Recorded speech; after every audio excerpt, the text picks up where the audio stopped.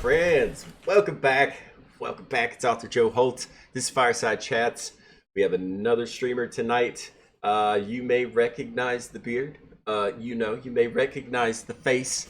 But this is Marcos X Graves. Aloha, sir. Welcome to the show.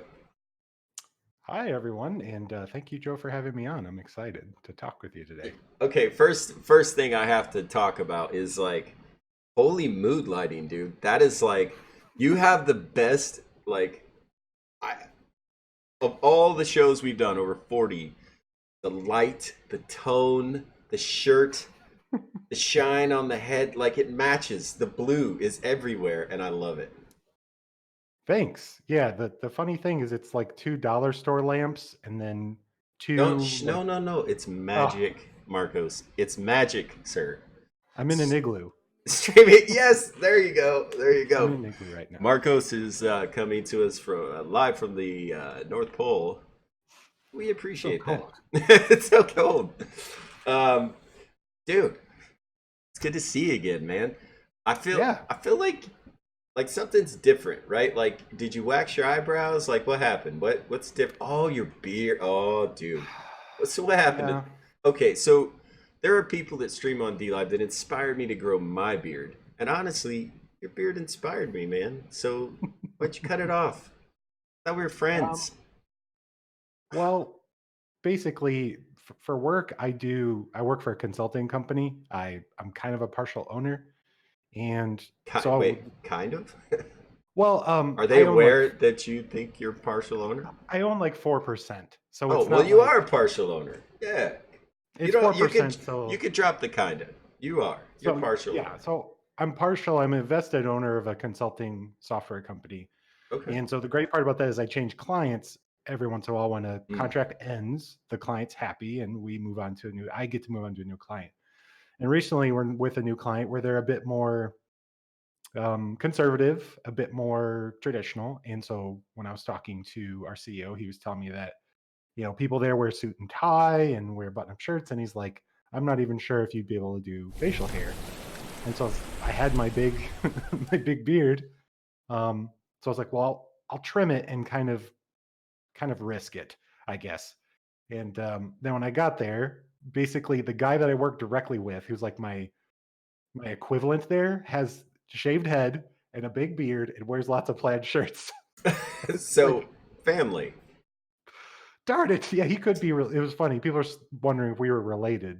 So Well, if I'm a pattern matching guy, right? So like, if we're gonna go with percentages, you actually have like the same percentage of hair currently as most people, right? Like, it would just be like, right, like the other way. yeah, just switch it. Just Yeah, which I kind of want to do that, and I am. Well, actually, you should do that because you're the guy. You're the graphics guy. But you should take your beard off, right? Leave the mustache, like, and I mean in Photoshop, obviously.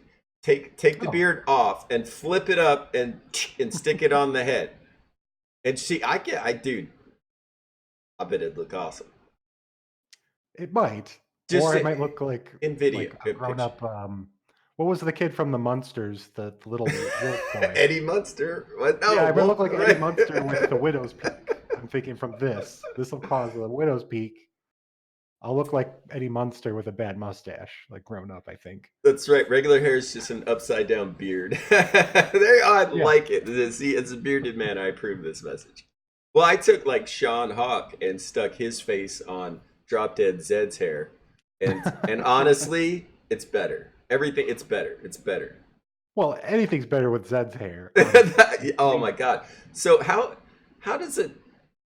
It's almost like it looks fake. It doesn't. It looks mhm. like CGI animated. Like it's too awesome to be real. Like the huge, like woof, like how does one even do that? I'm guessing it's a lot of product.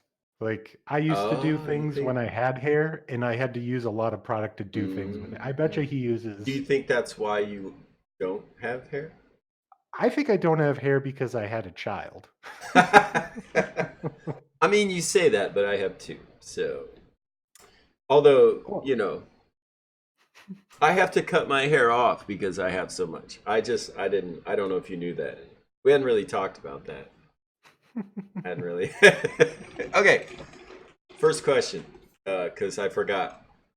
There actually are two questions. I gotta tell you, if they're gonna take like this is a podcast, right? A live podcast.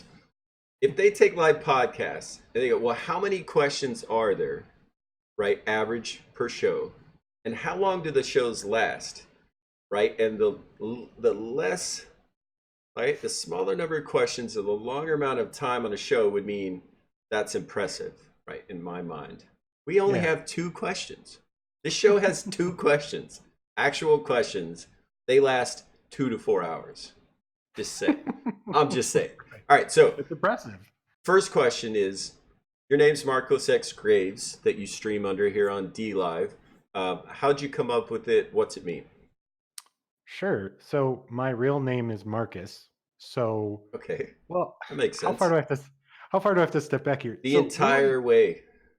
so it kind of stems from the band thing where one of my favorite bands and the band that kind of inspired us to start our band, the Rowdy Souls, was a band called Cutthroat Shamrock. Hmm. All those guys don't ever give you their real names. I know them now because I've gotten to know them. I even just recently met up with the original lead singer when we were in Tennessee. But they all have like these kind of like code names, basically, when I met them all. And sometimes they were playing like there's Derek McRotten. That's not his real name. There's Um, Rachel McRabble-Rouser.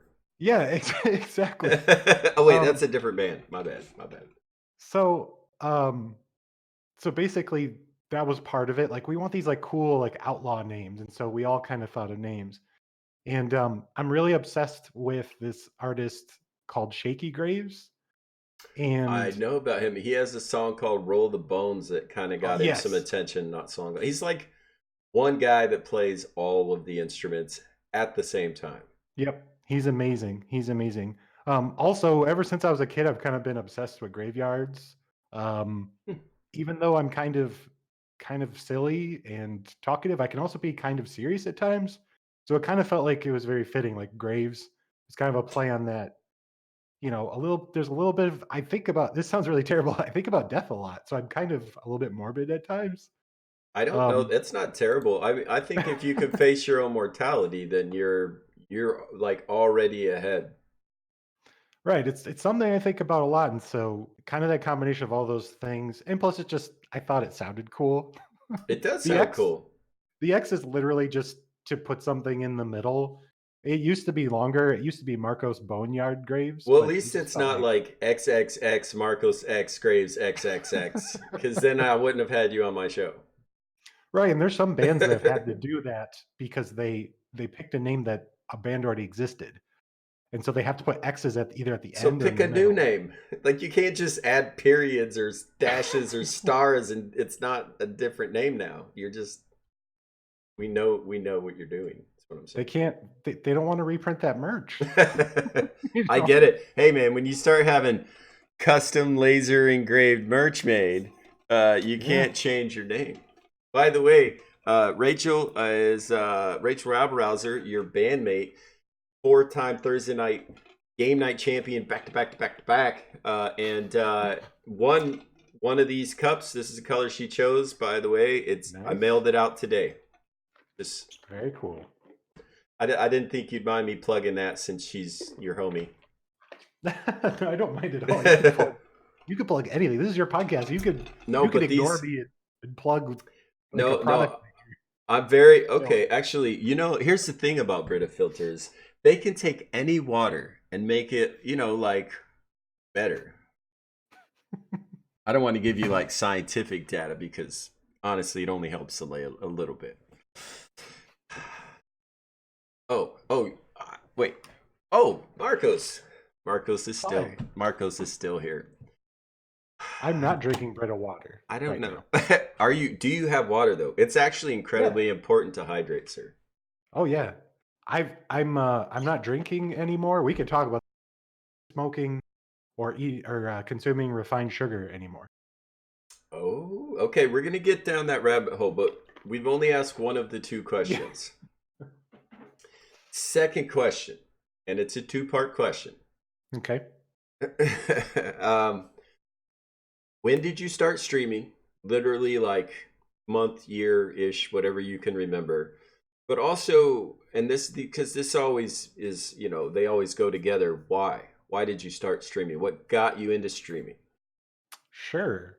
I can actually tell you the exact day Of course you can. because the stream still exists, and I Uh-oh. went and looked at it just to like see how bad it was. It's on Facebook of all places. Okay. The best place for you to do your first live stream, gaming live stream, is Facebook. I promise you, because no one will watch except for your friends. I started streaming. It was on Facebook. It was actually January 6th, 2018, Okay. and I started. I have to think about this, like why. Like I have to think of what caused me to want to do this to Yeah. myself. Yeah, because like I found LT Zonda on Twitch a couple years ago. It was very entertaining. He's, big personality. And so he moved to D Live. I followed him and he talked me into streaming. I didn't even I had no intentions of being a live streamer. Um and I started streaming just to do this show, basically. So Right. I don't know if that helps trigger. Yeah, I think the reason I decided to do it, for one, I remember playing games with my friends and them just getting a kick out of things I would say because I would get Hmm, mad, or I would just go on a tangent or make voices for the characters in the game, and I remember people enjoying it, and I think I had some friends tell me that I should start streaming, and I was watching streams on Twitch, I was watching some streams on YouTube, and so I thought, why don't I just try it? And there's also kind of a passion to share my love of, at that time, of gaming with people, just see if it was something that people would enjoy. Because I guess I thought I was funny. I don't know. Um, that's all it takes. but I remember that first stream really clearly because I had so many technical problems because I had no idea what I was doing. I didn't know how to set up OBS. I didn't know how to set up my interface or anything. And I was playing, because I'm looking at it now. I could see it on Facebook. I was playing. There's this randomizer for The Legend of Zelda where it takes the original NES game. It's one of my favorite games of all time. It's still, to this day, I've beaten it 15, 20 times, and I still can play it again. It's just like it's like one of the first video games I can remember playing very clearly, Hmm. where I had the cognitive ability to understand what I was doing. Um, but this randomizer, it takes the base game and it essentially, based on different parameters, it takes the ROM file and it remixes the game and puts things in different places, stuff like that. Basically, just makes the Wow. game Is feel new again. that's built into the game or no? No, it's like it's an add-on that someone, like Oh, a okay. Okay. PC program later, where you basically feed it the original Zelda ROM, and it can change it based on parameters. And so then you don't know where, like, the first dungeon is, or where the sword is, or Oh, wow, that's things like cool. that. So it makes it like a whole new level again. Pretty much, yeah. Like, the game is completely new, and you still have to sit there and draw maps because you don't know where anything is. You know where all the tunnels and caves are, but you may not actually know what's in that. Like, you could go into the first cave, it's just a shop where it should be the dungeon, or so on and so forth. Um, eventually, from there, I streamed on YouTube a little bit. I was streaming this game called 20XX. I was streaming Magic the Gathering. What else did I stream? I think I was streaming Castlevania, a couple Castlevania games, but then I moved over to Twitch because that's what I was watching. Most live streamers I was watching over there on Twitch, like I was watching Kit Boga, I was watching Doctor Disrespect. Gosh, I'm trying to remember everyone I used to watch, but I watched a little bit of everything. I watched TVG Badger, a lot of different people, and I started streaming on there. I started streaming 20XX. I started streaming a few different games, and nothing really clicked until I started playing Terraria. Once I started streaming Terraria, I guess it was something about my personality or something about the way I played. Because what I would basically do is I'd kind of take what speedrunners do and sort of turn it quasi more casual, where it was more fun. I could take my time. but I would do things that they would do, like kind of use their tricks and teach people and kind of commentate on that. And I started to get fairly popular and have a lot of fun. Um, uh, and then from there, obviously, eventually I saw a musician on Twitch and kind of got the idea. I was in the band Rowdy Souls at the time, and I kind Are of got are the you idea are then. you still in the band Rowdy Souls? Yes, I Oh, still okay. am. Because well, you said it like you guys broke up over the weekend, and you know. We're still together. Okay, okay, okay. But yeah, and that's when I kind of got the idea, and you sort of know that story, but I kind of got the idea like we could do this, and no one's doing it with a band. There's these solo musicians doing it. Mhm. But I continued to do game streaming even on our Twitch channel just to fill in because we couldn't always stream every time. So I would continue to play Terraria. I would continue to kind of pick different games to play.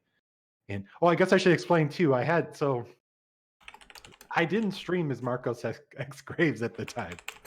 That didn't exist until the band, and it kind of existed as a separate entity. I kind of had a complete character, Mhm. and it's based off of this convoluted anime name, which is Rurouni Kero, where I took Wait, this. what? It sounds What, mate? What'd you just so say?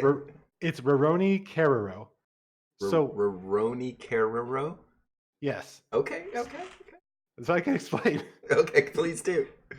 There's two anime that I was really into. I still enjoy them. Just they're both done, I believe. One was called Rurouni Kenshin, and the other one was called I think it's called Sergeant Frog. But Kero is the main character.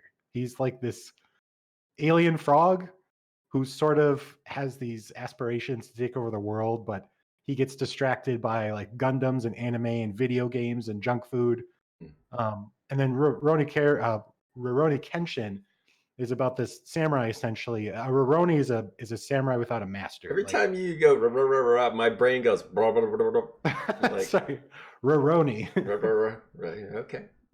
So I kind of took those two ideas, and I'm decent with graphic design, and so I kind of drew up this character where I created this little frog samurai. So it was like combining the two Nice. well, to make like this frog character essentially, and that was kind of what my stream was themed around too. And eventually, I used this thing called Face Rig, and I literally designed and hand animated a character for Roni Caro and would stream as him towards the end of kind of that run of me streaming before I really decided to focus on music.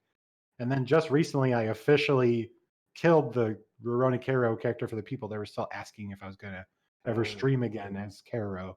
I just let them know, and I kind of shut down my Discord and let them know I was going to continue streaming as as the band, and then I have aspirations to stream as Marcos X Graves here on D Live exclusively. There you go. There you go. Exclusives. Exclusive. Nowhere So else. I've known because I saw you and your wife, right? You're I don't want to like throw you under the bus, but you're married, right? I don't we Yeah, haven't really like they we don't could know talk that about yet. it. They don't know that yet, you know. Um you I mean I'm just gonna tell him since you're not. He's married to one of the lead singers of Rowdy Souls. And I'll Yes. let you guess which one. Actually, the co-lead singers are brother and sister, and you married Miss Marilee Maltov. hmm Yes, yes. Which and you're making little baby Maltov cocktails. Just one so far. Okay, Um, okay. yeah, and that's the funny thing too. Like people on D Live especially try to like respect your personal space. Most people Mhm. do, or your personal information. Except But we obviously always me. but we always tell people like it's kind of hard. There's like a flip side to that because we're a band. Like publicly, you can show up at a show and find us. So if we were worried Right, about you know a weird obsessed fan showing up, there's nothing we could do about it. They're gonna know who we are. They know right. generally where we live. So some of that information you just have to understand. And that was kind of the beauty of the Caro thing is I could kind of like my real life didn't exist with that character. Where Mm. here it gets muddled a little more. So I was like, let me kill off that character. It's kind of confusing. Well, Um, I was confused when I went into Rowdy Soul stream on Halloween, and your wife appeared to be wearing a bathrobe while painting like a Christmas ornament or something. I was like, all right, hold It was on. a kimono. I need to ask some questions because I'm not sure what's going on right now. Yeah, and she explained it was their Halloween costume and the kimono. I was like, oh, that makes way more sense. Like I've got Marcus's number. I'm gonna call him right now. I don't think he knows what's going on in his I knew. basement right now. Like, I was moderating. I was moderating. no, I know, I Falling know. asleep, but moderating. It was just funny though because I was like, whoa, What's Rowdy going Souls on? has changed. It's Like, adult. yeah, it was X-Chat. like four people go, yay, and now it's just her. Like, hey, how you doing? Like, easy, man. It's a family show.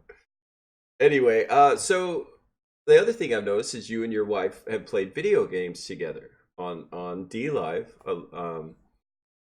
I dig it, man. I think I like the two of you, the way you interact, the way you play games together. I like that energy. Is there going to be more of that? We want to, and we're trying to figure out like what I remember when you were talking to project, it kind of comes down to a branding thing. Like we're trying to figure that out. Like, does that continue to be like a little side thing for the Rowdy Souls channel? Is it something for like my personal channel, for her personal channel? Because she Mm-hmm. wants to eventually break off on her own as well, kind of have her own little slice of things. Or is that a whole nother channel where a couple channel? We're Mm, trying to figure that out. We want to do it more. We have a lot of fun, and it's a chance for us when the baby's asleep to kind of like interact with each other, interact with our friends. right, Um, right.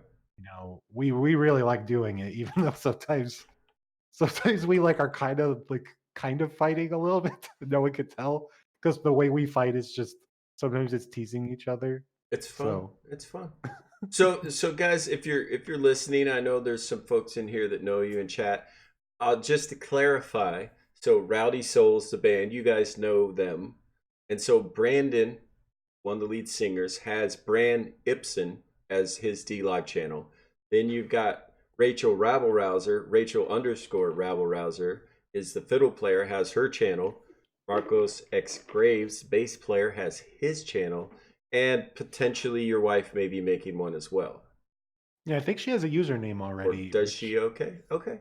I think it might. Yeah, maybe probably Marilee Maltov, I would imagine. or Miss Rowdy Merrily. Yeah, I can't remember. Okay, She well, if speaks up in she's, chat. I was We'll gonna say, know. is she around? Is she could tell us if she'd like. But so, guys, the reason I told you all that is because if you're listening and you want to help support Marcos, go ahead and click on that link and follow his new channel because that's what he's going to be gaming under, and that's why we're doing the interview under on this channel, Marcos X Graves Yep. channel name. And drum covers. I'm gonna do drum covers too. Okay, so So you're going to be a variety streamer with Marcos X Graves channel. yes, probably I'm thinking drum covers and then lots of variety games, mostly 16-bit inspired games. I probably won't play anything new. Cool, Um, cool. mostly like 16-bit, and even if it's a newer game, it'll be like 16-bit inspired or RPGs, like quirky stuff. And then the drum covers, I'm thinking, and then a lot of Terraria because that's the game that just um people have always enjoyed it. I'm good at it, and that's why people stay and are interested. Not that I'm like amazing. It's a game I'm good at, and so people have fun watching. And I'm usually depending on how much I caffeine. Well, now I don't drink caffeine anymore, see. which kind of sucks. But I think people are way too caught up on whether they're good or not. It's right, it's it's often like streaming is about entertaining people. So yeah, oftentimes, not being good at the game could be just as entertaining. that's true. That's true. Potato is what Sean Hawk would Potato. say. Potato. Uh, Boom. yes, yes. So, oh yes. So, Rowdy Miss Marilee is in the chat now. Is it Marilee? Am I saying that right? Or Like okay, row, row, row your boat. That's how we've taught other people because they want to say Mary Lee or anything like that. Just row, row, row your boat gently down the stream. Merrily, merrily, oh, I merrily, was like, merrily. what does row your Life is boat have to do with your wife? And I didn't sing it out or far enough to merrily, get to the merrily. Marilee part. My bad. My bad. I get it. I get it. I get it. I get it. But for those that don't know that song, they'd probably also be very confused about Yeah, what you're talking about. they'd be doomed. Row, row, row your boat gently down the stream. Yes. This is you. You take the merrily, merrily, merrily, merrily. Then you marry her. No, that's Yeah. not how. Oh, then life is but a dream. I was like, I can't remember See? the last one. You have to. It's like riding a bike slow. You fall off. You got to say that one really fast, or you know. So you continue to like say little things like no caffeine, no processed sugar, gotta be, I'm like, okay, let's talk about it. Let's talk about health and fitness and maybe what you've done in the past that wasn't working that you're switching to and what reason. Sure. Yeah. I mean, one of the big things I think that's pushed me, other than obviously having a child, really makes you rethink about your lifestyle, Mm, is that I suffer from really three things. I suffer from chronic insomnia. mm. I have bouts of really severe depression and anxiety problems. I am seeing a counselor, fully transparent, which has been helping a lot. But I've been talking to my physician as well, kind of trying to avoid taking any medication, kind of asking them, what can I do in regards to, before this becomes something where we have to, or they really push for medication essentially. Um, and one of the big things was diet and habits. The habits one has been a struggle with just, for one, the type of job that I have. I'm just constantly bombarded by blue light, which is really bad for insomniacs. But and Wait, then I'm wait. I hate to interrupt. sure. Have you looked behind yourself lately? I know. Like Oh, like what? you said like by the way, these are blue light blocking glasses that I'm wearing, and I need to they get. really help. My eyes hurt if I don't wear them. But anyway, I just didn't know if you knew like you were in a room full of blue light. What? Are you colorblind? Is it gray where you are or blue? I don't. It's all red and green to me. Um, yeah. So I talked to my physician and kind of did some research and I've talked to my counselor too about it. Just what are some things I can do? And obviously, diet, caffeine. So now I think it's been over a month now. I haven't had a drop of caffeine. Um, and I kind of like it now. I felt like when I was drinking a lot of caffeine, and I mean, I love coffee is the problem. I felt like I would have those bursts of energy and then the lowest lows, where now it's just if I'm tired, and it's kind of even. But then when I'm well rested, it's a nice even, and there's no big jumps during the day. And then again, the no alcohol was kind of more for the depression and anxiety, and the coffee too. No caffeine, I mean, is supposed to help with anxiety as well. And then the refined sugars, it's just I'm trying to lose weight and be healthier, and I want that to be more like a permanent change. This isn't like a Sure. special diet. Um, So I'm by just trying. when you say refined sugars, just to help explain what does that mean? So Um, what are you avoiding? so think of, I mean, pretty much almost, other than the sugar that comes from, say, fruit. Pretty much no sugar in my coffee. No breads. Bread is Trying to sugar? Yeah, I mean, pretty much bread is pretty much sugar. Any and then processed foods with refined sugar in them. Hmm, Um, Kind of quasi. I mean, I know there's like those fad diets, but it's kind of similar to when you think of like a paleo type diet, but not exactly. I'm not like following any strict. hmm, Or like just for me, like let's remove the refined sugars. Let's remove some of the starches. I'm just trying to get weight down because I'm overweight. I'm the biggest I've ever been. So I'm just trying to find, and I just feel a lot better cognitively, and just I still suffer from anxiety and suffer from depression, but it seems a little better, especially since I stopped drinking. Like that's been a big one. I've felt a lot less depressed from that. And again, it's nothing against people that drink or have caffeine. It's just for me, and like I'm trying to find ways to change my gut biome and my body's chemistry to be a little healthier, to try to avoid the being medicated essentially, because Well, I have taken antidepressants before, and And again, some people, I understand that's the only way for them to be normal, but for me, I'm just trying to see if this works first, because I have taken sleeping aids before, I have taken antidepressants, and I've just had such a difficult time with them. So I'm trying something different, and some things help, some things don't, and I have that's a how you. question. Do you have more than one camera in front of you? Because it kind of looks like you're staring at the ceiling and not at the camera that's recording you. Oh, it's because it's because I have the monitors. Oh, I have them oh, on okay, these okay, okay. dorky stands because this is also my work desk because I I mean, work from home most of the time. it's very regal. You're just kind of like, hmm. Because the camera's Yeah, here, the yeah, yeah. monitor's like there, another monitor's there, Oh, and okay, another okay. monitor's Well, here. occasionally look at the camera because it's kind of freaking me out. Like you just, if I'm like, It I'm feels just. even weirder to look at the camera, but No, you don't have to. I mean, we could take 5 minutes, but and stare. Just it's a staring contest. Anyway, so the stomach. Actually, you're really onto something, whether you know it or not, and you maybe already do. But for those that aren't aware, I'm going to elucidate. You're actually 100% on the right track in terms of improving your overall health and mood, specifically by Mhm. affecting your diet, because the majority of your immune system is in your stomach, is created by your stomach. The Right, majority of the positive chemicals, mood that are released, right? That's created in your stomach. The bacteria, the acids, everything, the way it breaks stuff down, the way it's 100% going to affect your mood. It's going to affect your overall health. And then obviously the specificness of the nutrients are, is the food you're eating nutrient dense or basically zero nutrients, right? Just hollow calories, right. like a lot of, like you were saying, processed foods, chips, Yeah, sandwiches that you buy in plastic, like anything. If you've got to take it out of plastic to eat it, there's healthier alternatives, right. right? Like there just are.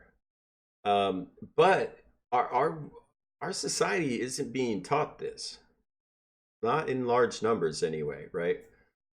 Um, Right. And we could get into like I have some could almost conspiratorial thoughts on that. I'm Um listening.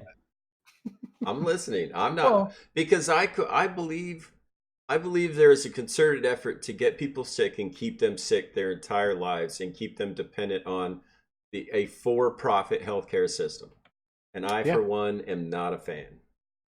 right. I mean, I almost sometimes oversimplify too in the sense that if I think there's a lot of money to be made at lots of different levels off of, Billions. I mean, so much money to be made, and there's so many people, I think, especially in politics, that they make a lot of money by helping get these groups subsidized. I mean, there's a whole. We were talking. And this is, I'm almost thinking about eating a lot less meat and almost never eating cow anymore. But that gets into again, that gets into a whole other rabbit hole I don't know what kind you of think thing. we're doing here, but this is like we have to find things to talk about. That's the Oh, we point of have a the lot to show. talk about. I mean, Not I if could you think of keep alluding and then moving on. Talk about it. What happened? well, What are they doing to our food, Marcus? If you know something, tell me, man. well, I think it's more about when you look at what things get subsidized. This is where we get into the problem of industries being held up by subsidies, where people in power benefit off of helping these groups get subsidized and then pushing. I mean, look what's happened to corn. When you think about like the way corn was pushed as like a fuel, or look at like how the price of milk has been manipulated, and there's so much stuff in history we could. I mean, I don't have all the Don't information in front don't of me. allude to something else, damn it. You talk about it, Marcos. We'll talk about cows. Okay, Talk so about this, it. for one of the things that bothers me about cows, and this just makes me sound crazy, but is the idea that when people want to talk about pollution on the planet, Mhm. cows, the beef industry is one of the most polluting industries Mm, in the world and produce more like greenhouse emissions than any of the cars or automobiles or industry in the world could produce right now. Cows, and it's because there's this mass industry built around it where a lot of people make money. Beef is very popular. sure. We have these large commercial farms that are heavily subsidized, that are heavily polluting. They pollute the water. Like that's the thing. It's like, and we are so dependent on it. Meat is pushed on us. And when you look historically, meat used to be bovine meat especially was the meal of a king, and it was really rare. People weren't eating it all the time. Which So is the there's also only like that's the only way to eat steak, by the way, is rare. So you right. Yes, or medium rare. I do like the know. tartar, but if I'm gonna, I at least need it to be And seared. what's it now? This is a trick question, so think about it before you answer. Okay, what is the most delicious, the best, the most expensive steak on the planet? Think about. Don't just think about it. There's only one correct answer. I'll probably get it wrong. If you, yeah, whatever you think is going to come true, so you should probably think that you're going to get it right. I know it's Lino, damn it! It's fucking Lino. oh, Lino steak, man. that's a really corny joke, Joe. That's really No, corny. because I knew you'd be like, well, there's Rossi, there's Brent, there's Emperor, there's Sirloin. Like, no, Lino steak, man. Lino steak. Now we Oh, have to talk about Lino steak because literally, what are we like 6 days ago? We had the lock in. If you wanted to lock in your Lino and roll over to staked Lino, so that we could get into the main net, soon, the next month, hopefully, it seems before the end of this quarter, which is 2 months away. right. You had to do that like 6 days ago, and on the 30th, which was yesterday of November, or 30th of October 2019, at 8 p.m. Central Standard Time, which is 6 p.m. Pacific Standard Time, which is what they based it on. That actually, we started a new IDA, a new site coin called Lemons on Yep. DLive, and Lino is now a staked cryptocurrency, like stakeable cryptocurrency, right? If you're involved early, if you're not, you have to wait till it's goes to mainnet, which is next couple months, and then is listed on an exchange, which sounds great, really. Yeah. Actually, Charles Wayne was on a blockchain show today talking about cryptocurrency and talking about DLive and Lino, and was saying like as soon as Lino goes mainnet and is released to a public market, he sees a ton of apps jumping, D apps jumping on board the Lino blockchain, and which would Nice. skyrocket our locked in Lino point rewards. Yeah. Because that shows That's confidence in the currency. That would be fantastic Yep. if When that I was had happening. in from January until October, the beginning of October, I had locked 110,000 Lino, which is about, a thousand and a half US dollars. As soon as they said, hey, in 2 weeks, this thing is done, you can't buy and lock in Lino like this after this point, you got to wait till mainnet and crypto and all this. I I bought another 50,000 Lino and locked it in. And then Okay. I had donations. People were incredibly generous, and I've now locked in 170,000 Lino. Oh, And wow. I'm just now. A lot of people said, "Why? Right? You don't make like I don't cash out from D Live. I never have.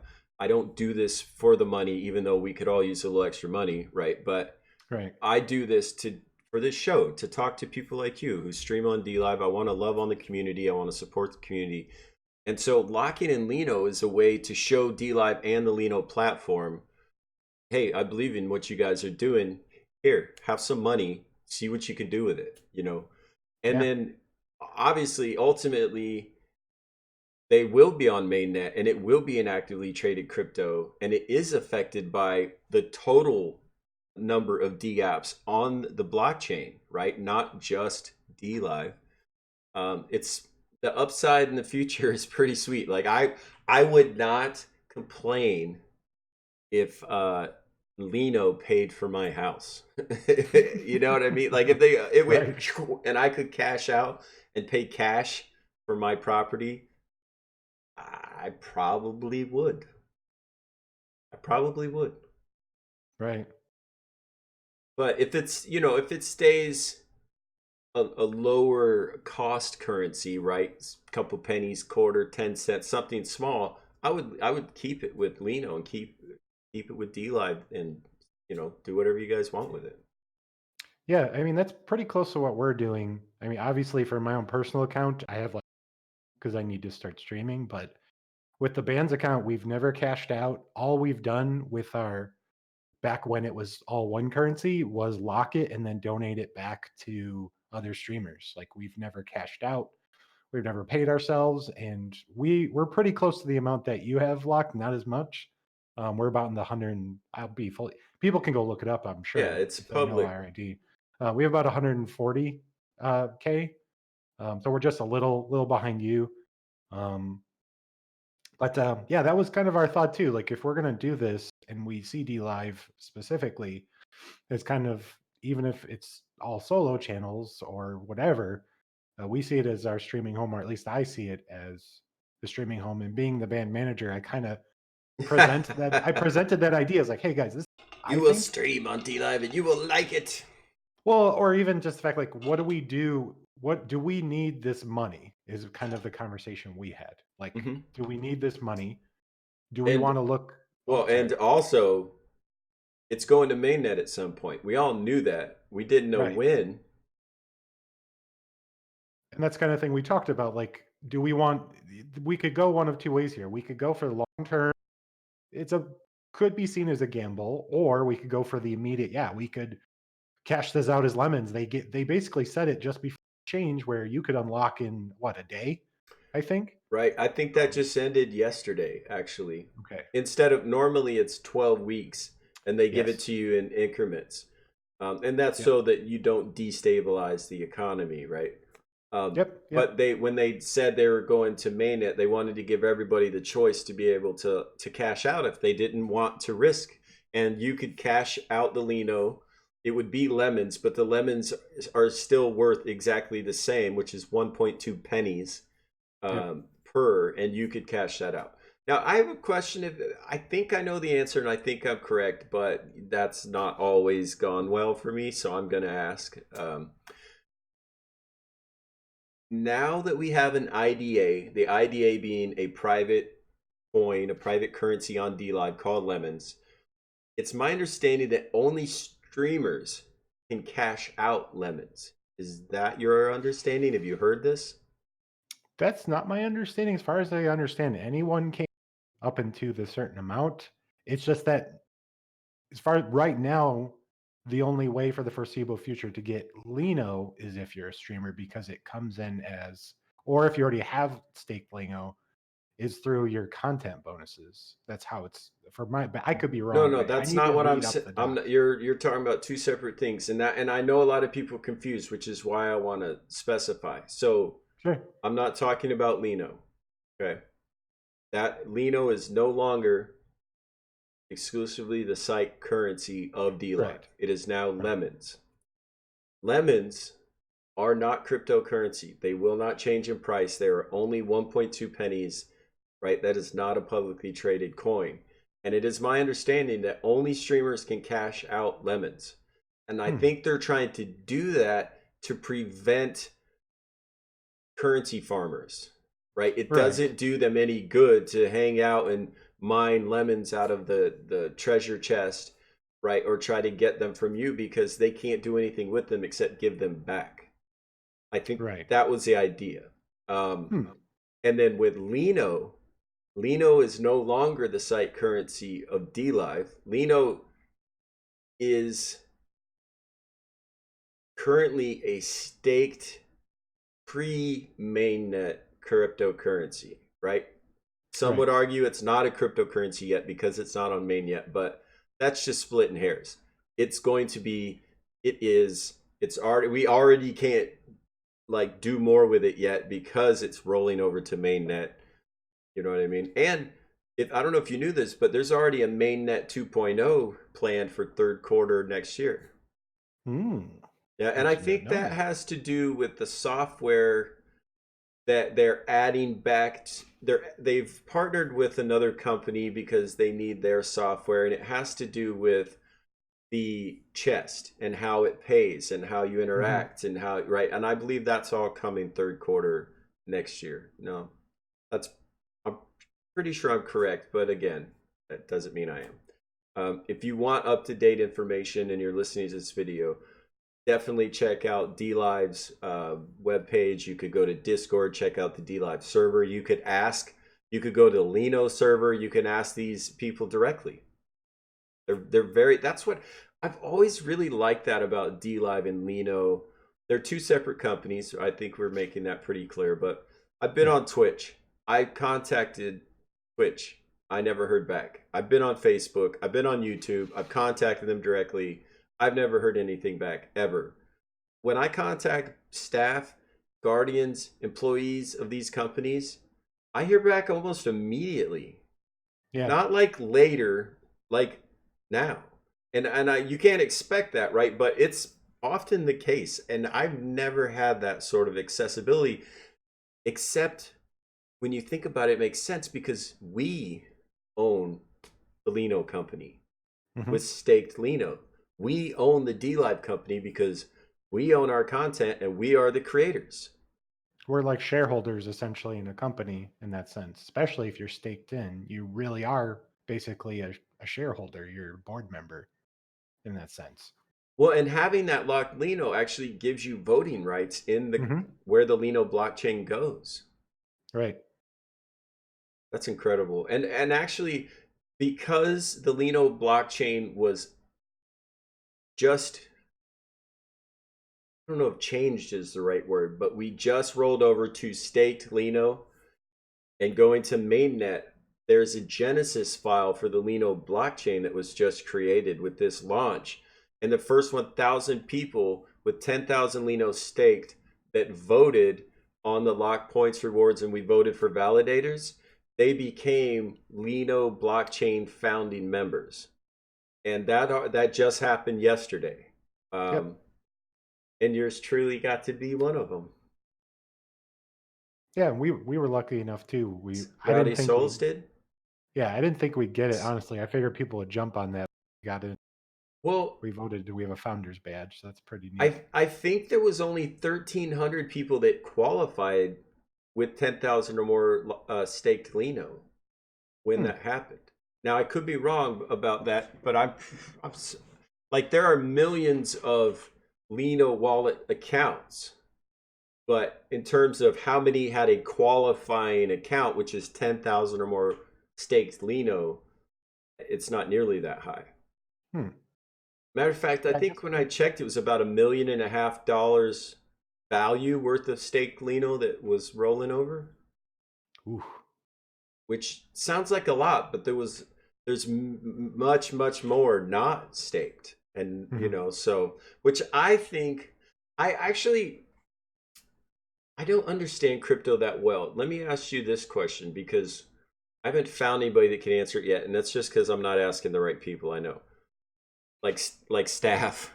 Um, So there's X amount of Lino that's floating around out there, right? And I don't know what it is.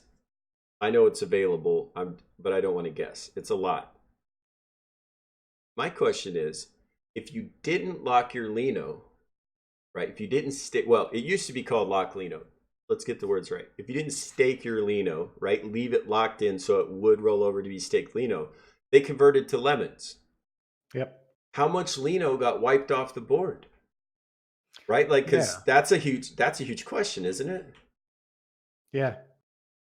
I'm very Hmm. curious, like how that affected the Lino quantity. It obviously reduced it. Yeah. I know if you go to the Lino Founders um DLive page, there's a bunch of links to some unofficial trackers, and I wonder if that data could be kind of parsed out of the data there. That would be an interesting thing to Interesting. find out. And Yeah. because I wonder if it would actually, to me, not knowing anything about math or cryptocurrency or what I'm talking about, to me, it seems like it would make our staked Lino more valuable It because should. there's Yes, it less should. staked Lino. Right. Like that seems to make sense in an economic standpoint. All I know is anytime Charles or Wilson or any of these leaders of these companies start talking, they get real excited. Like in the last like month, you know what I mean? They're just like the Lino network was streaming. They're like early Christmas present, guys. We're going to mainnet, and they're like ha ha ha, and they're like shh, we can't tell, because they legally can't. There's a lot of things they can't disclose yet.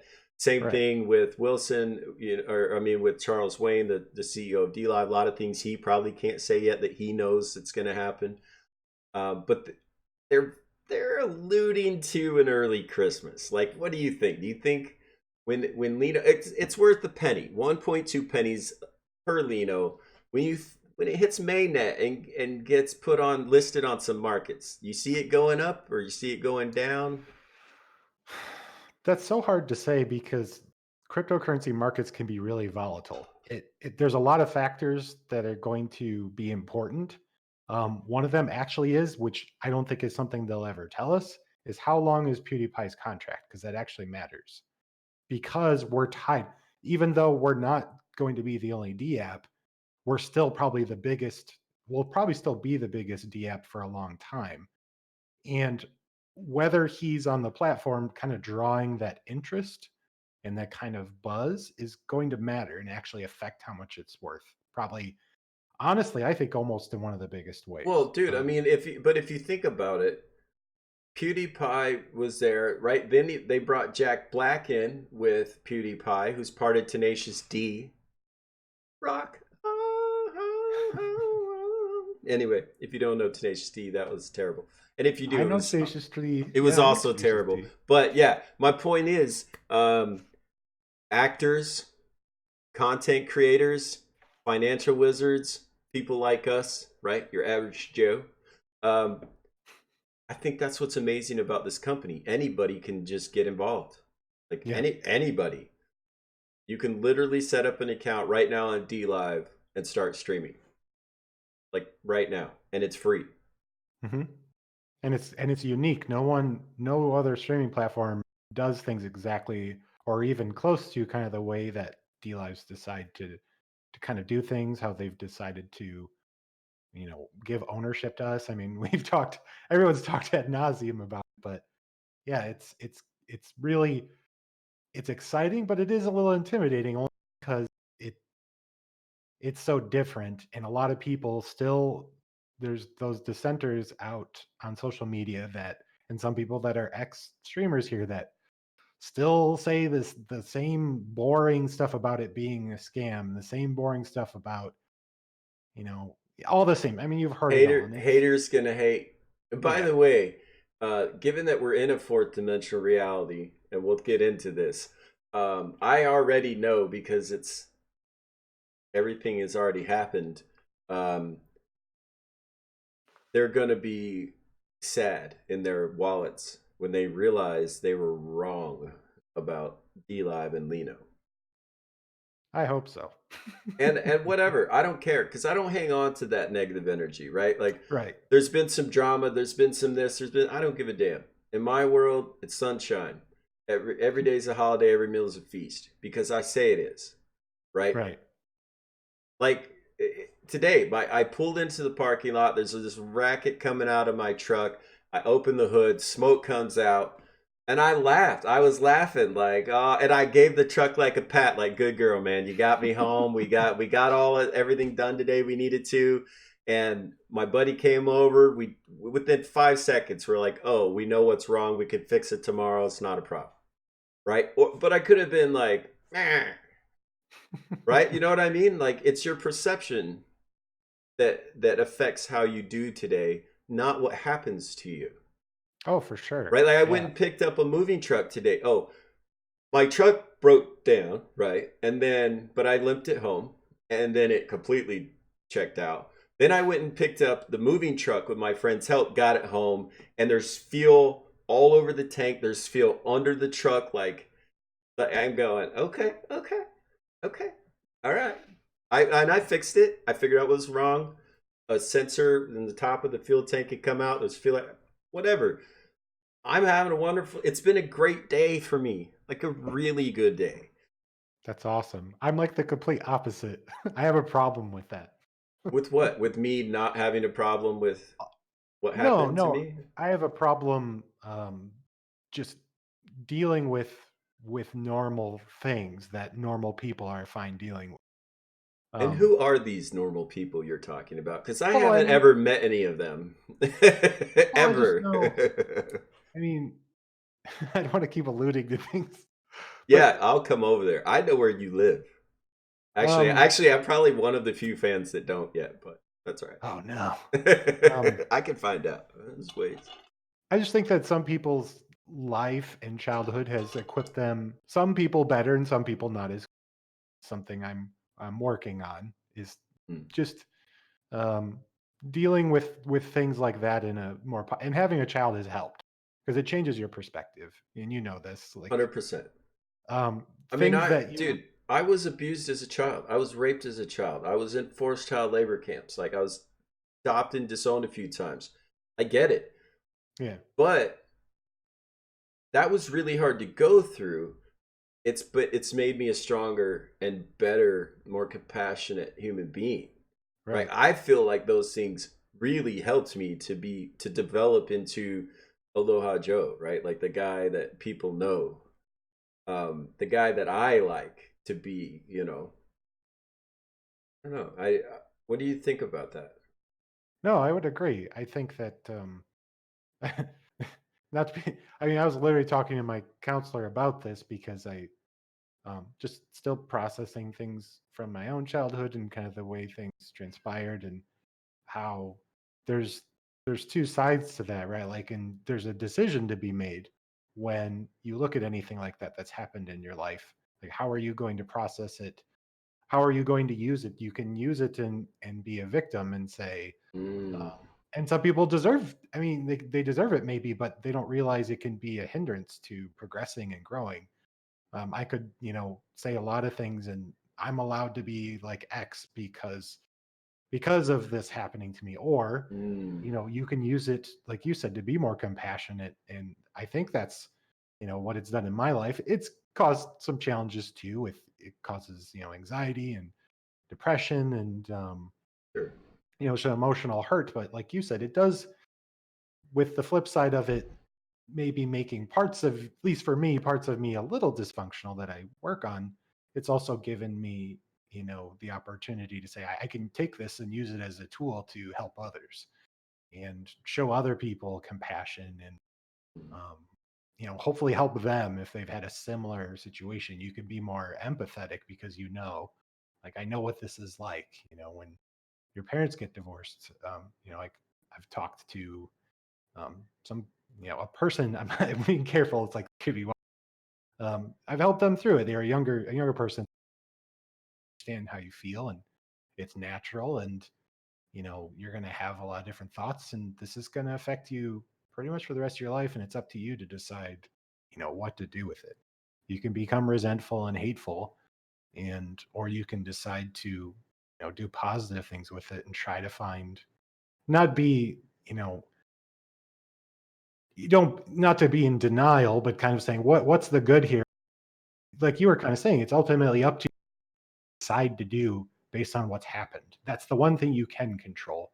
Like, you couldn't Mm, control the things that happened to you in your childhood, especially when you're a child. It's very difficult, but you can sure. decide how to respond, right, and how to react as an adult, and how you treat people, and um, the things that you decide to focus on. And that's something like I said, I struggle with it only because I think instinctively, when a totally innocuous thing can happen, just because I haven't learned good coping techniques because I didn't have the best opportunities. Mm. Sometimes I don't know how to deal with it properly like an adult. Honestly, it's like, how do I?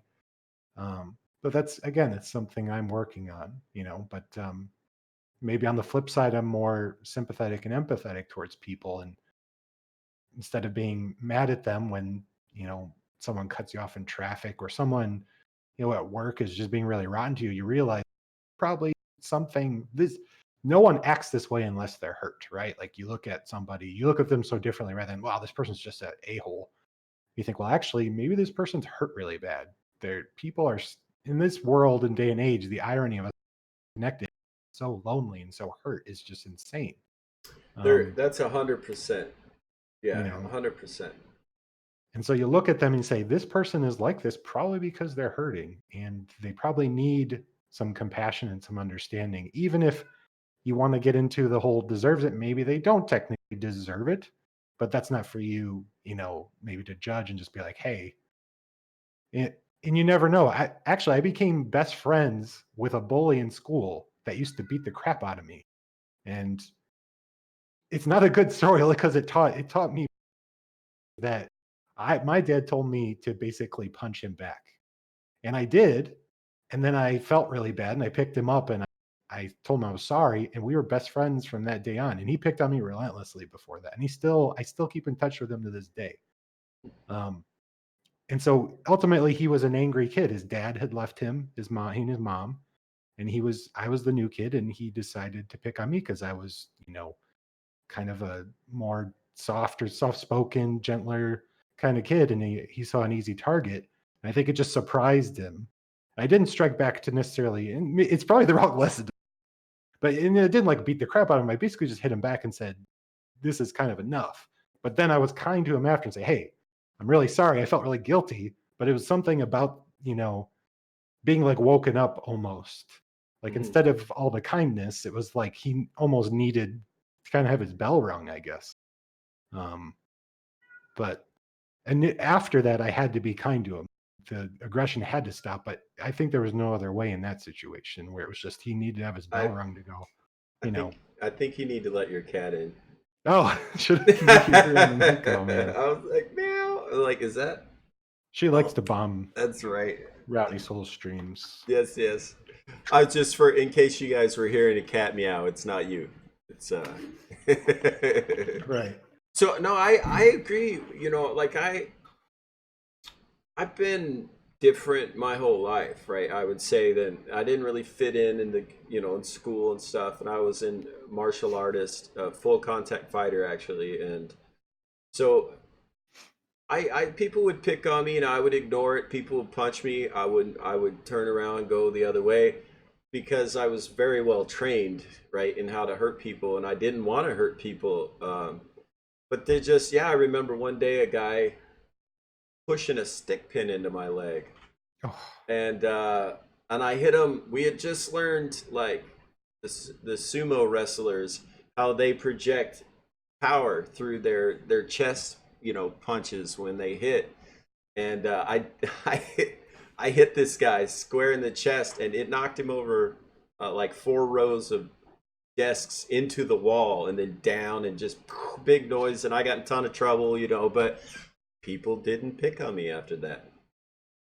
yeah. I mean, sometimes I I Yeah. I was in detention as well for it, and my parents didn't punish me because they felt the school wouldn't do anything about it, and they just felt like what else? Well, it was my dad mostly, but yeah. I mean, it's sometimes almost using a bit of just not to use violence against someone, but literally to just use a little force.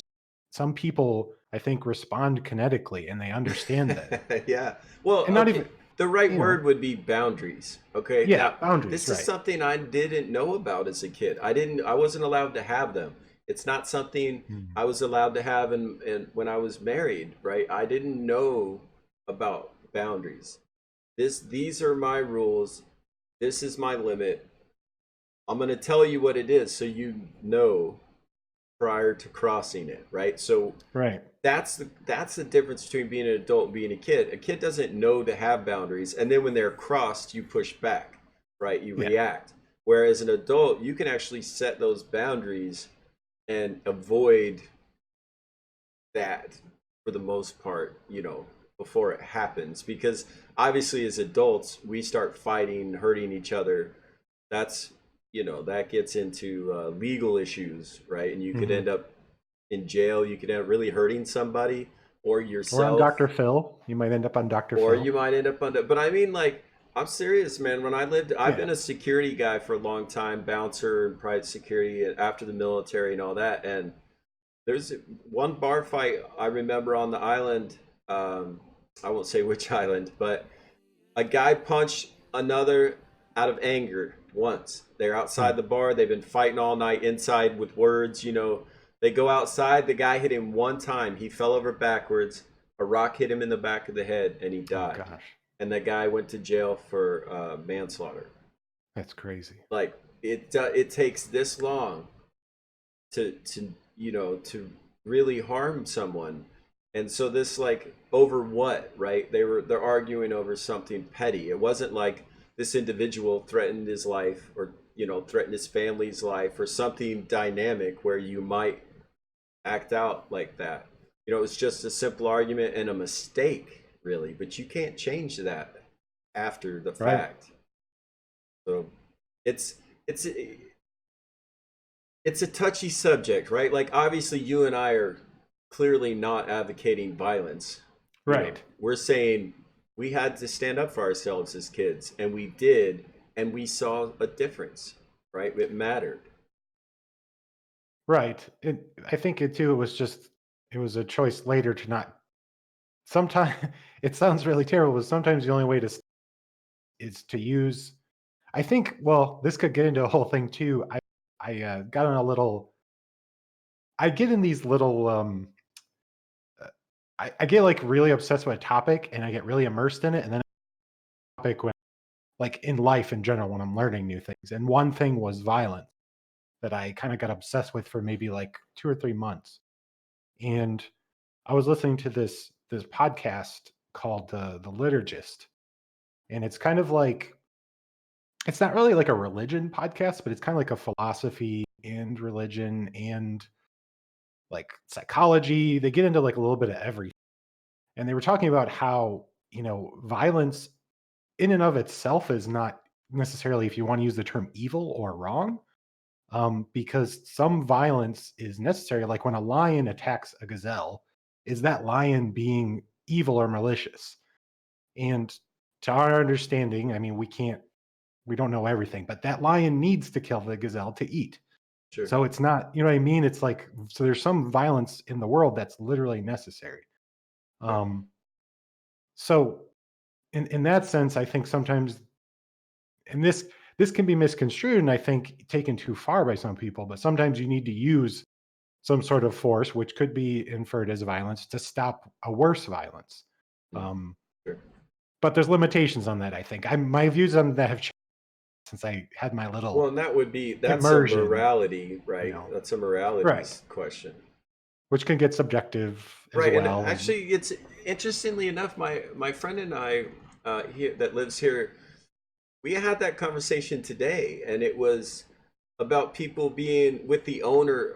This older gentleman, we went out to this rifle range, and he was just kind of talking about guns and shooting, and we all kind of had this conversation. We're all prior military, and it was like, here's what's important. It's not the bullet, the gun, the knife, the wrench, the hammer, the car, whatever you're killing another human being with. It's not it's like the purpose versus the intent, right? right, So, like a screwdriver, the purpose of a screwdriver is to, use as a tool to take screws in and out of things. But you can kill someone with it very easily, right? right, So it's not the intended purpose, it's the intent of the person using the thing. So words can kill, right? What you say to other people can cause them to kill themselves, right? Words have real power, just like guns and just like knives or anything, really, any blunt into a pencil, right? John Wick killed 3 people in a bar with a pencil. Sorry, right. that's not real. That's from a movie. But you know what I mean. But it's cool. Well, it was pretty intense. Yeah, that was Right. pretty intense. But you and I, it's funny because when I watch you stream or you watch me stream, we've had this like joke. We're clearly related. We've got to be like twins that were separated, at birth, and also different mothers and different times. And anyway, we're really into each other's head very much about a lot of topics, and Right. that's really why I wanted to have you on the show. I I really appreciate your willingness to not have the answer, right? Like so many people think well, let me ask you about this. Well, let me tell you. You're like, actually, I don't know. Let me think about it. Let me look it up. Let me research it. I'll get back to you. I like that. And then you get really, like obsessive is a good word because I am the same way. Like, let's learn Yeah. something. Like, what have I you been get. studying recently? Oh gosh, what have I been into recently? Recently, I've been into persuasion. Um, Are you uh, sure? Yes, I'm absolutely sure. I've been very That was a persuasion joke. I was trying to. yeah, I've been like kind of like social engineering, a lot of Scott Adams, a lot of charisma things, a lot of I've been watching this channel called Charisma and Command. So right now my big obsession is like persuasion, charisma, human behavior. I have a book for Um, you, Psychic Science. ooh, Psychic okay, Science Volume 1 is the one that I like the most. There's clearly more than one volume, but it was printed around the late 1800s, okay, early 1900s, and it literally tells you how to. Yeah, I can make you say something I want you to say. right. You could lead me, or you could, yeah. I mean, that's the kind of stuff I've been. Well, no. I mean, yes, Oh, but no, that's not what I'm referring to. You can literally put a thought. I could put a thought into your head, and the words will come out of your mouth that I'm holding in my mind for you to say. It's hmm. based on how you formulate the words and the intent. We could talk about that off camera. I'm not giving away all of my secrets. Yeah, psychic science. Actually, I Interesting. found out about that book through the Freemasons. Oh, okay. That's a whole nother level of like. Oh, Freemasons was one of my like 2 or 3 month stints where I got really Can obsessed you in. see this tattoo? I'm a 32nd degree Freemason, and I actually stepped away from the Freemasons because of what I was finding out about above me, right? Like public Freemasonry is 33rd degree or under. Really, third degree Master Mason is the big deal. Right. Um, Fourth through 32nd, whether you're York Rite or Scottish Rite, there's two studies. Just means you've taken more classes and more studying, and right. It's not like I have a higher rank and that matters. It doesn't at all.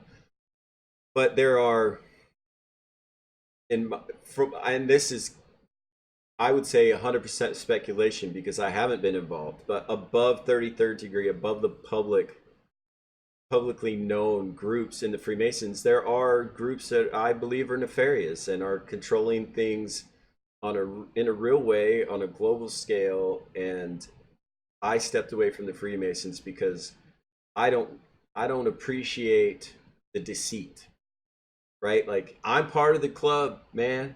You know, like if you go to third degree Master Mason, a lot of men stop there. They don't go Hmm. past that their whole lives. They're Master Masons. Well, if you go past the third degree, you will find out that things that you're told up to the third degree, you were told were true, aren't true. And they're going to tell you they're not true. And they're going to tell you that, oh, we just did that to teach you things, moral, like lessons. I'm like, you're teaching me a moral lesson by lying. Are you listening to what you're saying? Because I don't think you're, you know. Hmm. And I stepped away, and they were, and to be honest, they weren't like anything that would affect anybody but a Freemason, right? They're just stories that they teach us um, as a part of our history of Freemasonry. This actually happened, and then later they're like, I mean, it didn't actually happen. I'm like, what about the guys who spent 80 years in the Masons thinking they knew exactly what's going on? And all the rest of us know that they don't know what's going on. We're not allowed to tell them. Hmm. That's messed up. To me, on like a base level, you lost me right there. But that's, when I did some studying the Freemasons, that's the way a lot of those type of, I guess you call them organizations operate, is There's people, secret organizations, yeah, and secret they societies. even within Um, themselves, right? mhm. Yeah. Oh yeah, like I said, I know I got as much as I could, and I spoke with some people that were Freemasons, ex-Freemasons. One gentleman I spoke with when I got really obsessed, his grandfather, I forgot which degree he was, but he had some really interesting stuff, which I'm not sure. Some of it was so strange. It's like I'm not sure if I can believe it, but it's interesting to talk to them about it. It's weirder Um, than you think. Right. Like, well, one person, the day that their grandfather passed away, he had all this stuff up in his attic, and a lot of it was some of his like Masonic texts, and some of it was just things that he had, like art and things like that. And these guys came that they had never seen before, literally to the wake, to the house, and were let in and came and took a bunch of stuff and just left with it, like books and journals. Um, so it was That's interesting. It was interesting. I can. All right, so let's see words, specific words. I'm not trying to get myself, flagged by anybody, but I literally was like almost 10 years full speed ahead, Freemasons, I was an officer in multiple lodges and multiple organizations, active in the community, right? Going into the high schools, ROTCs, giving them medals for leadership, all this. I was a believer, man. When I actually found out, just started to see glimpses of what was really going on behind the scenes, I did an immediate about face and went the other way and distanced myself Wow. immediately because there is no, I've been knighted twice with the Freemasons, right? I don't need that. I don't need those titles. I don't want to be a vassal of Rome or England or the New World Order, or you know what I mean? I want to love on everybody all the time, period. Especially the people who are hateful and mean because they need it the most. Yeah, I agree. Period. Like not only, I'll give you a big reason why I left the Freemasons, a literal reason. Um, I went to the local lodge of this state that I was in and said, "Hey, I'm traveling. I'm in the area for about a year. I'm not going to join your lodge as a member. I am a member in good standings. I just want to come around there once in a while and say hi." They told me flat out, "You're not allowed to come to our meetings unless you pay to be a member here," which is not part of the rules at all, right? So they were discriminating against a brother, Freemason. Then I said, they always say, "Oh, we're going to do great things in the community." Okay. The community I lived in was short law enforcement, like really, really short law enforcement officials. So they had this one guy who's prior Army, right? So he's a veteran. He became a sheriff. He went through all the training. He joined the sheriff's department. He's in the 3 months window, right, where you're on probation. And he blew out his knee, like completely blew out his knee in Dang. training as a sheriff, right? They refused to help him. The sheriff's department refused to do his surgery because they said, "Well, you're a probie." So I went to the Freemasons and said, "Hey, this guy's prior military. He's a first responder. He's in the community. We cannot afford to lose him as a sheriff. We need three more than we've got, and we just got four more. You know what I mean? We need this guy." And they Right. said, "No, he's not a Freemason. We're not going to help him, flat out." And so then Hmm. I went to the Elks Lodge, which is known to be more involved in the community. And I said, "Hey, here's the story." And they said, "Yeah, we'll have something this weekend. We'll raise some money and we'll help." Hmm. And I wasn't an elk. I wasn't a part of that lodge, right? I wasn't even a part of that group. And they immediately said, "Yes, we'll help." I was impressed. So then I joined the Elks, only to find out that all of their stuff is directly derived from the Freemasons. Yep. Like I I was just saying, gone. So I stepped away from that too. Like you can just be a good person. You could just go help in your community. You don't need anybody's permission. You don't need to be a part of a group. Like right. you could just help. Yeah, and what you're telling me matches up to a lot of the stories that I read, people that I talked to, was that a lot of the focus, unfortunately, was dues basically. Um, Money. and You're right. How much money yeah, you pay and all, right, right. like getting ranks based on dues, getting ranks based on, who's this influential person that you helped out or donated to, or yeah, there's some little bit of unfortunate. It was interesting to talk to. It was funny when you talked about like the Scottish Rite. I was like, oh, actually, I'm a little rusty, but I know it's been a while, but I kind of vaguely remember some of the differences about where they came from. And Well, the two major differences between the Scottish Rite and the York Rite, or what they're called, is the Scottish Rite is considered the esoteric branch of hmm Freemasonry, where the York Rite is very much a Christian, yep, religious focused organization. The rank structure is essentially the exact same between the two. You go from fourth to 32nd degree. So, like on the York side, you would be a Knights Templar, is what people would know them as, and in throughout history, and then Prince of the Royal Secret on the other side. But it was, I gotta be honest, like going through it, it was great. And there's really like the majority of Freemasons you will ever meet are solid human beings doing good work in their communities and have no idea that there's this entire other side that's Right. they don't know about, right? And I have a problem with that. Like if you look those it's this isn't my quote either, but those that seek truth will find it, right? So if you're truly a seeker and searcher of light and truth in any form it tends to manifest itself in, you're gonna find that out. Like that there's other stuff going on with the Freemasons that they're not telling us up front, right? I don't know. It's not, and this isn't even about the Freemasons. This is just about any organization that's got that has secret passwords and secret handshakes, and you got to pay money to them every month to be a part of it, and you're somehow better or different than everybody else. You're not. We're all in this boat together. Well, actually, that segues really well into. I feel like this is a little controversial. I feel like that segues into like mainline Christianity, actually, because that's something I've personally maybe become a little more disenfranchised with as of recently, Me maybe in the too. past few years. I have too.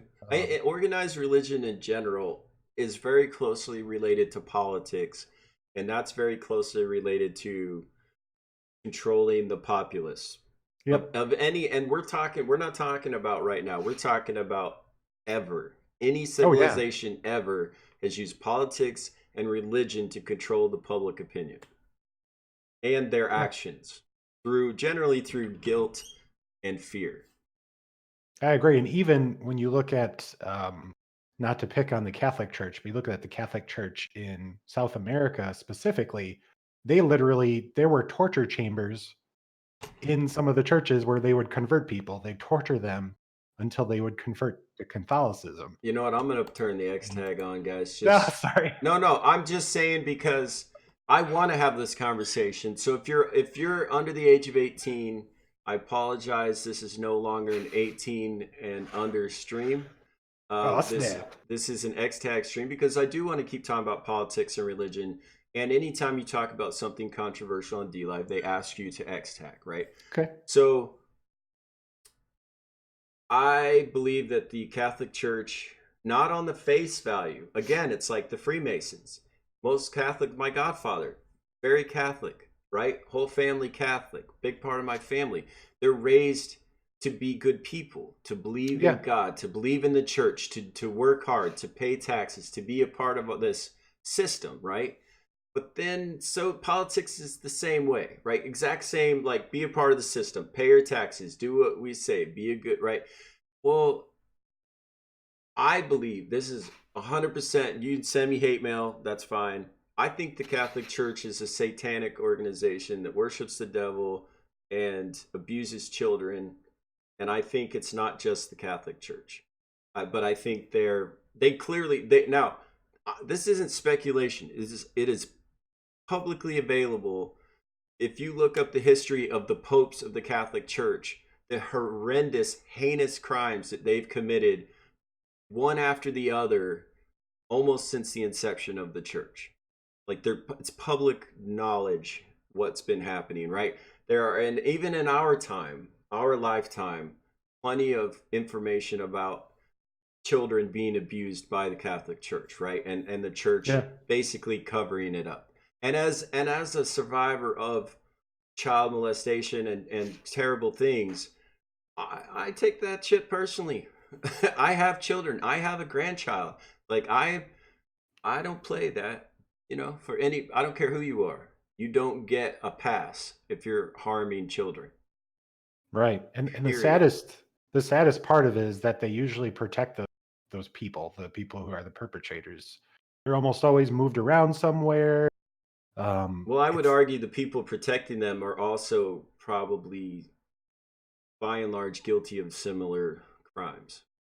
right. I mean, that's usually when you see someone sticking up for someone like that, or what I would call virtue signaling, where someone goes too far to the extreme, like I would, they feel like they have to prove there that cat's gonna want to be part of the stream again. Um, I don't mind. yeah, We have pets on the show. We had we could bring kids. her in. If she's persistent, I might open it up. But yeah, that's I think almost the saddest part is that the perpetrators are almost always protected by the organization, and you see that in any organization like that. I mean, Well, you look we at can politics. let's I was I going to say mean, let's open it up. Right? The same people that are poisoning the food, that are introducing illnesses to the general populace like AIDS, like the flu, like the bird flu, like dude, you'd be surprised how many of the well-known illnesses have been patented.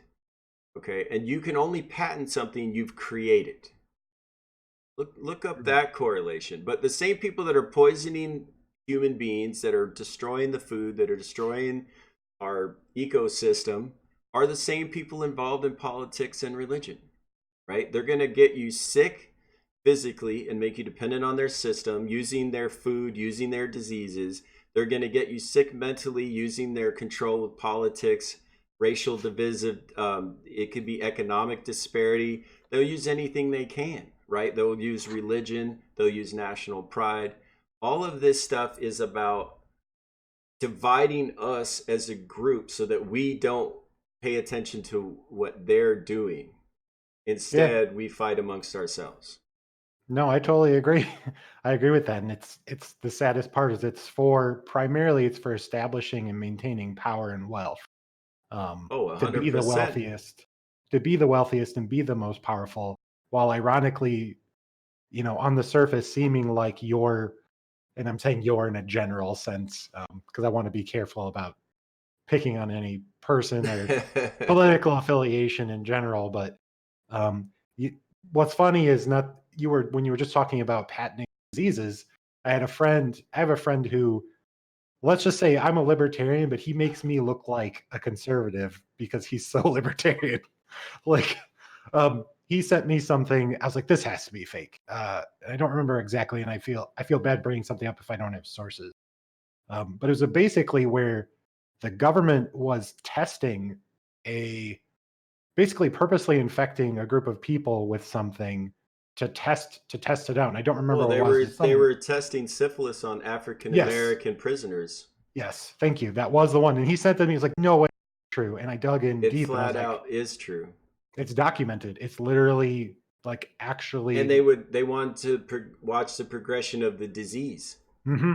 and did. Yeah, it Yeah. was pretty. Yeah, It's the pretty messed Tuskegee up. experiment or something, I think it was called. Although, was that, wait, the Skeezy, I could be getting my, like, it could be the Tuskegee Airmen that was in World War II. Oh, wait, that was the Doolittle Raiders. Okay. I've hit my head a lot. There's a lot of useless information out there. It's fine. Anyway, oh, yeah, there you go. Your wife said, yeah, it is the Tuskegee cases. Okay. Yeah, she knows more about that Um, stuff. but But my point is, don't believe the hype. I right. stopped watching TV in 2011 because it's Yeah. bullshit. Oh yeah. 100% bullshit. The CIA, the government in general, infiltrated the media, like more than 100 agents and news anchors, right? Reporters. There's your media is being used against you to control your thoughts, your actions, how you spend your money, how you spend your time. Stop. Yeah. Stop doing it. Stop watching it. It's not good for I you. I 100% agree. Like I listened to the a lot of podcasts, and I was listening to because I feel like podcasts are like the other than maybe a few good YouTube channels, it's the last vestige of independent kind of news and media because they're not tied to all these old guard and some of these manipulative forces. Well, look at And I us.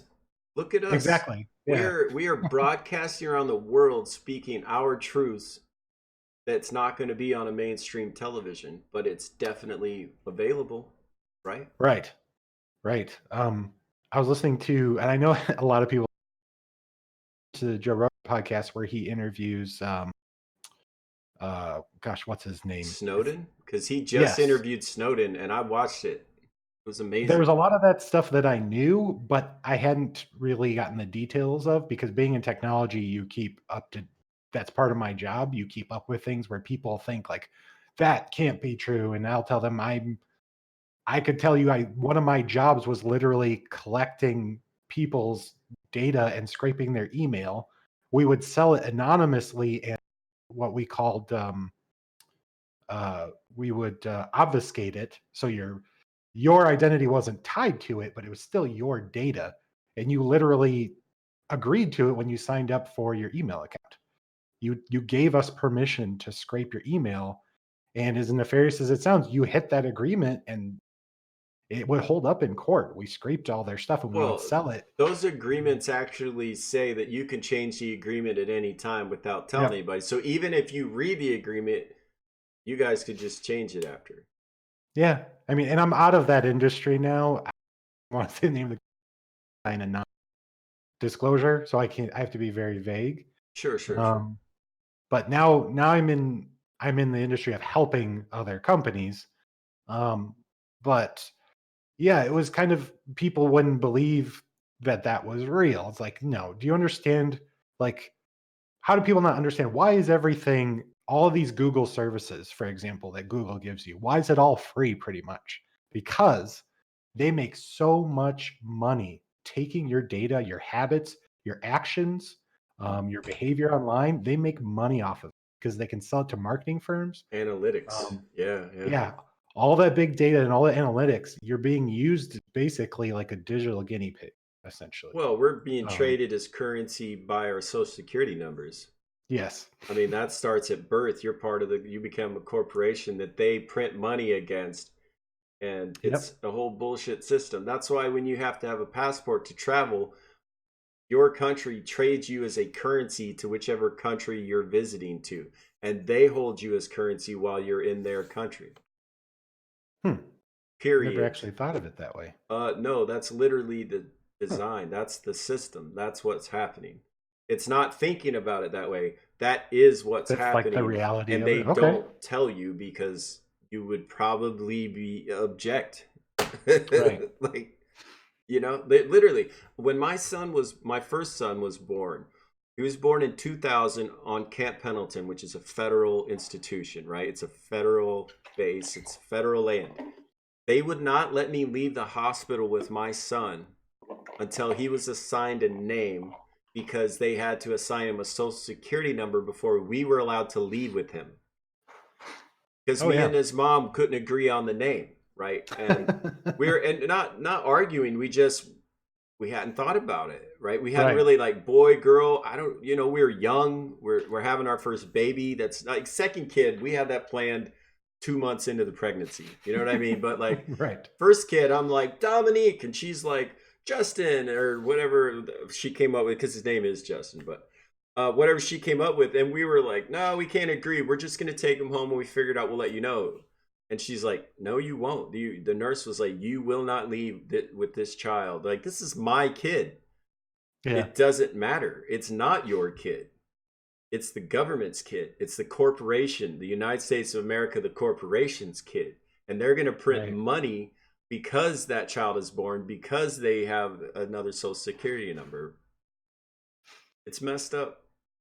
Right. Well, and the sad part is that's not it's clear if you read the Federalist Papers, when you read the Constitution, you read the Bill of Rights, that wasn't the intention of the founders. Even They were Social Security leaving. Administration, their cards used to say not to be used for identification. Yep. Yep. Flat out, right on the front of them. Mm-hmm. I know. This Like is it, stuff I'm obsessed with. well, but I mean, I'm saying this to you almost like just Yeah. so that our listeners can hear this. Like, Yeah. Because people don't think about this or think some people they just deny that it's real or not aware. right, Right. right. Well, even and I've heard like, okay, well, taxes. People talk about taxes invariably when they talk about the government. Well, Hmm. up until 1913, there was no personal income tax, and the government Right. had schools and hospitals and roads and Yep. We still had all that stuff everything somehow. that we have now. Also, my understanding with the tax code is you were only supposed to be taxed on international commerce. not on commerce within the boundaries of the nation. So your personal income tax, if you don't do international trade, should be zero.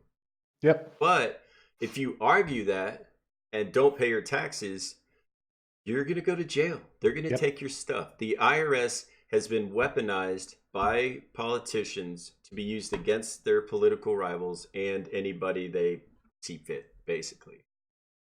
And the national the Federal Reserve, the people that prints our money, that's a private company. That's not a federal entity.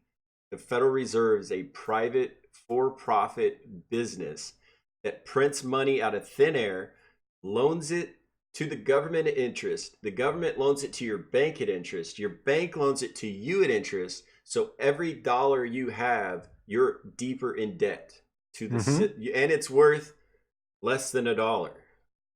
Yep. But by the time you get it, it's worth less than $1. Right. And most people don't understand that. Like it's money is a way to move energy around. That's it. It should not be your goal. It shouldn't have anything to do with your decision making. In my opinion, I don't know. I could go off. I could stand on my soapbox for a while longer if you'd like, but I get like worked up about this stuff because people they're not told the truth, and if you don't look for it, even if you do look for it, it's hard to find. Yeah, and there's some good sources. But yeah, Dude, if you say Fox News, I'm ending this interview. No. I've got a few teasing. alternative places that I go. Even those sources, only because people just have biases, and it's well, there's Fox no other way News around actually started out as a comedy channel, like as an entertainment. They did not start as an accredited news agency. Right, it's basically like an entertainment company. It's like the Daily Show with Jon Stewart, except they have bigger graphics and more of them and more assholes doing this. See, I can say that because we're X-tagged. Yeah. What the F? No.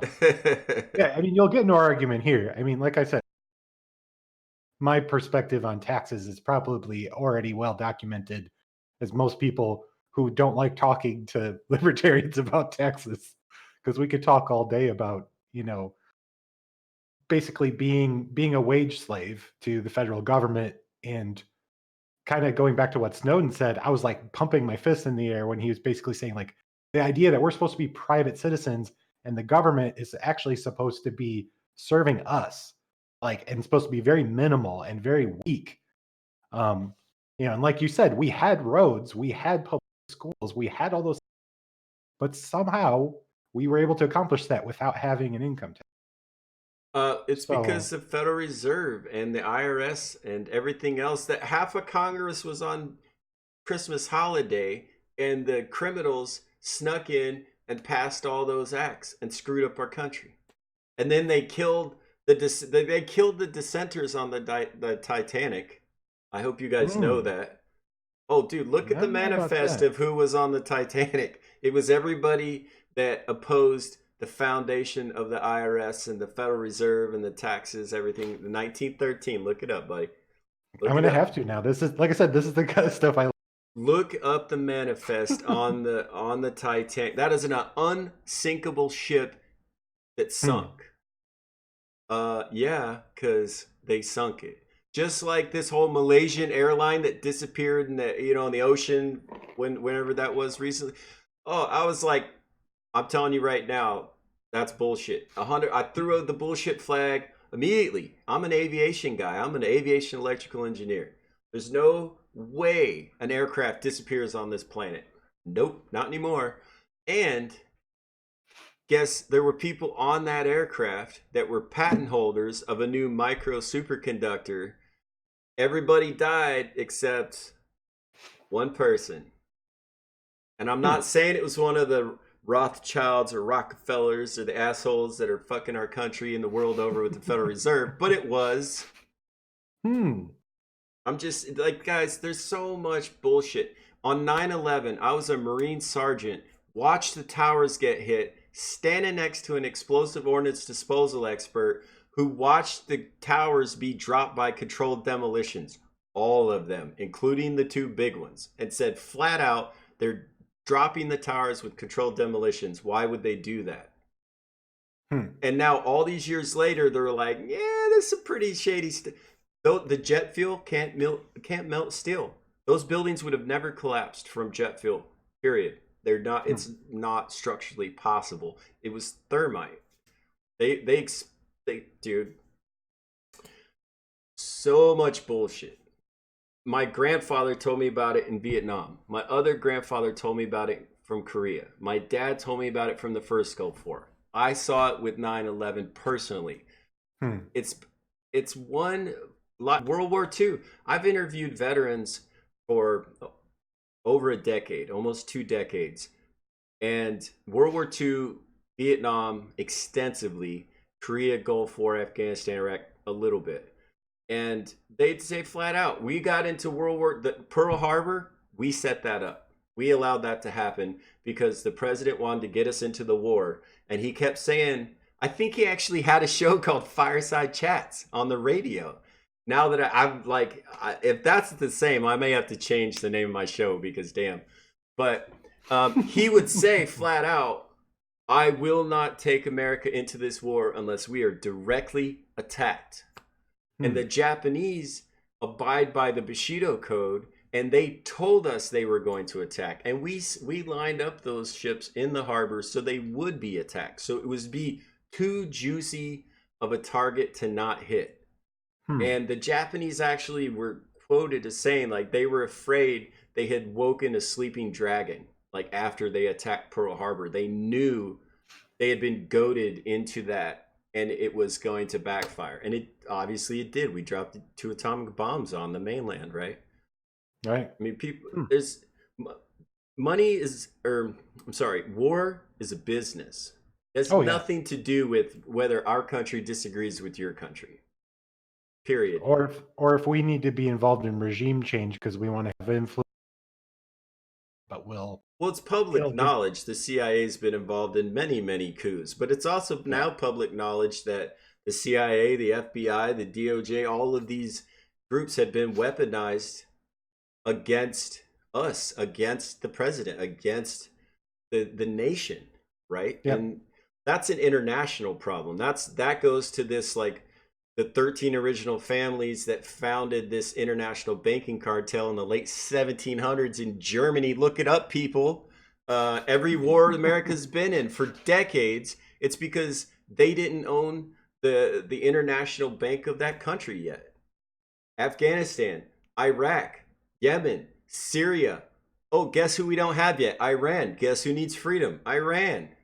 North Korea needs freedom because we don't have that one yet. China don't have that one yet, right? How come all of our enemies or all of these unstable countries that need freedom, they're the only nations on the planet whose central bank isn't owned by this organization yet? Hmm. Follow the money, Cool. man. Yep. Follow the money, and you'll find a bunch of shady bastards wearing Freemason robes and Illuminati robes. And I'm not kidding. Dude, there's Yeah, I know. photographs of Israel's prime minister, Russia's leader, American president, the British what the hell prime minister, all hanging out together, all wearing the exact same matching Freemason robe, all high fiving and smiling and hanging like guys. Hmm. It's a tiny little good old boy gun club, and we're not in it. Hmm. Period. And it started the active what we know. The Freemasons didn't start out as part of this, the New World Order, Illuminati, all that. They were absorbed into it later on. But the initial reason that the Knights Templars, which a lot of people, even that aren't Freemasons, have heard this name, the Crusades, the Knights Templars started as money changers. So you could go, basically back in the day, you're riding horses through the desert, you can't carry bags of cash, you're going to get raided by bandits. So you would give the Templars your money at one side, they would give you a receipt, you would go to the new city, you would give them the receipt back, they would give you your money back. Well, then they got too rich and too powerful. So the King of England and the Pope of the Catholic Church got together and said, hey, we got to take them down a notch. That's where Friday the 13th comes from and why it's Mm-hmm. unlucky, because they burned uh, Jacques de Molay at the stake, along with every other Templar they could get a hold of, simply to wipe the debt that they owed them. Not because they thought they were doing anything wrong, but because they were scared of how powerful they were getting and how much money they owed to them directly. So they villainized them. Literally like over and over and over, history has repeated itself. Greedy men doing shady things to sheep, to people who aren't paying attention, who don't know they're being taken advantage of. Messed up. Right. Yeah. Oh yeah. It's funny you brought that up because when I got in my little stint, that was something I read about too. When I got really obsessed with Freemasonry and just understanding. I did too. Um, I did yeah. too. As a Freemason, right? Like I Hmm. was in Freemasonry enough to know that the stuff that I was hearing that was true was not what we were being taught in the Blue Lodge, right? It was not what we were being taught in the valleys, which is the valley of is the place where you become Scottish Rite or York Rite or whatever. So you have your Blue Lodge and you have your valley. Um, the stuff that we're being taught there, very good, very positive, very helpful, very much about loving on the community, right? Not what's really going on Hmm. at all. I immediately recoiled when I felt the real energy, the darkness and that control and the my hands feel cold. I feel cold up my spine. Like I immediately recoil from that energy. I Hmm. know it as a dark energy, right? And that's what was coming to me the higher I got with Freemasonry and the more I started to understand about, the world and how it worked in regards to that. Right. You're not being told the truth. Like the stuff that you think is true and is bad, it's worse.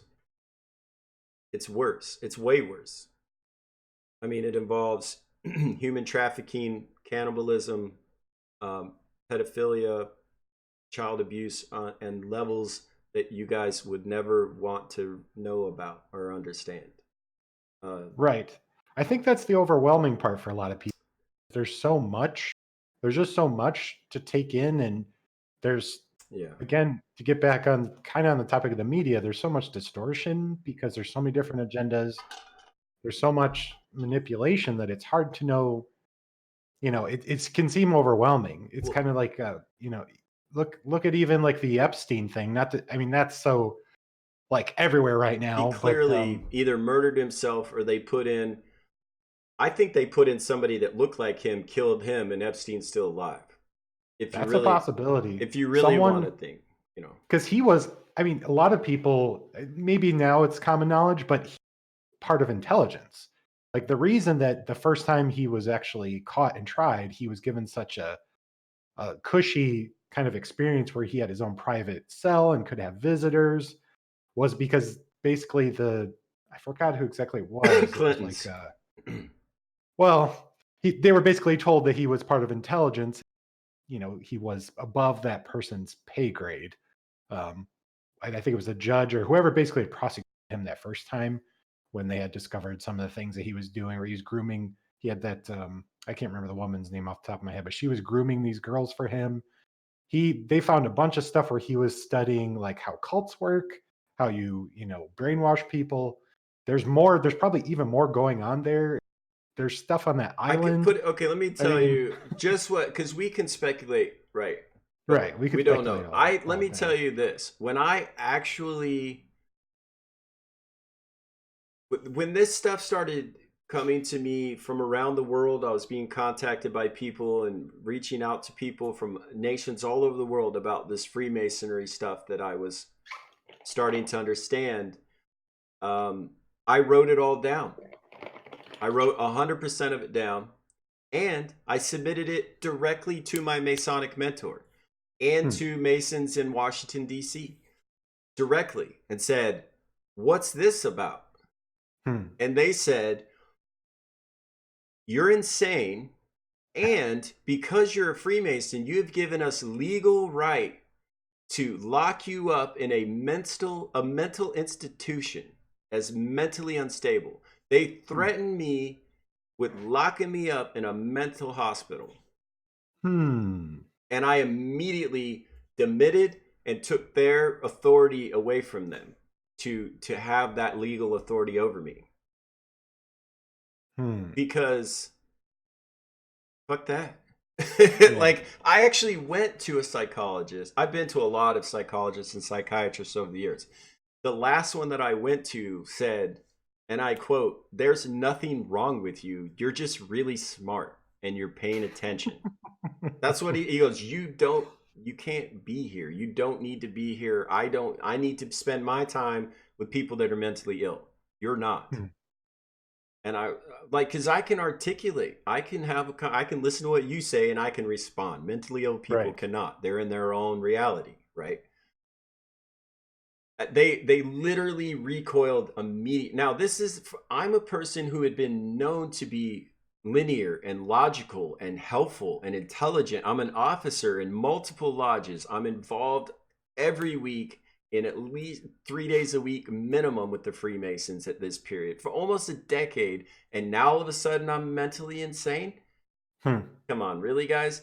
Also, part of anybody that has ever been a Freemason, part of your obligation as you go up in rank, it gets more and more encompassing, like how much you owe every other brother Freemason, right? So you have to, they actually say, like, even if their life is in danger, you have to risk your life if the probability of saving their life is greater than of losing your own life. You have to try to help, like that level of commitment, right? So we say if a brother needs help, we're going to go to him quietly. We're going to whisper wise counsel in his ear. We're going to help him, right? Hmm. So if they honestly thought this intelligent man who's been a part of their group for 10 years doing really great stuff all of a sudden snapped, they should offer me help. They should reach out to me to help me because something clearly happened, right? I need help.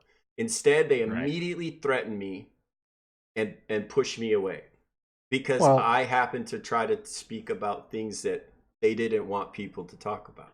exactly. That's what I was going to say. You had struck a nerve, or you had basically rung their bell. I mean, they responded in a way that you know that someone that's been found out essentially. When someone's caught in a lie, they Well, always try to turn it upon the other person and try to discredit them. That's well, to almost be immediately what fair, someone does. I only had like half the story when I reached out to them initially. Hmm. So it sounded insane. I even thought like, yeah, this doesn't sound right. I'm going to keep looking and studying and trying to figure things out, right? And I Right. did. And I got way more of the story. And I reached back out to them going, here's the rest of it. I didn't know yet. The reason that I submitted any of this to them is because I didn't understand it. It was a lot of information, Hmm. big, crazy stuff.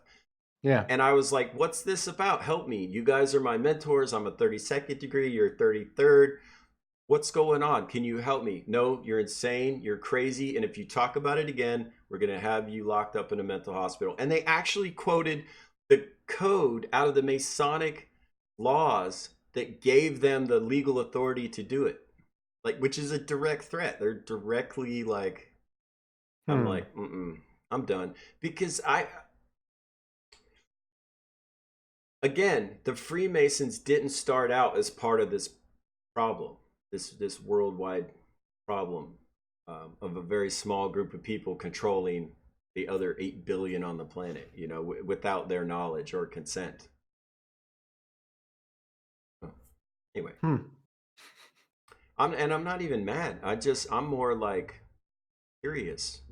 Like, what else do I not know yet? Well, a lot. I know there's a lot the more I find out, the more I'm like, yeah, I have no idea what's going on. And also, I am an author. I do write books about stuff. I have never written a book about 9/11 or any of that Hmm. stuff, even though I have some firsthand knowledge of some stuff from then, because everybody wrote a book after 9/11 killed themselves. You know what I Hmm. mean? Like, two to the back of the head kind of killed themselves. Hmm. And I didn't care to be suicided. Right. I have no real information anyway. You know what I mean? I don't know like exactly, but why would the Israeli special forces be involved in 9/11? Why would most of the hijackers have been found alive throughout the world since 9/11? Why would an entire plane and building melt, but the passports be perfectly preserved? Like, why, Hmm. um, why would planes with no windows hit the towers? Why would, it's just on and on and on and on. And you go, well, yeah, but I don't really know. I don't have any empirical data. This is clearly conjecture. Uh, but those conversations need to be had and those words need to be said out loud, if nothing else, to keep them, whoever them are, they are paying attention to us. We're listening. We know that you're fucking us over. We're not cool with it. Right. Yeah, I think that's you really kind of hit the nail on the head, kind of broad kind of philosophy about let the conversation be had on all air. There's a big there's a big push for people to be quiet and to not ask hard questions Hmm. and to not have the answers but still want to talk about those questions. And um I know there's probably lots of different reasons for various of them, and it's interesting to me that your experience with Freemasonry, again, not to keep, it's just interesting. It's like I see that parallel so much in, again, in evangelical Christianity, where Hmm. I started asking very difficult questions and uncomfortable questions, and the response was not what I Do you expected out of some do you people. think you don't it's not strange? I'm just gonna say it's not strange that an entire branch of Freemasonry is Christians. Oh, I don't There's think an that's in, a coincidence or strange at That's all. what I'm Yeah. saying. Like I'm telling you for a fact, when the Knights Templars got too powerful, the King of England and the Pope of the Catholic Church killed them, tortured Hmm. them, burnt them for days above a fire before they died. Yep. Right? Cooked them alive for days. Like, these people are dangerous. They're murderers. They're psychopaths. They have been for a long time. I tried to have a conversation with a guy that I knew and served with in the military. I've known him for more than 20 years. Staunch Catholic, right? And I was studying all sorts of world religions, multi-faith minister stuff. And I was trying to have a conversation with him about my new understanding of religion being used to control the masses. It wasn't about spiritual enlightenment, right? He didn't want to hear it. And I said, so he was personally attacking me, right? Hmm. And which isn't constructive to having an actual conversation. Right. So I thought, well, he's personally attacking me. I'll provide data, like empirical, historical data to refute my stance, right? And I went and got this information of this lineage of Catholic popes and the public crimes that they were found to have committed while being in that position. And he immediately, got violent about it. How dare you attack my Hmm. religion? How dare you attack? I'm like, what are you talking about? I'm not attacking. I haven't put any of my words in there. This is Right. history. This is just historical data that I'm providing you. This isn't slander. This is facts. And also not my opinion. My opinion is they're scum. That's my opinion. I didn't say that. But Right. those conversations, the indoctrination is done so well and from such a young age. There's actually a clinical term for it, why people react so violently when you question their childhood beliefs, basically the conditioning. um I don't know, like, that's the real problem. I know I'm going on terror, but there's one specific photograph that I remember that was in the media, and everybody said, this is great, this is how we're going to fix the problem. And it was it was about Israel and Palestine, and there was a child, these kids are knee high, like little kids, One Hmm. of them is dressed in full Orthodox Jewish regalia. The other child is dressed in full Muslim regalia. Children, knee-high children, would know the first thing about religion. Hmm. And the two of them are hugging each other, right? Being sweet to each other. Like, oh, this is great. This is how it's going to get. No, that's bullshit. That's why it's messed up in the first place. Because you're indoctrinating these children from birth to look different, to sound different, to have different ideas of religion, to have different political beliefs, to have different national pride and regional pride and all that. That's the problem. People just they assume there is no hate. You aren't born with hate in your heart. You're not born with national pride. You're not born with a sexual identity. You're not born with any of this stuff. You are open to everything. We are taught through social conditioning to be American or to be Muslim or to be Catholic or to be, you know what I mean? Like that's taught. Uh-oh. Either Marcos is really, really focused or Marcos is frozen. Let it go, let it go. Wow, that's a very pensive look, Marcus. Come back to us, baby. Baby, come back.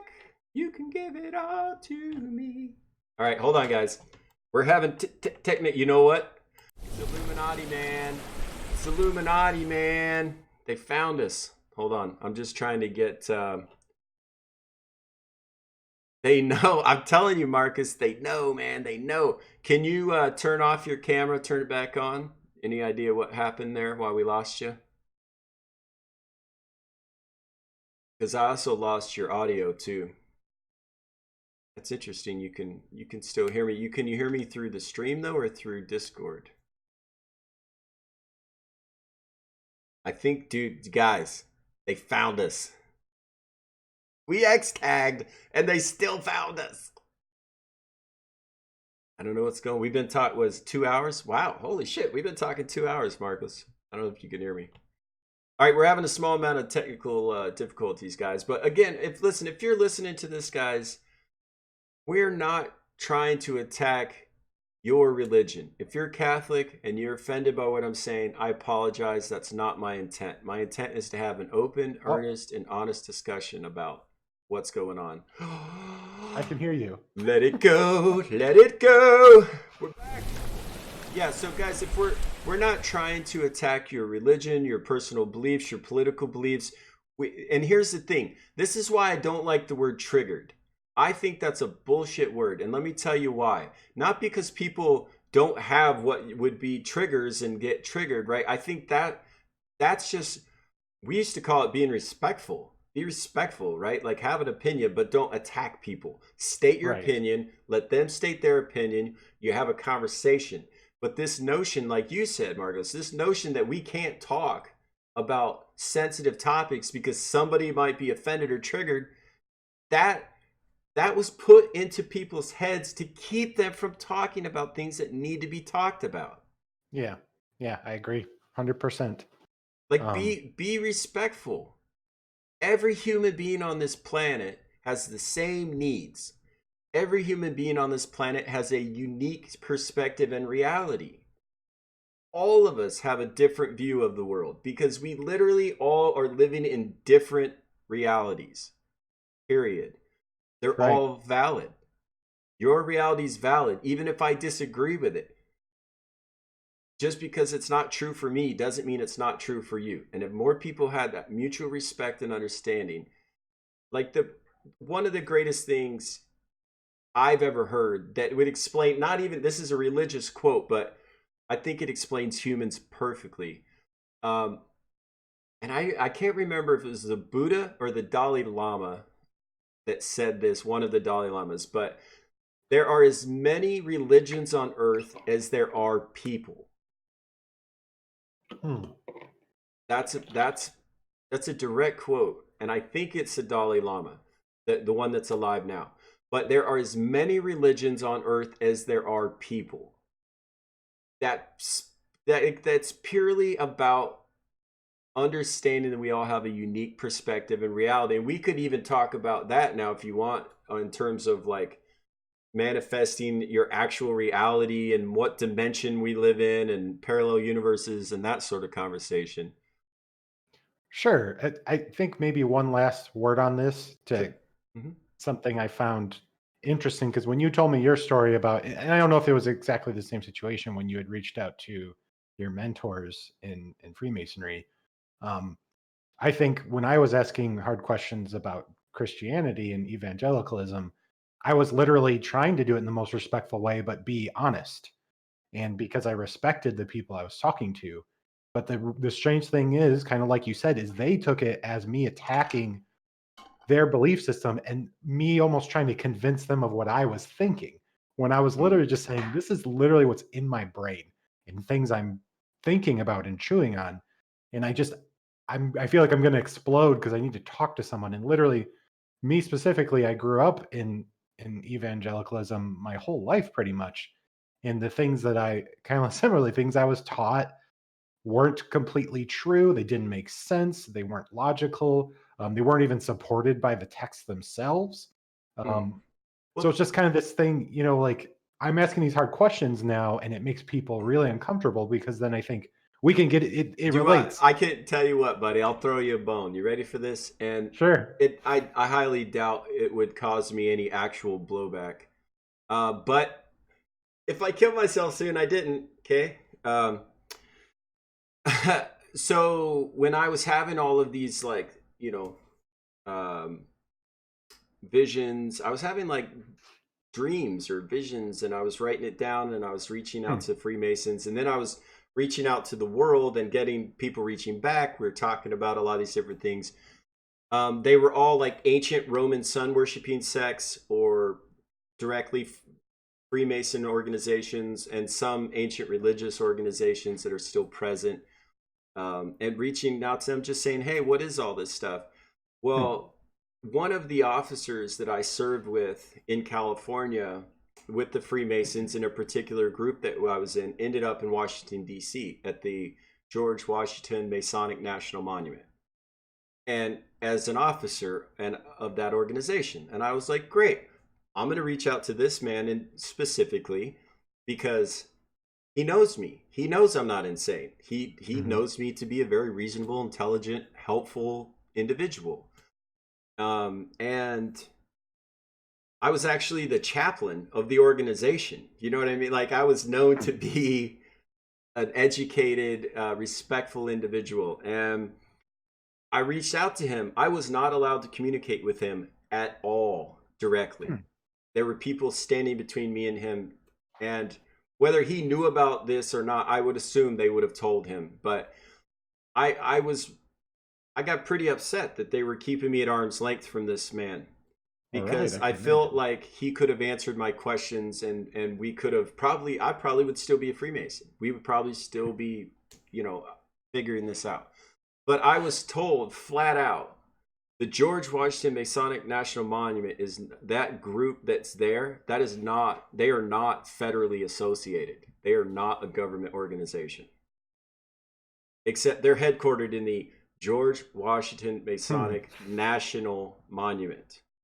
And if you Google that building, there are more cameras, more antennas, more surveillance on that one building than like the rest of DC put together, it would appear. Hmm. And it's supposed to be a national monument, not whatever it actually is. So, again, I'm not suicidal. I'm not depressed. I would never kill myself. I just want to say that. Hey, Chris. Jeez. Welcome in, buddy. Tense. Gosh. I'm not kidding, man. Right. They, and here's the thing: I have no real secrets in Hmm. terms of like what they're doing. I have no data. I have no photographs. I have no written. Right? I have conjecture at best. I'm gonna say, right, in terms of empirical data, nope, zero. Hmm. I know for a fact what I felt and what I saw and what I was exposed to, right? Right. And it's not what you're being told, Hmm. and that sucks. Yeah. That sucks. I don't appreciate them wasting a decade of my life with lies. Hmm. And I don't regret my time as a Freemason at all. It was great. I learned a lot from a lot of really good men, right? Really strong. We're talking, attorneys and lawyers and law enforcement officials and mayors and generals and like big, these are the people like trying to make our communities a better place in a real way, most of them, right? Right. It's the stuff on the higher ends that we're not being told that's really the problem. But anyway, we can skip past all that base level reptilian brain stuff because that's a kingdom of fear. They want you to live in a kingdom of fear. I want to Right. live in a kingdom based on love.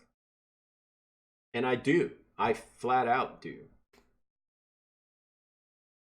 And well, that makes me no good to them. Because I Right. can't like and they'll you've I'm sure you've heard this before. A guy that can't be bought is way more dangerous than a guy that can be. And a guy that has nothing to lose is even more dangerous than that.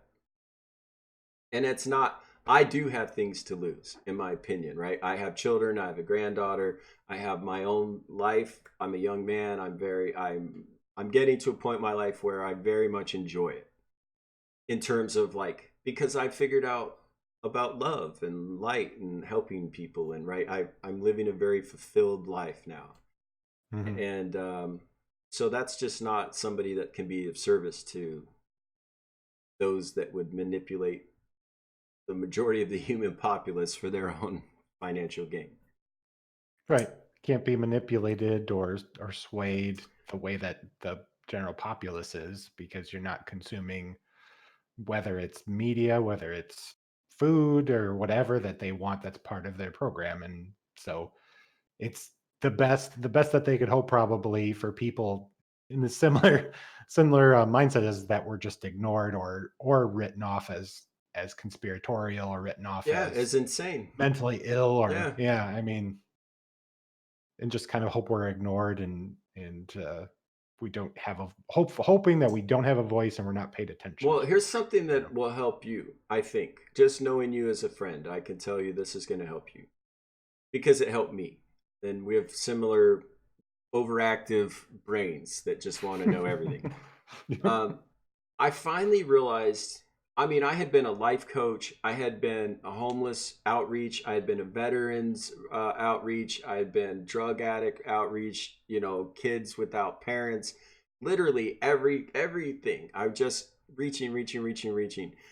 Then I finally realized it was because I was trying to distract from my own problems. I would help other people that would make me feel good, but in turn, I didn't have to deal with my stuff, right? I Mhm. finally figured that out and I finally dealt with my stuff. And when I did, I realized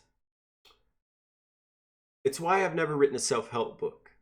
I've written 10 books. I've never written a self help book. And yet all I do is help people. And here's why every one of us has a unique reality and a unique set of circumstances. So I'd have to meet you and I'd have to hear your circumstances and I'd have to write a book just for you to actually help you, right? There's some generalities, but my point is every one of all the real answers that I've ever come to that brought me peace and understanding of this reality were inside.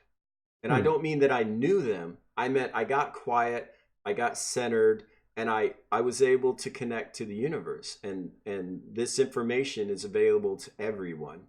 Like Nikola Tesla talked about it a lot. If you want to know about that sort of thing, I'm not going to pretend to be an expert. Study Tesla. But or Santos Bonacci. He's another really good one. He's still alive, by the way, so that's a bonus.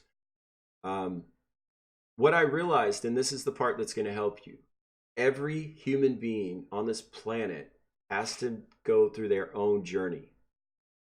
Your answers are inside. Hmm. Everything that you will ever have to figure out, everything positive, everything beneficial, it's inside. You can't get your answers from someone else. Sifu, sensei, teacher, guru, senpai, pick a name. You're not going. I searched for decades around the world for the correct teacher or Hmm. sensei or sifu or somebody who could give me my answer. Only I can give me my answer. and only you can give you your answer. So stop looking externally, not like literally, but I mean like stop looking externally for an internal answer. Hmm. And once you get the answer, and this is the big part, you're going to want to save the world. You're going to want to run around and tell everybody how you did it because you're going to want to help them do the same thing. You Mm-hmm. can't. Hmm. You can't help them do the same thing. They all have their own path. They will arrive where they're supposed to be, when they're supposed to be there, when they allow themselves to be there. There's nothing you can do about it. If somebody comes to you to ask for a piece of information, give it to them. But there's like me moving off into the woods, which is literally what I'm doing this weekend. I'm bought property, I'm living in the middle of nowhere, is because I know my answers. Hmm. I have my truth. I'm not done learning. I'll be a student my entire life. But I Right. have enough of an understanding of the truth for me, my truth, that I understand we all have to do this on our own. Hmm. And I could live a happier, healthier life by centering and focusing my energy instead of spreading it out. Because let's say you want to be a part of the military, you want to be a part of the police, you want to be a part of a group that's going to help force your view of morality or reality, you're still part of the problem, right? Mm-hmm. Like the people protesting in the streets being violent, throwing rocks, are just as much at fault as the police hitting them in the head with a stick. You're both violent. You're both harming another human being. You're both causing trouble in the middle of the damn street. Get out of the road. People got to get to work. Just saying. Like you're part of be, and I've heard this from military guys. Be careful. There's plenty of ways to say it. Be careful that you don't stay in the game too long and become the monster that you've been hunting this whole time. Right. Hmm. That's the problem. You're not. I can't go change the world by fighting the current dynamic. I can only change the world by creating a new reality that other Hmm. people adopt as their accepted reality. Sorry if that was too much. No, and that actually makes me think of a book I read recently that talked a lot about paradigms. Um, so it's like the idea that, you know, and we can get in. We'll probably get. I think we're leading into the conversation about like subjective reality. Um, the idea of paradigms from a psychological standpoint is just interesting in and of itself, and we can go further. There's so many different directions to go with that, but I found the subject interesting, and it kind of related to when I was researching persuasion as well, and persuasion techniques and charisma techniques and things like that. You know, oh, something that I don't understand. I shouldn't pay attention to chat. But this idea that They'll you get their know, chance, just not yet. all technically, kind of like you said, like all our realities are subjective in the sense that none of us, technically, at least humans, are capable of having what's the term? Like a I'm gonna forget the term essentially. Like well, all just basically that all our realities are subjective, and there's almost no other way because of the way that our minds are designed, the way that societies are designed, the way that humans interact with each other. It's like impossible for us to have a truly subjective reality or perception of reality, right? There's We no all have such like, thing.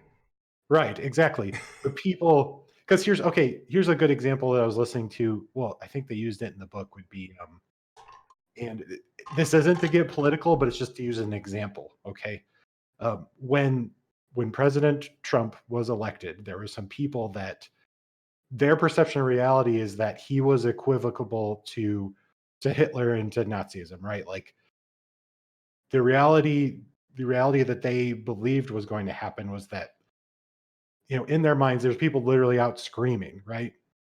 But then fast forward to today, regardless what you think about anything, the probably closer to, we can say we can have glimpses of subjective reality in the sense that we know there's some tangible things, like that person is not in a concentration camp right now. They're not. in gas chambers being killed based on their religion or heritage, right? Like, so that reality, we could say, was further away from a general subjective I reality of mean, how things are right now. to speak specifics, China is the one with the million plus Muslims in an internment camp, not the United States. Right, right. Rather, Which, we're again, that's like there's a quasi like general subjectiveness that we know that there's some facts about what is actually like happening in the world and physical things, but then there's also a paradigm which is like the subjective reality based on a lot of different factors, including your own history, your own religious and personal beliefs, your psychology, how you were raised, things like that. Um, so that's also a thing I've been interested in. And when you talk about this, it makes sense to me only in that that I'm thinking about these kind of things too. How we all, and it was interesting to hear about kind of finding the answers within yourself, because I actually think they kind of relate in a sense of having. The book that I was reading talked a lot about what's called self mastery, where and it talked about like the circle of influence. It talked about a lot of interesting things about kind of basically having some sort of mastery and control of yourself. um, Again, going back to when things happen, how you react is really a big part of self mastery, like and that inadvertently, based on the way society works, based on the way humans work, increases your influence actually on other people, whether inadvertently or on on purpose. You're trying to do it. um, but we could talk about this for a long time too. Have you ever and this is probably a little more surface level than I think where you were going. Maybe this is like the first tier of that, is the general, people have paradigms, essentially, like it's our perspective of reality based on the information we have and based on how we respond to that information. Like, you and I could receive the same information from the same source, like literally, let's say they give us a piece of paper with like data literally typed on it, very factual data. Because our paradigms are different, we could perceive that data completely differently because of so well, many different I factors. could give you an exact example, a specific example. Okay. When I joined the Marine Corps, I was 17. On my 17th birthday, I signed to join the Marine Corps. So I'm in boot camp a couple months later as a 17-year-old kid, right? My brain is 6 years from being developed, 7 years from being even fully developed. Right. So they put you through all of this hardcore stress right away, right in the beginning for days. It's rough. Okay. Then you start doing like testing, right? Let's see where you're at. Let's see what your cognitive ability is. Well, they give us all like this thick test. Just it's gonna take you hours to complete this test, right? If because they're really crazy ass questions. Some of them are advanced math and science. Like it's the hardest test I've ever looked at, right? And or at least that's what I thought. I was very tired. I don't know. My point is, the very first thing at the top of the very first page said, read the entire test before you start working on it. Hmm. And then it was like, but that was like small, and that was like right at the top. And then there's like the name and date and like right, and then questions. Well, I'm reading the test. Like, okay, this is interesting. It takes, I don't know, 10 minutes, right? Maybe 15 minutes to kind of read through the test. The very last thing in the test said, now that you've read the entire test, you don't need to do any of the questions. Just turn this in. Just turn the book in. I got up and turned the book in 15 minutes into the test. Everyone in the platoon hated me for an extended period of time after that, because and we're talking more than 90 people, almost 100 Right. guys, sat there for hours and did this test, and they let them. Nobody said shit.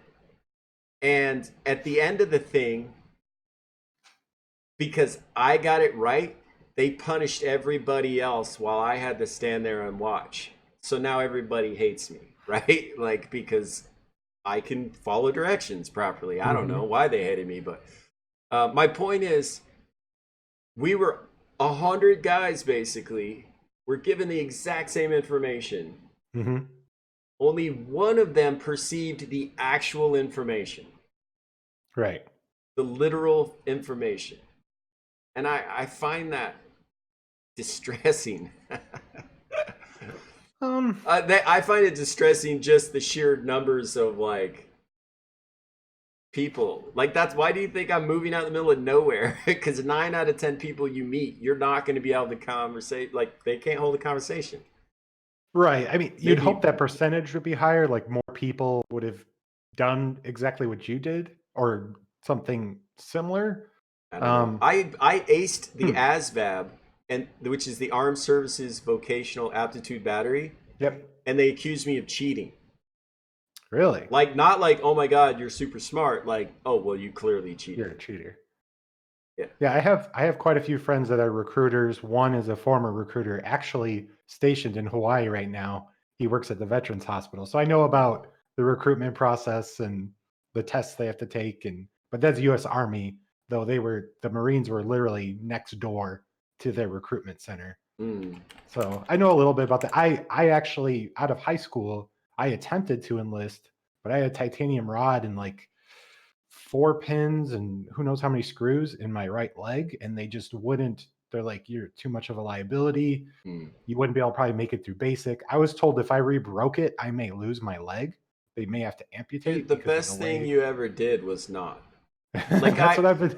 I That's got what I've been to told. I got to a point in boot camp where I was incredibly suicidal. And it was Mm, 100% based on what they were doing to us. right. Taking and I don't mean like and I mean it was like mentally. They were literally this military boot camp is made to take away your sense of individuality, period, and put you back together as a team, as a group, right? Instead Hmm. of me or I, it's us and we. Right. But the problem is that does serious psychological damage to people's ability to have any sort of subjective morality or I was qualms. just listening to a podcast about this. You're listening to a podcast about this right now, um, and you're on it. the other day. But yes, now we're talking about it as well. I'm on a podcast. That's right. But I Yeah, was listening yeah. to another Welcome podcast about. back. Welcome back, Marcus. You've been here for like 2.5 hours. I don't know if you. Whoa. I know it's crazy, right? Yeah. No, but and I don't mean to make light of it. I'm saying, but I'm Right. legitimately like, guys, if you're listening to this, Marcus and I don't have your answers. We don't even have our answers. But Right. what's important is we're asking questions. Mm-hmm. We're looking around. We don't. Here's something. I've been asked this, and I think a lot of young folks now could benefit from this. Somebody asked me, a young person, how could you be so confident about what you know? Well, I have the information I have, and I'm making my statements based on the current available information. And I'm going to have my opinion, right? Because otherwise, you have to anchor yourself to reality in some way, or you will become mentally insane as definable by the majority, right? Right. Or you become a nihilist or yeah, And that's one of those exhausting. things. Yeah, exactly. um, sorry, that was a joke from the Big Lebowski. Hey man, that's just like your opinion. Exactly, right. Now I can't even think. I don't even know now all Sorry. I can think I about is the derailed us movie. too. Oh my god, that's amazing. But no, that My actually goes. wait. So the point was, if you provided me with new information about something, I'm like, this is this thing, and you're like, actually, I heard this, and this is, and I go, oh shit, new information. I'm gonna absorb that, and maybe I Right. change my mind now. Maybe I don't, but I'm gonna be just as assured of myself with the new information, even though it's different now than I was with the old information, because that's how it works. Right. I think that's really difficult for people to do, certain people to do who are less um I don't Intelligent. know, they're just their brain doesn't work this way because you have to admit that you were wrong about something and that's really But uncomfortable. see, and you know what? So maybe I have a gift. I've said this my whole life, that or not my whole life, since the last 10 years. Autism is a gift, right? I think it's a gift in that I don't think emotionally. I don't go to the memory centers of my brain first when I hear new information, like Hmm. neurotypical people do. I go to the pattern matching portions of my brain, which overlay that new information with every other known pattern for me, and I can extrapolate data that you didn't even tell me based on matching every other pattern. And I'm like, oh shit, that's awesome. That's new. Thanks. And Hmm. I may be able to tell you something you didn't even know based on the information you gave me, right? Right. Because of this pattern matching ability that autistic people have. Hmm. I mean, that's actually how I got a lot of the information that I passed on to the Freemasons right before I left them, before they accused me of being insane, right? Hmm. You can overlay math, science, music, colors, everything, and every pattern matches.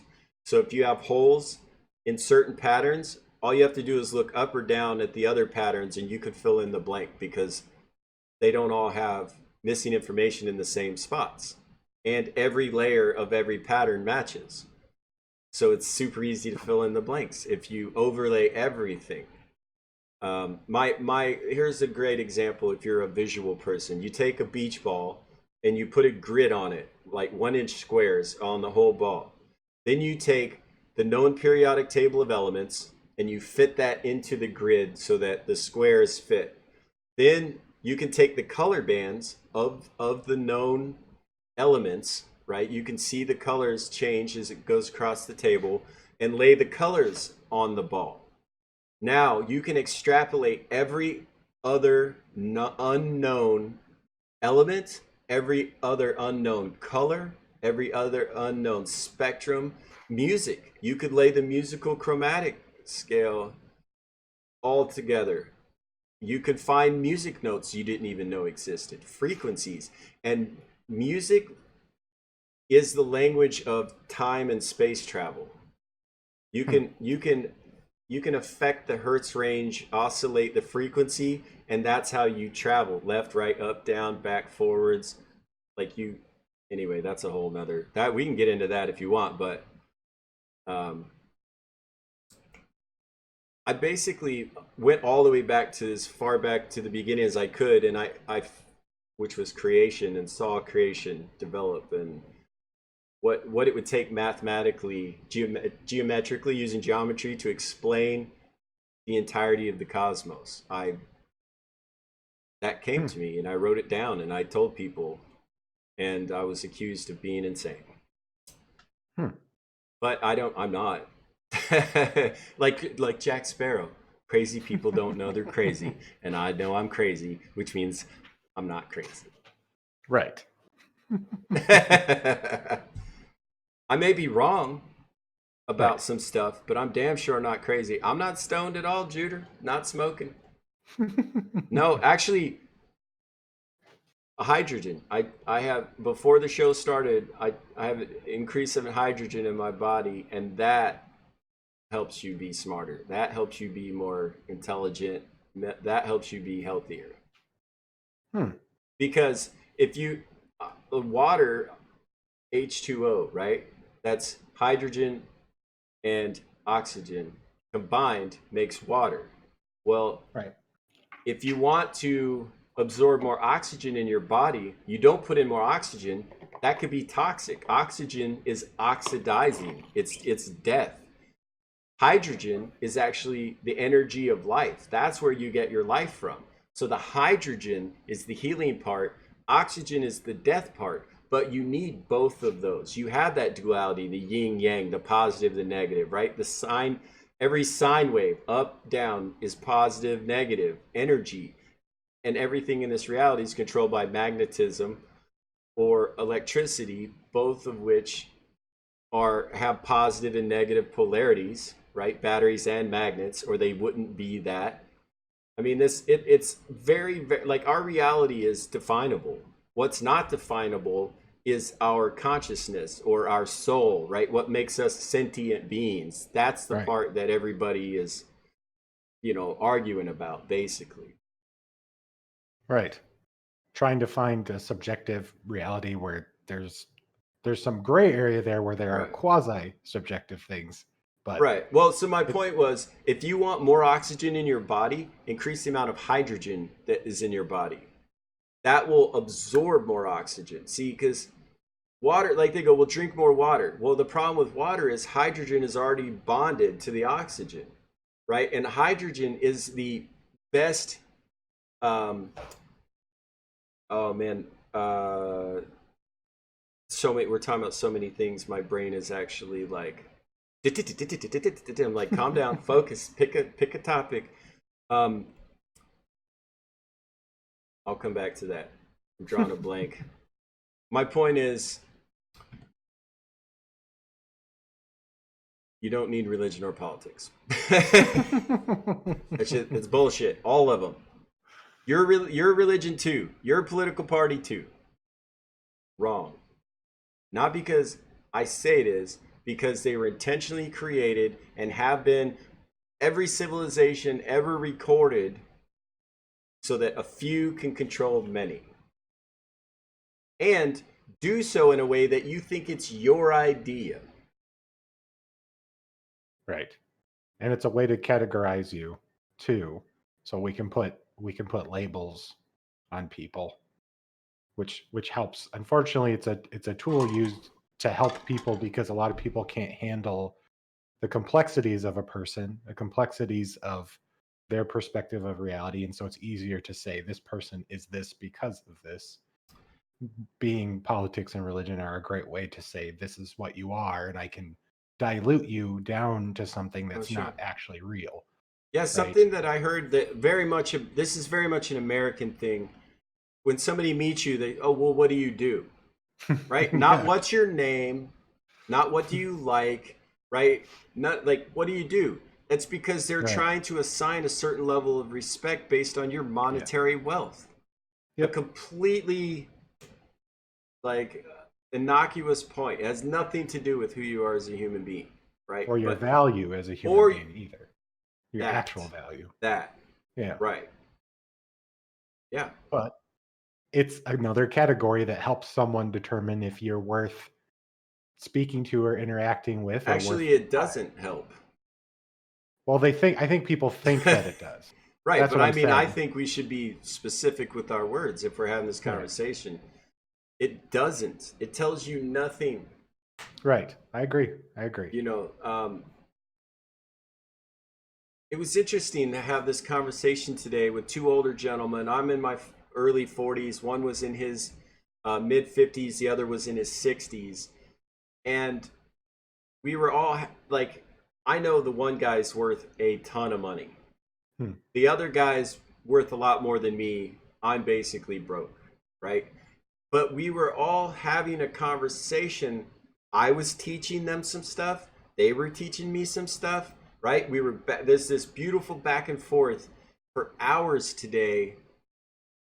And not once did anybody say, well, what do you do for a living? Right? Or what political party are you in? Or what's your Right. religion?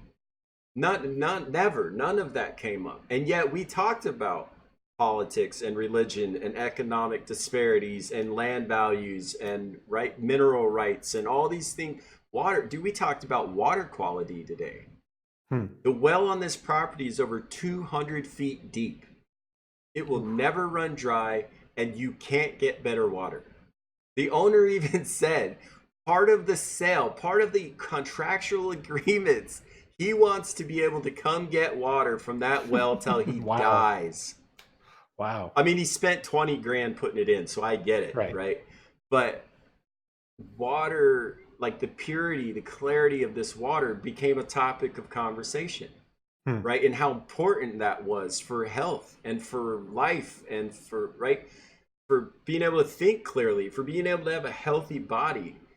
Um, it was amazing conversation that I never expected to have going to a real estate deal. You know what I mean?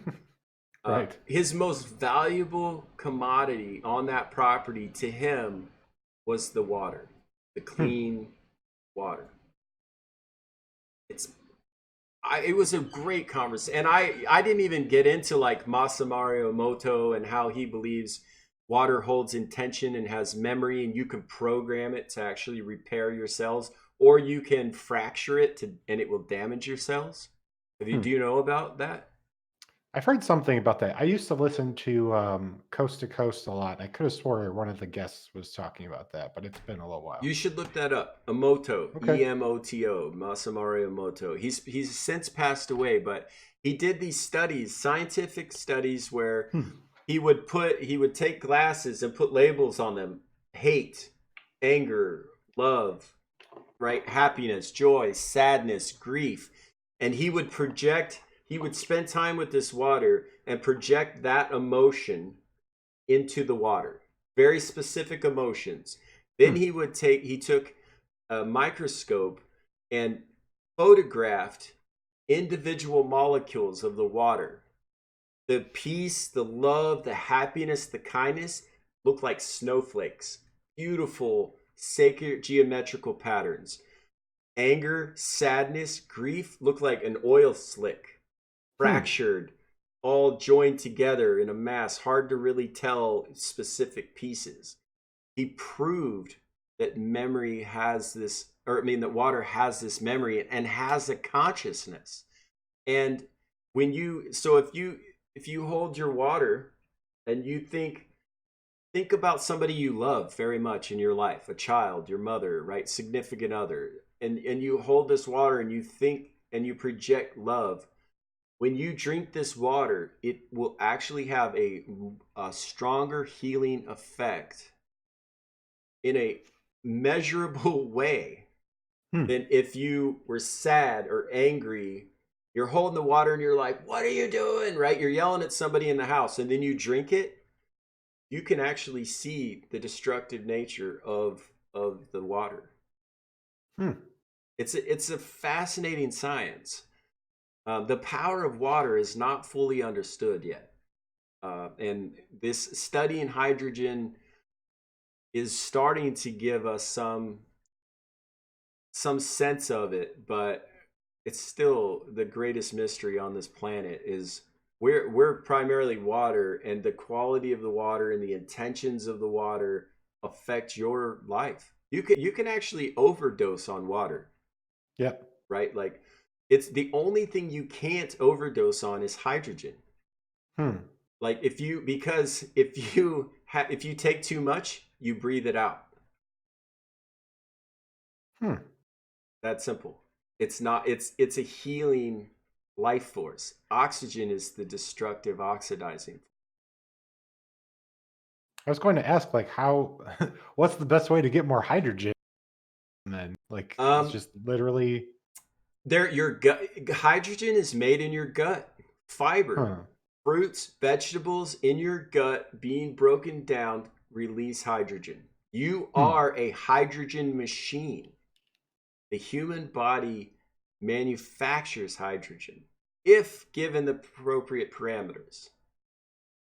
Hmm. So like I said, you and I were talking very early on in this show about you're deciding to eat healthier and really watch, how you what you put in your body. Hmm. And I said you've hit the nail on the head 100%. Hmm. 100%. Now, the Japanese have figured out technologically a way to make a machine that safely puts an electrical charge. I think it's through titanium, but don't quote me on that. Through a specific metal, that process fractures the hydrogen and the oxygen apart in the water. And you can capture the hydrogen and then ingest it either breathing or in water, Hmm. and can flood your body with a medicinal dose of hydrogen. And it's shown to um, type 2 diabetes gone. Type 1 Hmm. diabetes, no medication needed. After a number of like 3 years, glaucoma gone. Arthritis gone in 6 months. Um, I mean, the Japanese are using this in hospitals and clinics, and they're the only one. There's one company making a machine that will do both water and breathing hydrogen. Period. And it's a Hmm. Japanese company. And they weren't even going to release this to the rest of the world. They just did it as a Japanese thing. But so many people found out about it and reached out about it that they've created what they call an international version of this model that can handle like electrical grids that aren't as constant and things like that. You know, they actually beefed up the machine itself. But hydrogen, if you want, dude, if you want all the answers to your health, study hydrogen. Okay.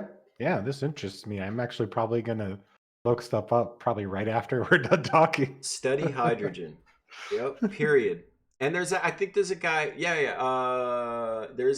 He's referred to as the hydrogen man. He's been studying hydrogen for like 7 years on a scientific empirical data side because he is a scientist and he's trying to help his parents heal and did.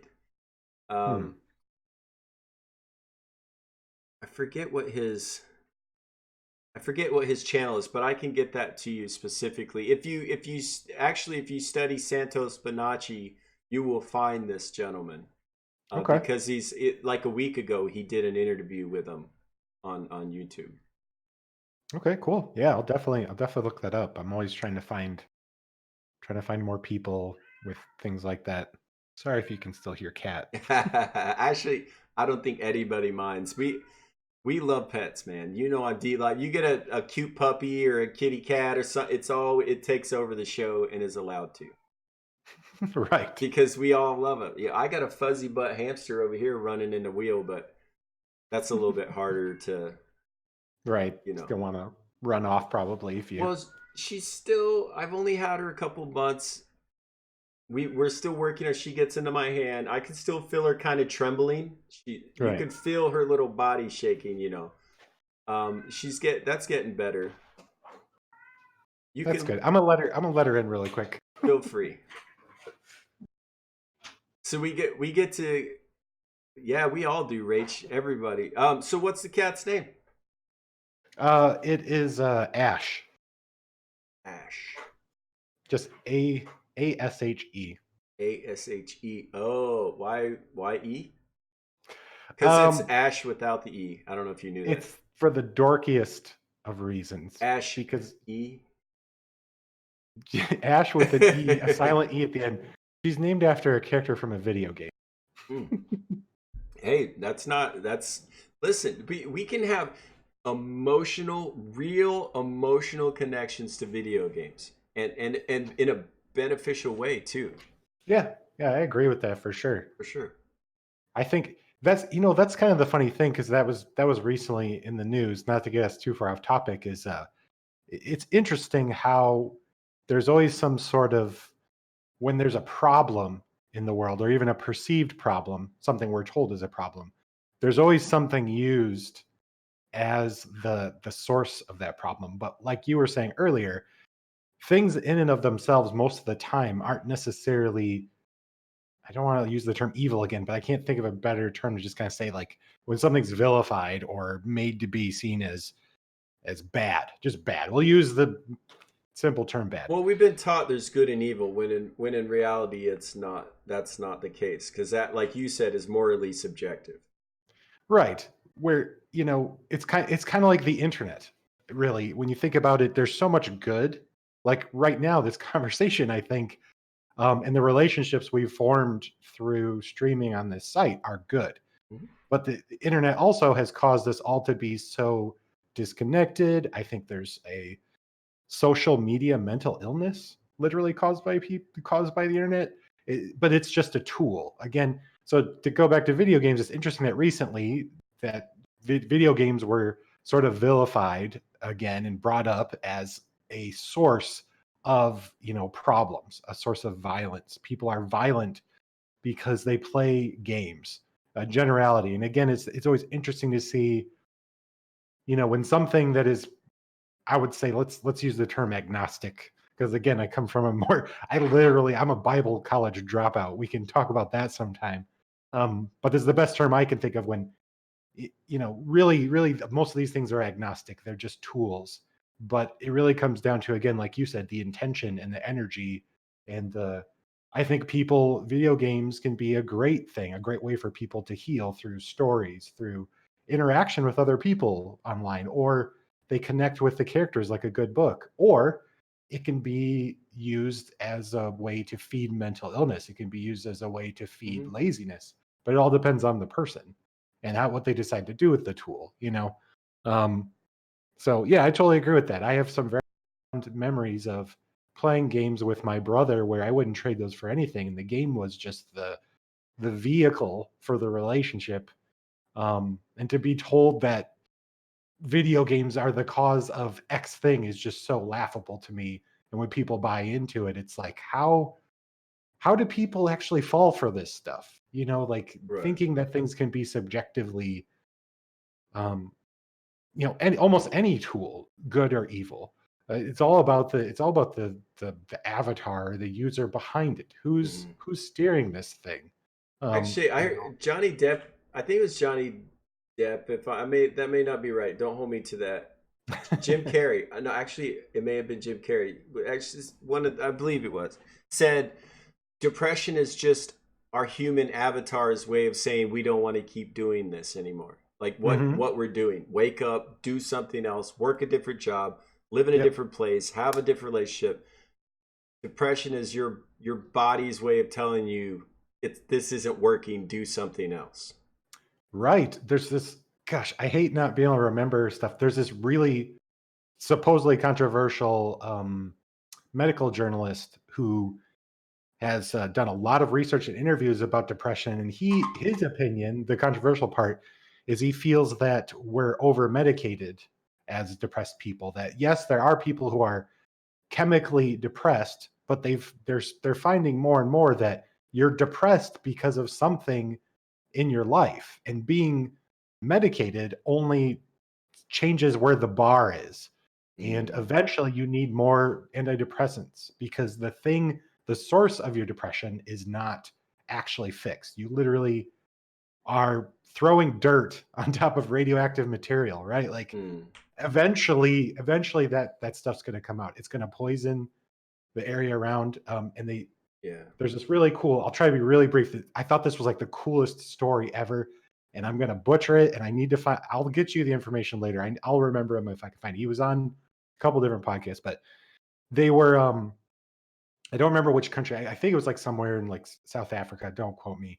Where they were sending psychologists and doctors in to try to train the tribal people there, like how to treat people with mental illness, how to work with them, and they there was certain words that didn't translate, and one of them was antidepressants. So they had to work with some of the people there to like who knew English and also knew the native language there to try to like bridge the gap and try to explain them what they were talking about. And after they did that, one of the native men said, "Oh, we have those." And they're thinking first the doctors are thinking, "Oh, so this is probably some spiritualism or some naturalist like witch doctor thing." And they explained it with a story. So there was a man working in the fields with everyone else. I think they worked in rice fields or something. I couldn't remember exactly. And he hurt his back really bad. Okay, and so he couldn't work anymore. And this man before that was very happy, very jovial, kind of just fun to be around, enjoyable. All of a sudden, this man wouldn't get out of bed anymore. He was crying all the time, and just what we would consider signs of depression. He was really not just sad, but kind of broken and not the same person. Um, so what the villagers said is we gave him the best they could translate antidepressants. They're like, oh, what did you give him? Medicine? What was it? Some sort of herb? Oh, we bought him a cow and helped him become a farmer on his own. And his depression, to best they understood, went away. He was happy again, because he was working out in the fields every day still, but in such physical pain and mental anguish, and um, he wasn't as productive as he was. He knew he was a burden on the rest of the people working. Mm, So they bought him a cow, and that was their antidepressants. They changed the state of his life to cure his depression, essentially. And they had a few other stories that were really interesting about some people in a psych ward that they had built a garden together. And a bunch of them reduced their antidepressant dosages, and some of them got completely off of it. You know, and you actually just reminded me of something else. It's any emotion, right? Not just depression, because Right, there right. was a, this is again from an African tribe. If a person in their tribe commits what they consider a crime, right? They harm someone else in some fashion. They are not punished. They are not ostracized. Everyone in the village for days gathers around them, tells them they love them, tells them how much they Mm. mean to them, tells them why they're important to the tribe, and loves them. Hmm. That's their response to somebody acting out. Because like That's you incredible. referred to earlier in the show, people that come at you sideways, they're hurting. There's something Yeah, going on. So yeah. they this so-called third world tribe, third world citizens, they don't have medicine, they don't have infrastructure, they don't have an economy, yet that's how they treat crime, with love and compassion. Treat people with dignity Yeah, because they're hurt. You and it recognize that. works. By the way, it works. Yeah, The people don't commit crime. They stop acting out. They become a part of the cohesive whole. right. They found community and probably purpose then, where possibly the reason they were doing something violent was because they lacked community, they lacked a purpose, and they lacked, you know, people that loved them, or at least perceived. They didn't realize it. And that's very transformative, and it's something we've very much overlooked in Western civilization. And that's what this guy on the podcast actually was talking about. He's an author too. I want to get his book. Um, and it's funny that it's controversial when it matches how human minds work. Like, we know this is how we work. We need each other. We need, when you think of how tribes were designed, um, if you want to go through like spiral dynamics too, that's another big thing I got obsessed with for a while. Like how societies move up this spiral.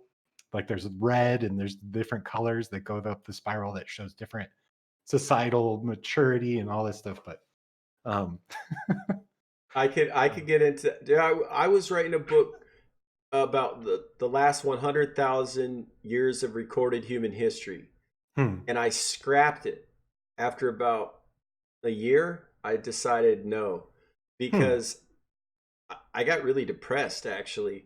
What I realized, and if you're students of history, you know that most recorded human history is Egyptian in terms of like quantity, right? Ancient history. Well, world religions, politics, right? You look at these civilizations over these millennia, centuries, decades, right? Every 8 to 12,000 years, new tribe, new animal god, new politics. They came in, they kill everybody, they destroy their buildings, they build their new buildings, they start a new religion, new politics. 8 to 12,000 years, new people, new animal god, new politics, kill everybody, build it up hmm, again. Literally over and over and over. And I was like, in this funk, in this depression, I got into this state where I was like, really? Do our lives mean so little? Like, hmm, this is clearly cyclical. It's clearly rinse and repeat over and over and over. What the hell? Right? I got yeah, really like affected by that. And what I realized was everybody has a journey. Every individual, just like every civilization, right? They may rise, they may fall, they may become great. It doesn't matter. That has nothing to do with anything. Being here, being human, being alive, that is that's the gift. Like that's hmm, when we're like I think being alive is the reason we're here. It's not like we well why? Well, to be alive, to experience emotion, to experience hmm, physical senses in correlation with a soul or this right whatever you want to call it. that combination, right? If God is omnipotent and God's up there in the sky and whatever we're being taught, why would he come to earth? Why would you, if you're omnipotent, why would you send yourself to earth to deal with all this business, right? Hmm. Well, the only thing that I could think of is, well, as human beings, we have this spark of the this holiness or whatever soul in us, and we're human. So we have more than God would have in that sense because we have a human form. We Hmm. right? So we you can't, if you're a soul or part of the cosmos or nirvana or whatever, there's a lot of different names depending on the religion, heaven, if you're part of that, you can't feel the wind on your skin or the rain, right? You can't be sad, you can't be happy. you you, Right. you don't experience a sense of loss because it's eternity, right? It's not the same idea. So I think being human is the reward. Hmm. Being alive is why we're alive. And you if you look at it like you scientifically, I don't know if that's the right word, the only reality that we have is our now, right? Hmm. Only now. And like you and I were talking about earlier, if we're in this three-dimensional reality that we perceive, we're actually seeing a two-dimension, but you'd have to be in a fourth dimension for that to even be possible.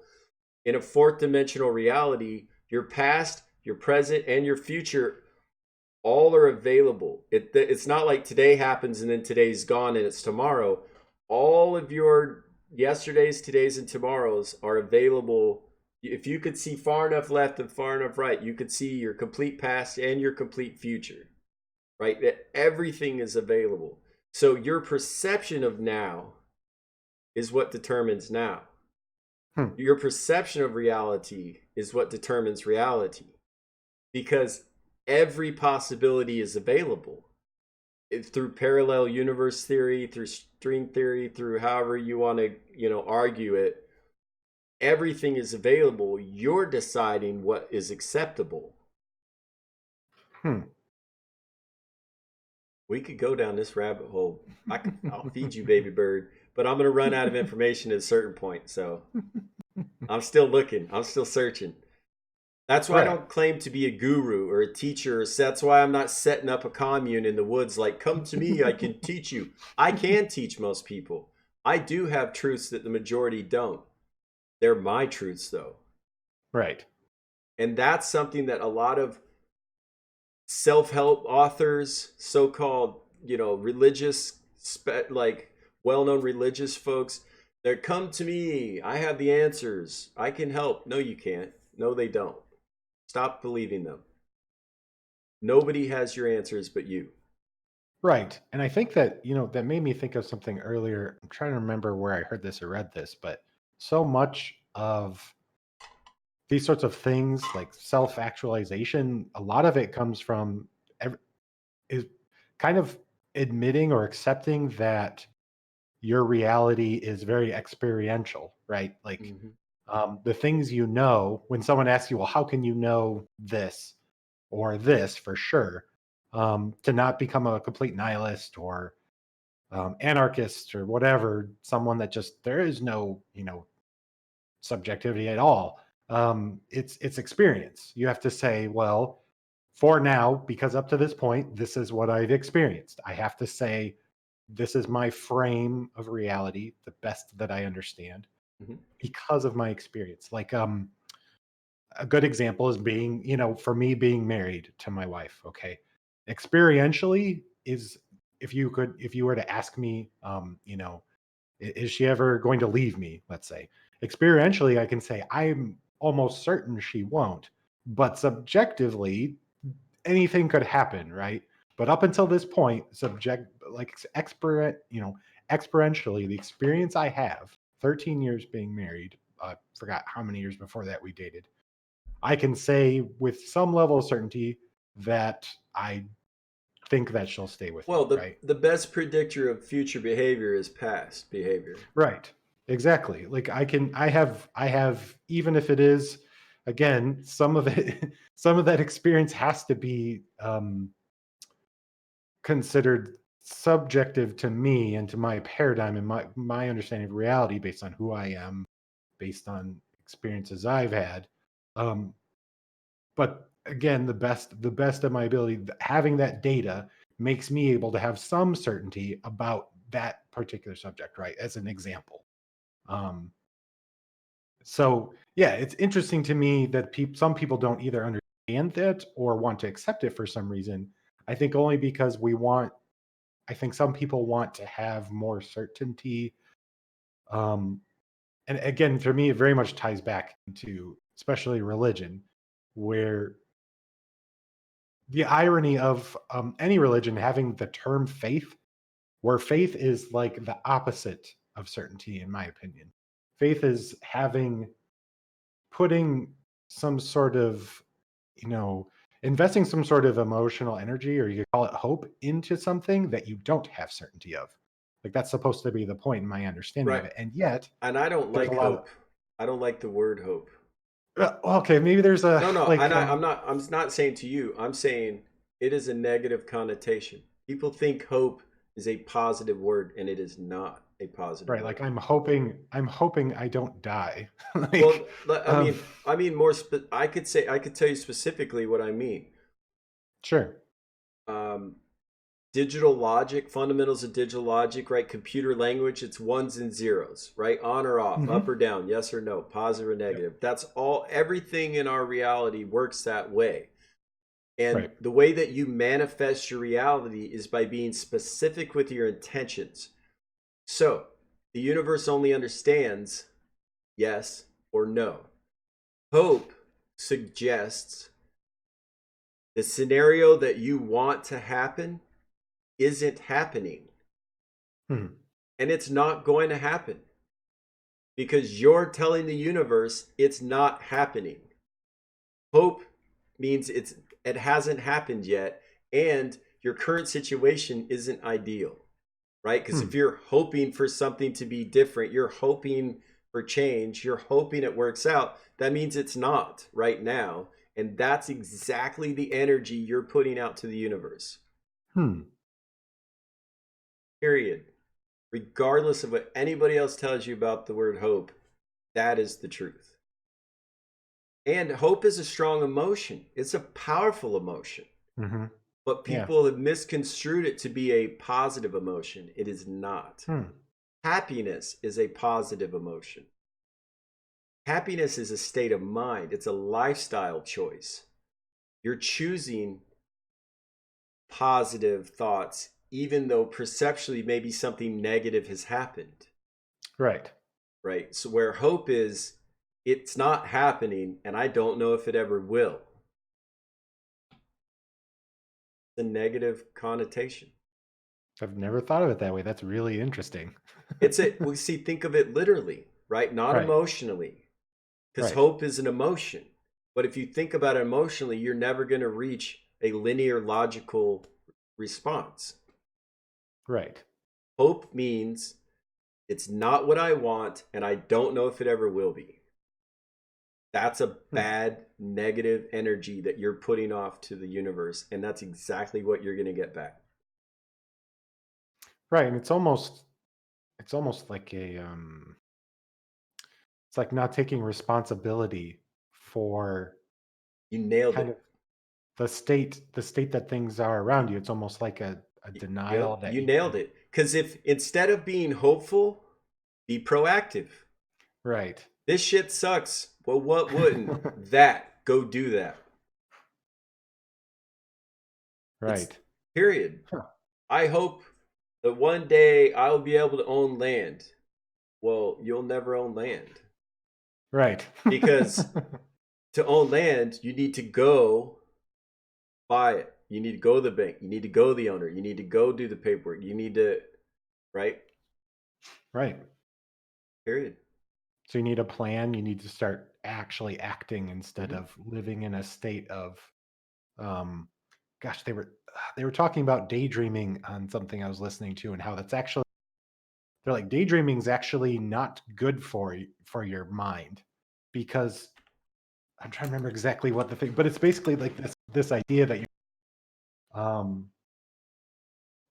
you're not engaging in like the current state of things and like reality and engaging in just basically thinking about direct actions on the things around you. You're letting your mind go off somewhere else and Yeah, well, almost you're always. withdrawing into your Yeah. unique reality instead of being involved with the zeitgeist. Right, exactly. That's what they and it can cause people to actually develop like complexes and things if they do it too much, and it could be Mental signs of other illnesses. things. Yeah. Yeah. I This found that is see, interesting. this stuff isn't it's not complicated. It's not Right. confusing. It's not difficult. People make it that way. And on purpose. Misinformation is still information, right? Yeah. There's plenty of misinformation being put out there, just like you and I are earnestly trying to communicate actual beneficial information. I don't want to call it information because that suggests it has value, but at least words, right? We're trying Mhm. to convey some sort of words to you that you are going to take into your brain, roll around, and hopefully improve your reality with them, right? Right. That's Yeah. what we're doing here. But a lot of folks not doing that. They're actively trying to subvert your best intentions.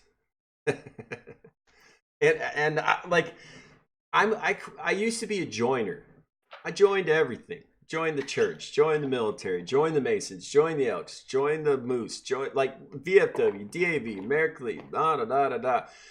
And I realized every time I would push in one of these organizations to actually accomplish something, I was met with resistance. If I just said and then went and did it, it got done. I didn't Yeah. tell anybody. I didn't film it. I didn't put it on social media. I just go do something helpful for someone and go about my day. The world's a better place. My world, my Mhm. reality. Yep. Is that person's better? Who the hell knows? I've helped people who have then turned right around and harmed me back Hmm. immediately after. I helped this. I'll give one specific example. I found this lady unconscious at a park wearing a t shirt, everything else hanging out, completely nude, Oh clearly had god. been abused, clearly was drugged out, right? Laying in a public park in Hawaii. So I went to this Hawaiian Oh my uncle gosh. and I said, "Do you know this woman? Should I help her? Can I help her?" And he said, "Yeah, go ahead. Try to help her." Right? Hmm. So I took her home to my I lived just down the street. They knew I helped people. They go, "Yeah, try to help her." She slept for 2 days straight. She was gone, comatose, gone. When she Wow. started to wake up, I got her into the shower, let her take a nice shower. I got her into clean clothes. I made her a really nice meal, right? Hmm. She slept some more. She really, and I swear it looked like a different human being. She looked Wow. like this weathered old woman when I got her, and when she left, she was like she looked like 20 something instead of 50 something, right? Wow. And Yeah. I was like, wow, look at me. I did something good. This lady's helped. This I've helped this woman. Well, I tried to get her to a women's shelter in the hospital and get her, the actual medical care she needed. Right. And as soon as she felt better, she asked me to take her back to the park I found her in. And she wanted to find more drugs and do this thing again. Mhm. And Yeah. and I said, okay, you're free to come and go as you please. If that's what you want to do, I'll take you back to the park. So I drove her back to the exact same place I found her. And as she got out of the car, she opened the door and she screamed into the car, "No, I will not have sex with you. Stop fucking asking." And she slammed the door and stormed off like I had just Wow. tried to harm her or something, proposition her. And I that messed me up for a long time. I went home confused and sad and angry and like Hmm. just confused is the best Right. word. I didn't get it. I was like, how I did all of the right things and she clearly benefited and then she attacked me. And in a public way, right? Like in a very Mhm. public manner. What does that mean? You know what I mean? And that's Hmm. kind of where I started, and it took me years to really understand it, but that's the very first thing that where I started thinking like, Maybe we all have to do this on our own when we're ready in our time, in our own way, because that's the only way it's going to work. I can't carry you across the finish line in terms of life. Like, you have to get your ass up and do it yourself. Period. Like, religion can't do it, your parents can't do it, your friends can't do it. You have to make the decisions, use the right words, use the right actions, do the right internal work, have the right level of insight and empathy and respect for even for yourself, much less anybody else, to get anywhere. Yeah, I totally agree. I think it honestly ties back to maybe from a broader general sense to self mastery. It's literally the same thing. It's kind Well, I of mean, that's what we're talking about. Yeah, yeah, for exactly. sure. We're That's exactly what we're talking about is self mastery. This idea that you you have the only you have the capability to change your paradigm and your reality, and it's up to you. And I found I you know what's funny is I have so maybe not funny, but just it makes total sense. So many times in my life when I've been the only way, no matter how much people can tell you, like you need to do this, like you said, like knowing what the answer is and actually having the intentionality and the wanting to just do it just comes from somewhere else. It comes from within, like you Well, said. to be clear though, if you it's not the answer if you don't come to it on your own. Like, you Right. can't be Yeah. given your answer. Right. So I think there are tools though and like touch points that might help you get closer that people can give you. one thing, again, my opinion, but I feel strongly about my opinion, and I think we should Right. be willing to share it. Yeah. Um, say what you're saying again, because my brain's trying to run away with. Sure. Well, I guess what I'm trying to say is like I feel like I don't think it's futile. Like I think in the instance with that woman, for example, like use as an example. I think ultimately there wasn't a futility to that because we don't know our perspective of her life is only the information that no idea whether what you did ultimately had a beneficial impact on her after something else happened. Okay, Um, pause there, because sure. that no, because that point is what I wanted to make and I forgot. And my Okay. I get tangential with my brain injury. No, it's okay. You hit the nail on the head. It doesn't matter what some, like, you help people, right? Like, I help people. It doesn't matter what their perception of that event was, because that Yeah. doesn't affect your reality. Right. It only is, like, for me now, I don't invest emotionally in whether I help the person or not. I just help them. I don't help them because I want somebody to know I help them. I don't want to help them because I think they're going to do something back for me. I help them because that's who I am as a person. Because for a while I wouldn't help people. I was scared of getting that blowback again. And what I realized is, like, but that's her reality. Hmm. Maybe it did help her. Maybe it didn't. Maybe it didn't. It Right. clearly helped her in the moment. Right. I know that. I saw her transform, literally, in like 2.5 days, from like a 60, 50, 60 looking year old woman who's drugged out and filthy and everything, to looking like a 20 something year old young lady. So, but I very much held on to the result as some sort of determining factor of whether or not I was successful. And that's Hmm. not the case, right? Like, Right. do the action, it will have a ripple effect, move on. Don't be consumed with right or wrong, yes or no, did it help, did it not? It's a completely irrelevant anyway to your reality. Exactly. And they've actually proven, there's so many other aspects to that when you if you want to talk about like positive energy, but also just from a psychological standpoint, they've proven that, like, again, using your example as an instance, that was beneficial for you. Even ultimately, you came out maybe distraught at first, but in the long term of your psychological, like, advancement and growth and self-actualization, that was the best thing you could have done for yourself, Exactly. It was regardless of the very outcome, helpful. right? Hmm. Yeah. Because that's something, then that's a neural, pathway that was beneficial to you regardless of how she responded and reacted, right? And then we can get into, just, if you want to get to karmic stuff, like, or positive energy to the universe type stuff, or whatever.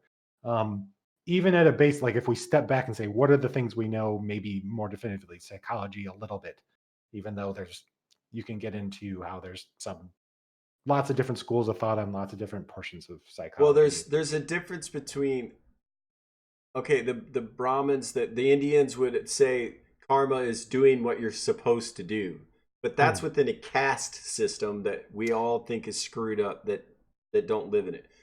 right. However, the whole golden rule thing that we've all been raised with in the West, which is do unto others what you would have them do unto you. The problem with that is people then misconstrue that to mean if I'm good, they're going to be good back, right? If I'm Right. helpful to them, they'll be helpful back. And That's that's not not the true. case. And also, that leads to doing things for the wrong reason, right? Like, Right. I used to give free local rides in Hawaii, and I would not accept payment of any form. And I didn't charge ever, because I didn't want my intentions to change, right? If Hmm. all of a sudden I got something from helping, I knew in my brain it would it would affect, like, the pleasure senses of the brain, like that reward center. Even if I was like, no, no, no, okay, all right, well, I'll use this for gas money this one time. I knew it was going to change me. Hmm. And I never did. And actually, the city tried to sue me, the taxi group, because I was giving the rides. And they couldn't, because I never accepted payment. I never advertised the business. I never took anything, tips of any form. They couldn't. That's not a business, right? They were trying to sue me for running a illegal business. Well, businesses make money, right? And I didn't, and that saved my ass. To keep my intentions pure, literally saved my ass in a legal way later. That wasn't my intention. I wasn't trying to stay safe. I didn't know it was even that they perceived it as a problem, you know. Right.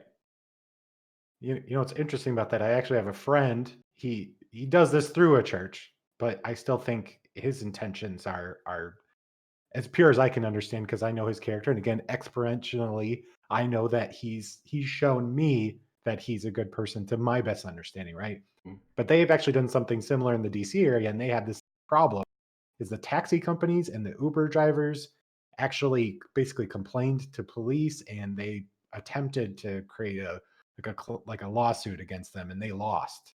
That Not that the taxi companies lost, essentially, because of the Right, right. same reason.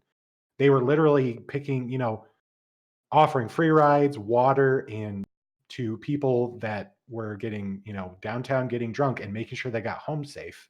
Because a lot of times people would try to drive and whatever, or sometimes you think like, well, I can't afford to get an Uber tonight, and so I'm just going to risk it or whatever. And they were offering free rides, and the taxi companies were starting to be upset and complain. And um, literally exact same thing. Because they were never charging money, they were never trying to proselytize anyone or anything. They literally, we care about you. We want you to be safe, and we want you to get home safe. How can we get you there? And make sure that you get in your house and that you're safe, essentially. And they did Mm. that. And because they never, again, because that was the thing too, trying to say that they were, trying to essentially um, advertise their church and their religion, and they never did. They literally just, they always kept it just, we care about you, regardless of what you believe, regardless if you never see my face ever again. Hmm. And he's obviously developed amazing relationships with people that may never go into his church. That's not his intention. His intention is literally, because I know, like I said, I know this guy, and he's not perfect. No one's perfect, but I know that in this thing, his intentions are pure because he cares about Hmm. people. I And I ran into something like that in the military. Um, our commanding officer, he was an Irishman, and not to be stereotypical, but they do exist for a reason. He drank a lot. He was a drinker, and we were all drinkers at the time, and we were underage, right? So again, you go to jail if you get caught drinking in the military underage, right? Hmm. They control your life way more than civilians. But so people were doing like you were saying, were doing illegal things and risking it because they didn't want to tell anybody they're drinking underage. Well, the commanding officer understood that this was a problem, and he gave everybody in the entire command a card for a free ride. And if you Mm. called this company, it was a taxi company he had worked out a deal with. You call this company, they come get you, you give them this card, they will take you back to the base for free. The on-duty officer, they call the current OIC, whatever staff officer is on duty 24 hours a day, there's always somebody on duty. They would take this card to them. That person, the officer, would pay the cab. Then Wow. you pay them back later, Mm. right? You give the command their money back in the it's your next paycheck, and they keep Right. track so they know to pay. You need to pay back, but not one person ever got in legal trouble that used that card. Hmm. Even though most of the people using that card were drinking underage, which is against the law in the military, the command officer realized it's better to get them home safe, have them not killed, because there were military guys running over California highway patrol officers on the side of the road writing Mm. tickets. They were crashing headfirst into families, killing them, Gosh. right? Coming back from Mexico drunk because they could, that's the only place they could drink underage, right? It was this Right. massive problem. And it said, instead of punishing these kids, let's love them. Let's take Hmm. care of them. Let's teach them we're family. And it literally changed everything in our command for the entire time he was our commanding officer. Everything, not just drinking and driving, everything. We started to love on each other and take care of each other instead of being so litigious, you know? Right. Yeah. It's incredible. It's incredible what legitimate, sincere love for each other and care for each other can do. I mean, That's such an understated thing, you know? I know. It's That's such a great point. Like, I feel like we should end right now because that statement is like perfect. drop the mic. Yeah, we're done. See ya. Yeah. It's but I think the reason it's so hard is because it is risky. You said again, not to, it's just because it's such an Well, example the in my mind, perception is that it's risky because Yeah. you're being open and emotional and you could be attacked and it could end it Yeah. right. So that's why people call it risky. It's not risky, not if we're all loving Mhm. on each other. It's beneficial Right. then, right? So instead of net yin, it's yang, right? People, the perception that it's risky is why it's not as widespread as it should be. It should be like being loving and kind and helpful and considerate and respectful should be looked at as something that is beneficial, not as something that's negative. Well, another difficult thing too is we're all encouraged to be egotistical, and literally, gosh, literally the way our economic society is designed right now is to be egotistical, right? And that sincere loving acts are very um you know completely fly in the face of that, and that's the difficulty, because that doesn't make money for a lot of people that have built this system for us to consume and be a part of, right? Like Well, you get this, but let me tell you, things are changing today. When I went to sign, so I guess I could say out loud, I went and signed a contract to purchase a house and property today, and congratulations, by the way. thanks. Yeah, it's That's kind of awesome. exciting. So, Yeah. what was cool was I sat down with the real estate agent and the owner, both men older than myself, and we started talking money, right? Because when it comes down to that sort of thing, that's what it comes down to. And they said, "Are you ready to purchase?" And I said, "No, there's some medical bills that got charged off of my credit. I need till the end of the year for them to come off. I've already taken care of them. January would work better for me. And he said, okay, we can sign a lease, a rental agreement for 6 months. That'll give you into next year, right? So it'll be a lease to own. We'll go ahead and sign the purchase contract pending a closing date next year, right? Yada, yada. Okay, well, a lease is about $700, $750 for this property. To rent it is $1,500 a month, plus a $1,500 deposit. That's $3,000 to move in, right? I get $3,100 a month. And, so I was like, well, that's not going to work. And he said, well, do you have well, what about savings? Can't you just, and I said, well, I don't have savings. And he goes, why not? Because I live on fixed income and I use the money that I need for myself every month. And then I help other people with the rest. I don't keep that money. I don't need to keep that money. I'm getting more money next month, right? And I could have a little bit more money in my account, or I could make what in my perception is a real difference in somebody else's life, right? Like $100 to me might not be shit, but it might put food in somebody's refrigerator, right? And so I think like that. And so I express this sentiment to these individuals who are businessmen, period. The one's a landowner, has a lot of property, very wealthy. The other's the real estate agent he uses all the time for this stuff. And so I'm talking to men of money, but they were compassionate and they were respectful and they listened to me. And he actually said, my income is well above the median income for the area because it's the middle of the country and one of the poorest states in the United States, right? I'm wealthy compared to a lot of people in the area that are working full-time jobs based on my monthly income, not my net worth, right? So he said, well, what's good for you, right? We charged the last guy $1,500 deposit, $1,500 a month for a year. That doesn't work for you. And I said, no. He goes, we already know how long you need to purchase the property. We already know that you qualify. You just need a little more time. And the owner wanted to wait till next year for tax purposes. And he said, so what can you do? What's good for you? And I said, well, honestly, I can't pay more than about $1,200 a month total. And I don't have money for a deposit. And he said, okay, no deposit, $1,200 a month. And shook my hand. And the owner was like, yeah, that's cool. Shook my hand. Now, these are money men, right? Then we start walking around the property.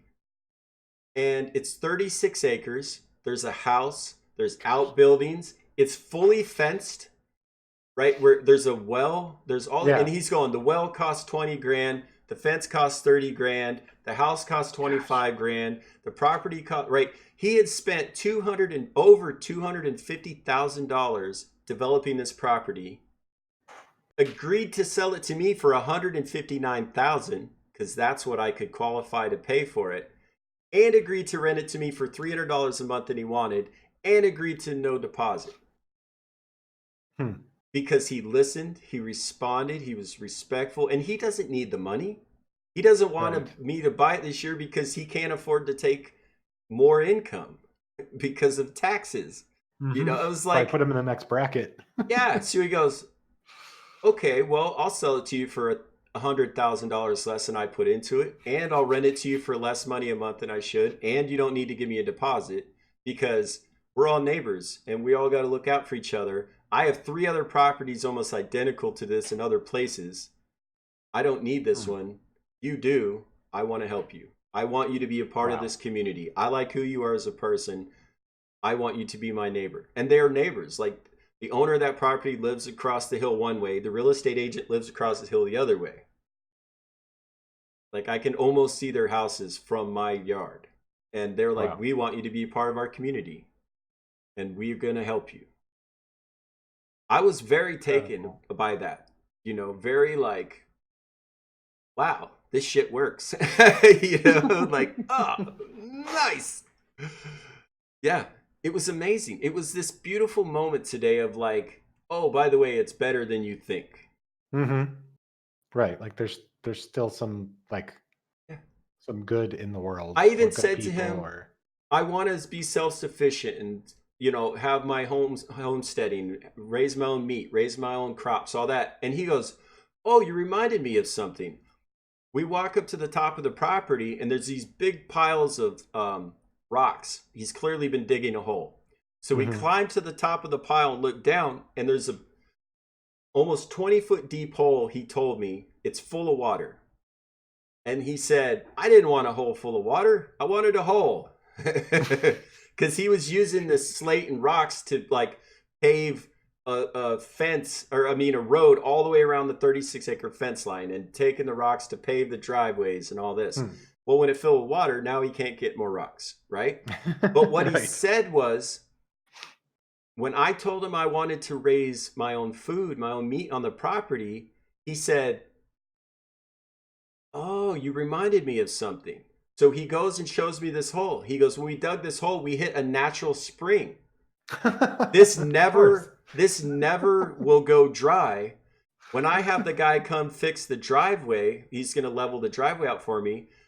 He'll have him dig the pond out. He didn't want a pond, so he never made one. But now I'm saying I want to raise my own fish. He's going to bring a guy in with the dozer, expand that out, and make a pond so that I can Hmm. raise my own fish.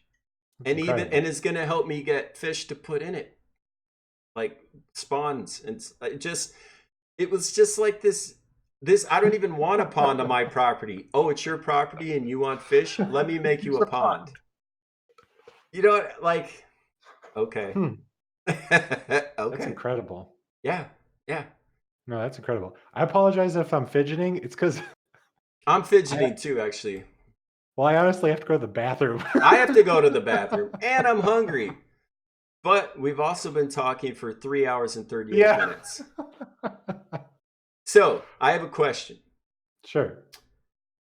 Do you want to take 2 minutes? And here's what it'll get you: the longest fireside chat ever if we make it another 20 or 30 minutes. We can Or go break right now, records. or we can break Fat Headed Noob's record. Let's break his record. Guys, we're going to take 2 minutes. We're going to take 2 minutes. We'll be right back. Right.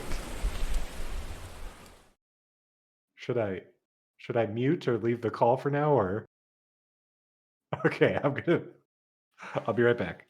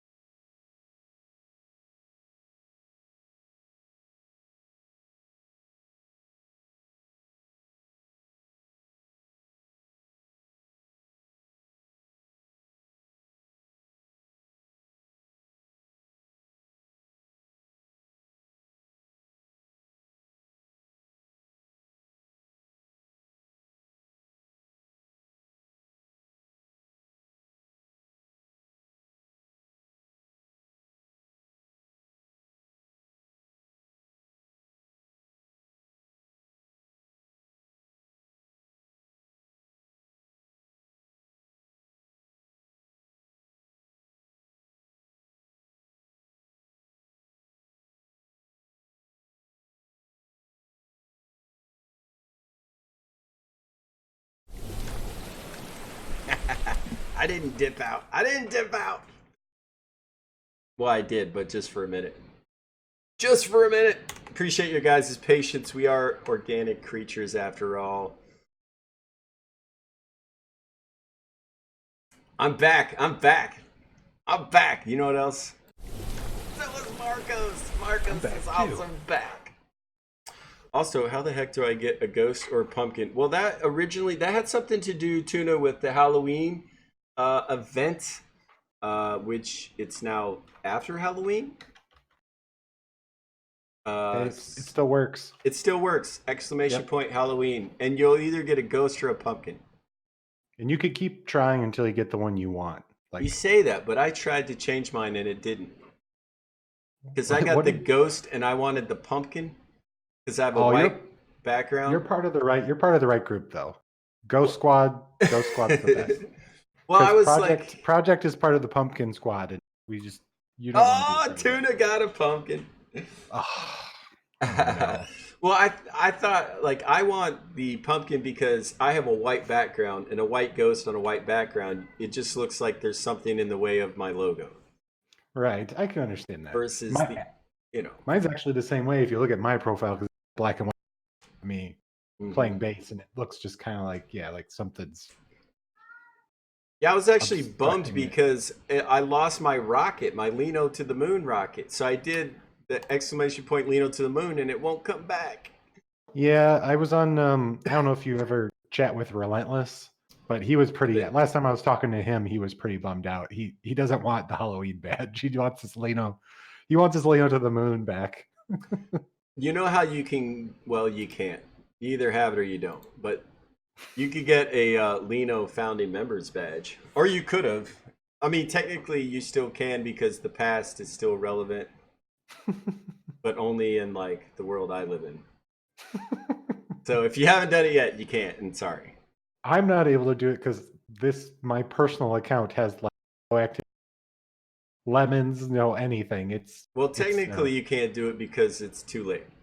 yeah, Even if you had those things, you still couldn't do it. It right. was the first 1,000 people active on the Lino, the stake Lino, blockchain, which was October 30th, 2019, and is no longer. So don't hope, because that's not going to help. That's right. It's pointless. My paradigm and my understand reality, Right. it doesn't exist. So I we can't haven't done achieve it. this yet, guys, and I apologize because normally we don't wait this long. But if you have questions, if you're in the audience and you have specific questions for myself or my guest, Mr. Marcos X Graves, please put them in chat.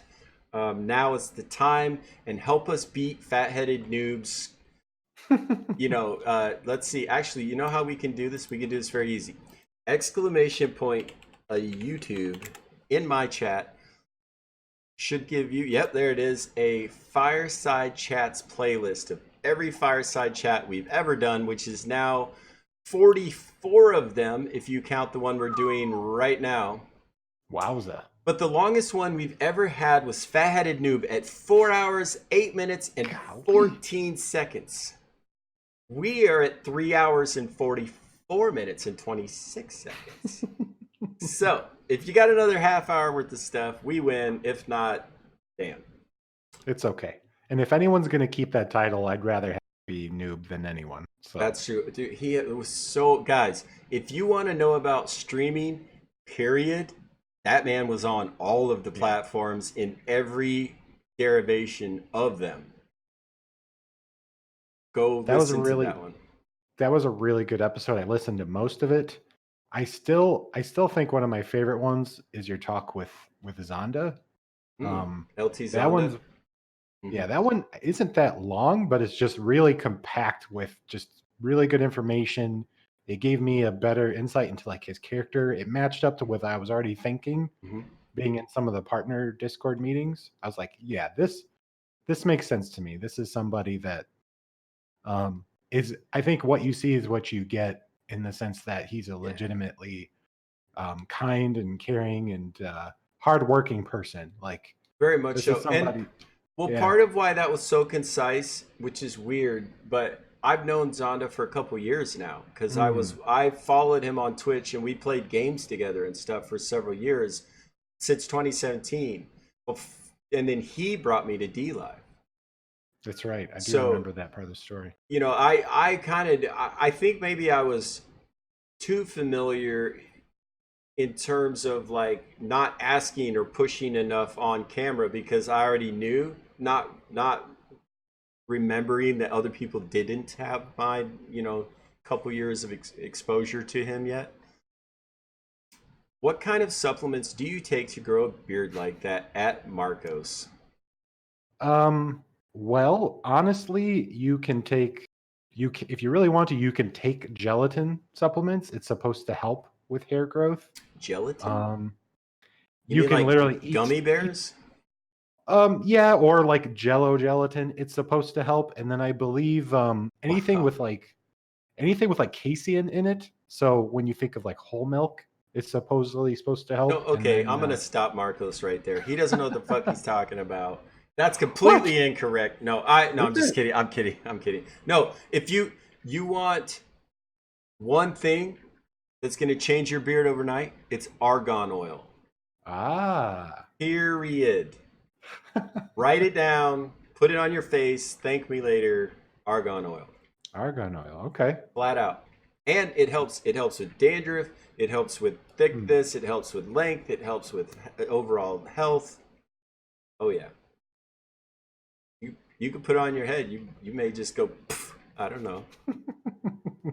I like the bald look. I think I can't do the bald look, right? Some people can. I can't. It's a I was I was told I have you have a what? You a Neanderthal skull. So I don't know if that's good or bad for bald head. turn Apparently, sideways. Let's take a look. Let's take a look. I I guess it don't has to think. do with how my forehead juts out or something. Okay, So okay. apparently, I don't have a typical. It could explain why you're so good on a stand-up bass. Oh, or why I'm so weird. That could be part of it too. Yeah, Um, I don't think it has anything to do with the bass. I just was trying to like throw you a softball. You're right. Yes, that's correct. That's why I'm and such a good bass player. subjectively, I'm not actually that good. But What the hell kind of question is that, Tuna? Will you shave it off and send it via USPS? First of all, that's illegal. is it? You can't send parts of your body through the mail. You can't sell them on eBay. That's an organic substance. What if it's free? What if I put it in a bag and It I just send doesn't, it for whether you free? charge for it or not, doesn't make it inorganic or organic. Why is Belle Delphine allowed to sell her like bath water then? How's how's that? Gamer girl bathwater. Yeah. Why can't I have I have like no answers for this, any of this. Quiet gamer down, Joe. He's gamer guy Tuna wants your beard in the mail. beard hair? You're kind of late. This was a lot longer. Honestly, I think it was Yeah, going like down a to about week ago, Tuna. His beard was bigger than mine, and he cut it off because he had a because it momentary works. lapse of sanity. Yeah, it'll grow back though. I've cut it complete about this short after my son was born, and he's 19 months now. So it took me about 15 months or so, about a year and change to get back there. Um, so it'll grow back. It grows Baby, come fairly back. fast. You can get it So to me. It's it's a we can all encourage his beard. Argan oil will yeah, cut the time in half that it takes you to grow the same length, and it'll be healthier and thicker. all right, I'll take I your word for it. noticed, dude. I've been using it for a couple of weeks, and I know a difference already. Okay, Full on. yeah, yeah, Argan, Argan, argan oil, and from the argan seed. the argon seed. Yes, pressed. Okay, Hmm. yeah, yeah. I'll Hmm. definitely check it out. I'll take your word for it. But So, if you want something else topical, Tuna, coconut oil and lavender oil hmm, together applied topically will increase the growth rate, the thickness, the length, the overall health. Because I helped my grandma, she went bald from the medication they had her on, and I helped her regrow a full head of hair, getting her off the medication and topically applying coconut oil and lavender oil every day to her scalp. And within 4 months, she had most of her hair back. Within 6 months, people thought she was wearing some kind of new fancy wig because it was prettier than any other wig she'd ever worn. And she get real tickled because then she was nope, it's mine. wow, Yeah, that's incredible. yeah. Maybe I should. I'd like to have hair back. I don't know. I, I don't know. Maybe finger in a light socket. I don't know. Like, I don't know. No, don't do that. I'm kidding. If you're I've been listening, I, don't I've been do that. electrocuted Oh, before. so clearly doesn't work. Yeah, well, I don't know. It wasn't a pleasant experience. I learned a valuable lesson that you don't adjust a hot water heater with a butter knife. Oh So shit. yeah. I've had my heart stopped by aircraft by Oh helicopter. gosh. Like where like unconscious stopped. You wake up, everybody's standing over you, cockpit's full of smoke, Oh my tense goodness. pain in your chest. Yeah. I arc welded my tool to the main bus bar of the helicopter. Yeah. It Oh my wasn't my gosh. fault. It wasn't my fault. I hung a do not turn on power sign on the helicopter. I unplugged both the batteries, which is exactly what you're supposed to do. And I started working, and somebody from a different shop came out, plugged the battery back in to do some work they needed to do, Oh my gosh. and killed me. But I also was came back to life. Yeah, That's terrifying. yeah, Not gonna lie. yeah. And I didn't wish this person ill will at all. I was just like, that's why we have safety precautions. You should follow them. Right. And this individual continued to make bad choices and powered up a helicopter with her hand inside and permanently disfigured herself Well, because she just couldn't follow directions. right. Yeah. Gosh. So she killed me, but I was brought back to life, and she permanently disfigured herself after, which I did not. In no way was I like, ha. I was sad. I was like, that sucks. Like Yeah. you should have learned from killing me, right? Right. Damn it. Damn it. Gosh. They have this rule. They say in the military every rule is written in blood, which is pretty much the case. Right. Something had to have happened to come Well, to being. so So Juder, electricity, he says, I look at electricity like God. You can't see it, but you better damn sure believe it's there and will kill you if you piss it off. oh yeah. That's kind of a funny way to say that. But guys, just so you know, as an electrical engineer, I can tell you this. It's not the voltage that will kill you. It's the amperage. Yep. Just so you know. Okay, some more questions. Feed us. We're not letting Noob get away with this any longer. We've got 15 minutes of chatting left to go. Don't make us stare at the screen for 15 minutes. I see I'll do. another question from Tuna. Oh, what did he ask? He asked if I stream games as well. And that the answer is yes, I do stream games. As well Um, as music would be yes, right. Just for those who don't know. yes. I do stream games. Mostly Terraria is my main game, which Terraria is essentially like a 16-bit Minecraft. But I also stream like Dark Souls. So I guess some quasi modern stuff, but mostly 16-bit and retro inspired games. So I'm very, very big into what's called Metroidvanias. But think of like Castlevania, Super Metroid, a lot of retro stuff. I want to do more of it. It's just right now my current job just does not. It's finding out about this new contract really put a damper on a lot of plans and ideas I had for online content creation, and Well, just got to I roll noticed with the that punches. Rowdy Souls keeps talking about you disappearing for a couple weeks at a time due to work. Would you like to talk about that? Like what you're doing for a job these days? Sure. So I can assign a value to your. No, I'm just kidding. No, just because I'm curious. Yeah. So essentially, I think we talked about it a little bit earlier, but I'm Off a off part. stream.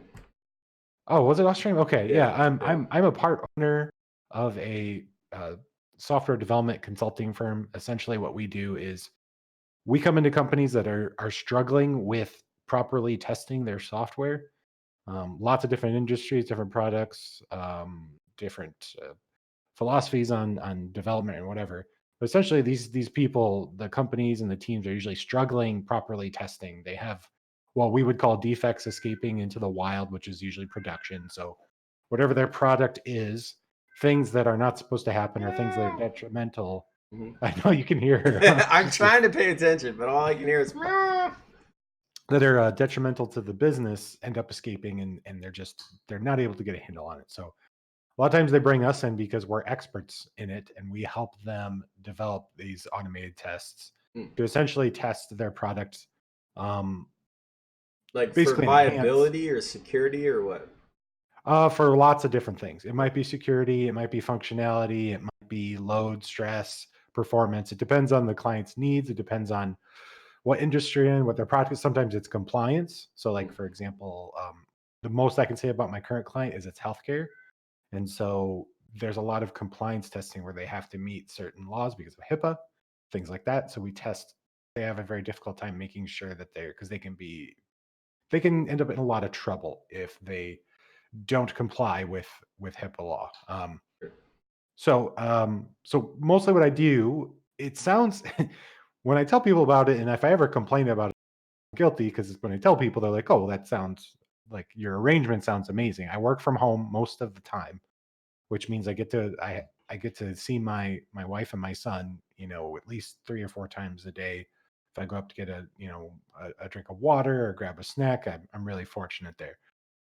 But on the flip side, I also have to part of the time spend time with the client and this client in particular. And so that means flying out to them, usually staying in a hotel for a week or so and doing face to face time with them. Because sometimes I'm also involved in training the existing people because we ultimately we want to put ourselves out of work in the sense that that client doesn't need us anymore. We want, sorry for dropping that.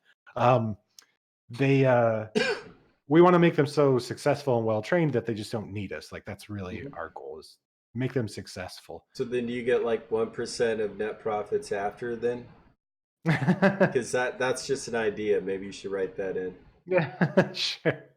I think it's more just that then they tell when they're talking to their friends, it's kind of that, Sure, sure. different, not to get too much into how our industry. There's other people that do the same job as us consultants that just write a bunch of tests for people. They don't do any training. They don't Mm. Mhm. make sure that it's sustainable, and they just write a bunch of tests and leave. They're like mercenaries. And then, you know, these people end up basically usually deactivating the tests because their people aren't any better. We do a more holistic approach generally. So the negative side of that holistic approach is some clients need a lot more hands-on, and this client does. So every other week, I will be in Buffalo, New York with this client, and then every other week I'm back home. Some 2 times during this contract, I will have to go out for 2 weeks back to back, including staying over the weekend, because it costs so much money to constantly fly me back and forth. Mm. So that's what's coming up right now is I'm going to be basically away from home for 14 days. And then I come back for a week and I still work. I just work remotely with the client. So it's going to be a challenge for What's streaming. consider that what I said though, not necessarily implementing it in actuality, but Sure. consider the value of your time and what you're doing for them. Um, like a corollary example would be when I was life coaching. I started just it's a flat fee, right? It's this much. You come talk to me for an hour. We'll see if I can help you or not, and if you can, Right. it's this much per hour for this long, and right. Then they go off and make millions, right? Some of these people were quite wealthy, so I would say, okay, from now on, you have to give me 5% of your net worth for me to help you because I could help you with any problem. I'm a problem solver. I'm a troubleshooter, right? You tell me what you've got going on. I can tell you how you can make it look like you want it to look because I can see where Mhm. you are. I can see where you want to be. I can figure out how to get there and I can tell you. But if I do that, I'm taking on your energy. I'm taking which is negative, right? They have problems. Mhm. I'm taking on your problems and I'm giving you solutions. You need to compensate me in a real way, in a measurable, quantitative way, right? So more money, more problems. You've heard that? It's true. Yes. People come to me with 50,000 to talk about. That's not that hard to talk about. People come to me with 50 million. They got way more problems. And guess what? Most of them they caused themselves. Oh yeah. And they just want somebody to listen to them bitch about the decisions they made that got them to the position they're in instead of talking about how to get themselves out of the problem. So I was Right. like, well, if I'm just going to sit here and listen to you bitch every day for a month, you're going to have to pay me for that. Yeah. Yeah. But it became a scenario where I understood I would never get the appropriate amount of value out of these people for what I was giving them, and I stopped doing it. Even though it was lucrative, monetarily, it was not lucrative to me energetically or to my human form or to my mental state of well-being, and I stopped doing it. Yeah. I made less money doing something that was good for me, and my life was better because of it. Well, that's the struggle I'm going through right now with this new contract because I felt like it was a big ask. Like this felt like a really big ask from the owner of the company who owns the majority of the Sure. vested stock in the company, and um, he knew it was a big ask, and they changed. They actually wanted. What was absurd is they basically wanted me there weeks and then had a week off until the end of May, and I was like, that isn't going to happen. I can't. I need to at least be home. You know, I'm gonna spend, I mean, essentially half of every month on site with these people, and I'm not gonna have my family with me, right? Um, it's a big ask, but it's an opportunity to do something that a skill that I can grow that's very valuable, helping manage a team of people, and shifting myself from doing less of the menial work, which is usually writing all the test automation and the technical side and getting more into the managing people to do those things. It's kind of there's a joke that I think it's John Carmack that basically created id Software and Doom, where he said it's the pinnacle of software engineering is when you start teaching other people to write the programs for you. You've hacked the system then, where instead of you having to write it, it's now you could properly manage a group of people to do it, you've exponentially increased your growth. A nerdy Mm-hmm. computer joke, but I actually saw a good question from in the same topic from Tuna again. You know, I don't want to drive things. Go I just ahead. saw it. I was like, oh, Yeah, that's a yeah. good question because I think this is something a lot of people ask me. Which is what? Um, uh, did I start with computer programming to get in the career I'm in now? Hmm. And I did. Ironically, I started with web design, specifically web development with a focus on design. So I took a lot of graphic design classes, and I tried to get a job as a web developer and I couldn't. And so I took any job I could. I was basically at the point where I graduated and I was desperate. I was applying for everything. I needed a job, basically. My wife was good enough to help work me through school so I could focus and do well. And I needed to I needed to pay her back and flip the paradigm a bit and help her have start to chase after her goals, and her passions. Um, so I ended up getting a job with a software company as a manual tester. But then the skills that I had learned in school as a web developer and a designer, I found out were useful in writing test automation. So taking what a person would do and basically simulating it and being able to run it anytime you wanted. So you could be sleeping and an automated suite would be running, testing a change in a piece of software, essentially. Long story short, I learned that I had a knack for it, essentially. So software engineering did help, but I basically had to teach myself Java, teach myself. I had no background in actual legitimate software development, so I had to kind of self-teach, all those things, and I had really good mentorship as well. So How long have you um, been in this industry? I've been in this industry about 7 years now. Okay. Um, It's I'm interesting that you're on this path because my old roommate and I were software developers, and like you were saying, you start with building websites, and I was building computers. Then when laptops came around, I started building websites, and then we started building like web traffic. So we were doing like gateway sites and things like that to run targeted traffic. But my roommate is brilliant, programmer. Wrote like he could build your website. He wrote ATM bank software to control the bank's Oh back wow. end for all the machines. Right. He was very smart. I just talked to him for the first time recently, and I hadn't talked to him in 8 or 10 years. And I said, "What are you doing these days?" I'm expecting to be like president of a software company. He works. He does metal fabrication. Hmm. And I was like, "You're like 50. Like, when did you start doing metal fabrication? You've been a programmer since you were in, since the 82 or what the hell." And he goes, I couldn't get paid. People don't understand how much work and time and effort goes into coding and programming and testing and building websites and graphics. And he said, I never got paid what I was worth. Hmm. And he said, so I took a job for half the money doing a quarter of the work. So Hmm. I'm making twice the money I used to make for the amount of time I'm spending. And I was Yeah. like, whoa, he's right. I mean, he's making half the money, but he's making double the money for the effort. And if you can think like that, you're going to have a better life, right? Because you're going to maximize your effort and what you get back. Right. Yeah.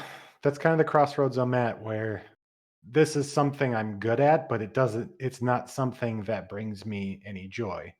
But I Mm, understand there's the possibility that that could be a problem on my end, the way I'm perceiving it or the way I'm mm. interacting with it or my attitude even towards it. Well, I mean, Um, if you want some joy, like you are helping people. You are clearly helping people. You're clearly helping businesses.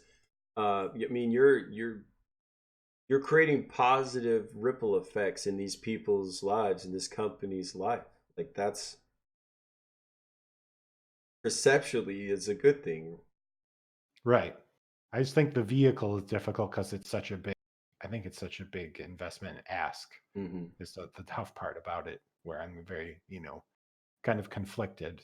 Sure. Um, but yeah, again, whenever I talk to anyone about it, and it seems like how many people wish they could sit and work from home, make a reasonable salary, have benefits, have the opportunity to have vested interest in a growing company. It's like a lot of people would love to have that opportunity. Um, but I'm conflicted. At my heart, I'm creative. At my heart, I'm artistic. So trying to find ways to have that outlet in my career is something I'm challenging myself with. Like, how can I find this? How can I, Hmm. you know, find a way to have a better perspective on it? Because I know, again, I think it goes to that self mastery. Like, it's up to me. It's up to me to find fulfillment in what I'm doing and take responsibility of that rather than complain and let it affect how I treat other people, right? And how I look at the rest of the world, like instead of projecting my bad paradigm on this situation, I'm trying to think of positive ways. So eating better, like normally when I go out for a week with a client, I'm eating out usually I would eat, drink, um, just really lazy, go back to the hotel room, just, maybe play video games or watch TV and go to sleep. I'm trying to change that now. I'm trying to make sure I'm at a hotel where there's a place to exercise, where there's a pool to swim in to get exercise. I made sure it was a place where I had a kitchen and a fridge. So I'm cooking healthy food for myself and I'm not drinking. I'm not drinking caffeine. I'm not smoking anymore. I'm trying to use this time as a positive way to improve myself, improve my physical Hmm. and mental health, right? And trying to read more. So I'm trying. I look at it and Yeah. I feel overwhelmed at the prospect of how big of a undertaking this is, but it has an end. It ends in May. They can decide they want more work with us, but I can say no at that point. I can say this. I appreciate it. Let's find someone else to fulfill this role that I can train because I don't want to do this perpetually, right? Like by nature, I can't. I think this type of work is perfect for me in the sense that I can't stick with one client for a very long time. I can't do the same thing all the built that way. Some reason I need a new challenge every so often or I get in a rut, you know. Um but But that's valid. And what what I would challenge you with is if this isn't fulfilling long term, figure out what is, and then Hmm. change your dynamic. Because one thing that I ran into real early on with the life coaching thing is, and this became very apparent very quickly.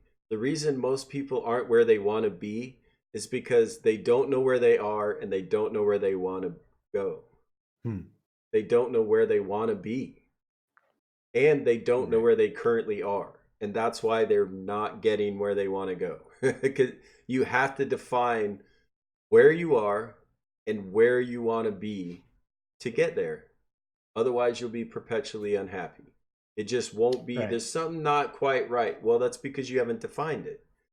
Right. And if you do, like there's this one gentleman I watch on YouTube who has a doctorate and in business, was making a ton of money, was miserable. He gave up all that, bought some property out in the country, started a homestead, and couldn't be happier. And doesn't make hardly, like, not even close to the same money, but he has all the time he wants. He's raising animals and crops with his family. He's on the property all the time. He like is the it's it and I'm not saying that's going to work for you. I'm just saying be open to the idea that your happiness and sense of fulfillment is exceptionally important. Hmm. And your time, your moments that you spend in life are the only things you have that are worth, that have actual value. Spend them wisely. Don't keep Right. doing something year after year after year that you know isn't for you. You're wasting time, and time is the only thing you have. Right. Yeah. No, I think that's wise. I agree. I So agree. you're clearly brilliant, and you're clearly gifted at what you do, and it's clearly providing for you and your family right now, Yeah. right? That's not enough. Right. It's not enough. Because ultimately, if you don't have that sense of fulfillment, your health's going to get worse, your mental well-being, your state of well-being is going to get worse, and that's going to make your, not only you suffer, but your family and those around you as well. Right. And that's something I actually saw happening. I saw my health declining. And that's why I knew I had to kind of put my foot down and make a decision to be serious about it. And I was the only person that could do it. I had to say to myself, if I value my family, that I'm going to do something about this, because ultimately I'm putting a burden on them if I don't. Like, eventually my son's going to have to take care of me, and the worse, the more just improper, and anything can happen, granted.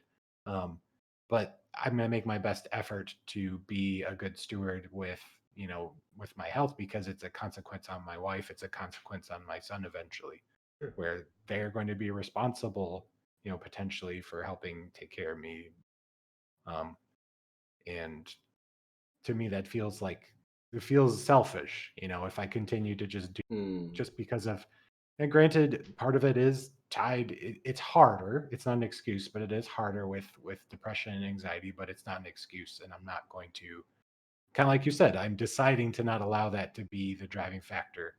Like, I know that it's there, I know that I have proclivities towards getting depressed, and it can affect those things, but if I make a choice to do things to lessen that grip on me, I feel like I can make better positive decisions, hopefully. Yeah. Again, anything can happen. Try Things. this. When anytime I have to go somewhere that I don't necessarily want to, like a good example would be the hospital, right? I'm back and forth to Oh. medical stuff. I have to drive an hour each way to get to the VA hospital from where I live. It sucks. I don't want to go. I don't Hmm. want to sit there. Obviously, having medical is nice. Being taken care of is nice. But the actuality of it is, it's a long drive. It's stressful, right? It hurts my back, causes me physical pain, yada yada. So what I do is, anytime I go on a trip I don't necessarily want to go on, I add in something else so that the trip wasn't just about that thing, Hmm. right? So I'll stop at a garden. I'll stop at a thrift shop. I'll stop at an attraction, right? Hmm. Like a petting zoo, or I mean, literally, I'll find anything else additional that will bring me some joy. And then that memory and that moment wasn't just about the thing I didn't want to do. Hmm. Now I can just focus on I did this other thing that's cool and unusual and different, and I don't normally do that. And wow, right? So, like when you go to these places, when you're away from your family, find a way to have some fulfillment and enrichment outside of work that will add that like spark back into your that creative spark, right? Go to a museum, go out in a park and paint or take pictures or whatever it is that you want to do. Go do that, and that will greatly enhance these trips Hmm. for you and your sense of well-being. Because Okay. people, how like I don't get flown around the country. Most people don't. You know what I mean? Right. So wherever it is that you're going, find something there. Each time you go back, find something else. Go Hmm. go walk in a different place. It could be that simple, right? Find a different park.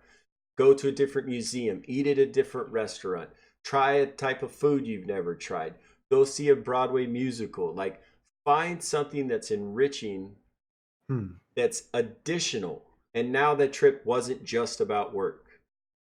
Right. Hmm.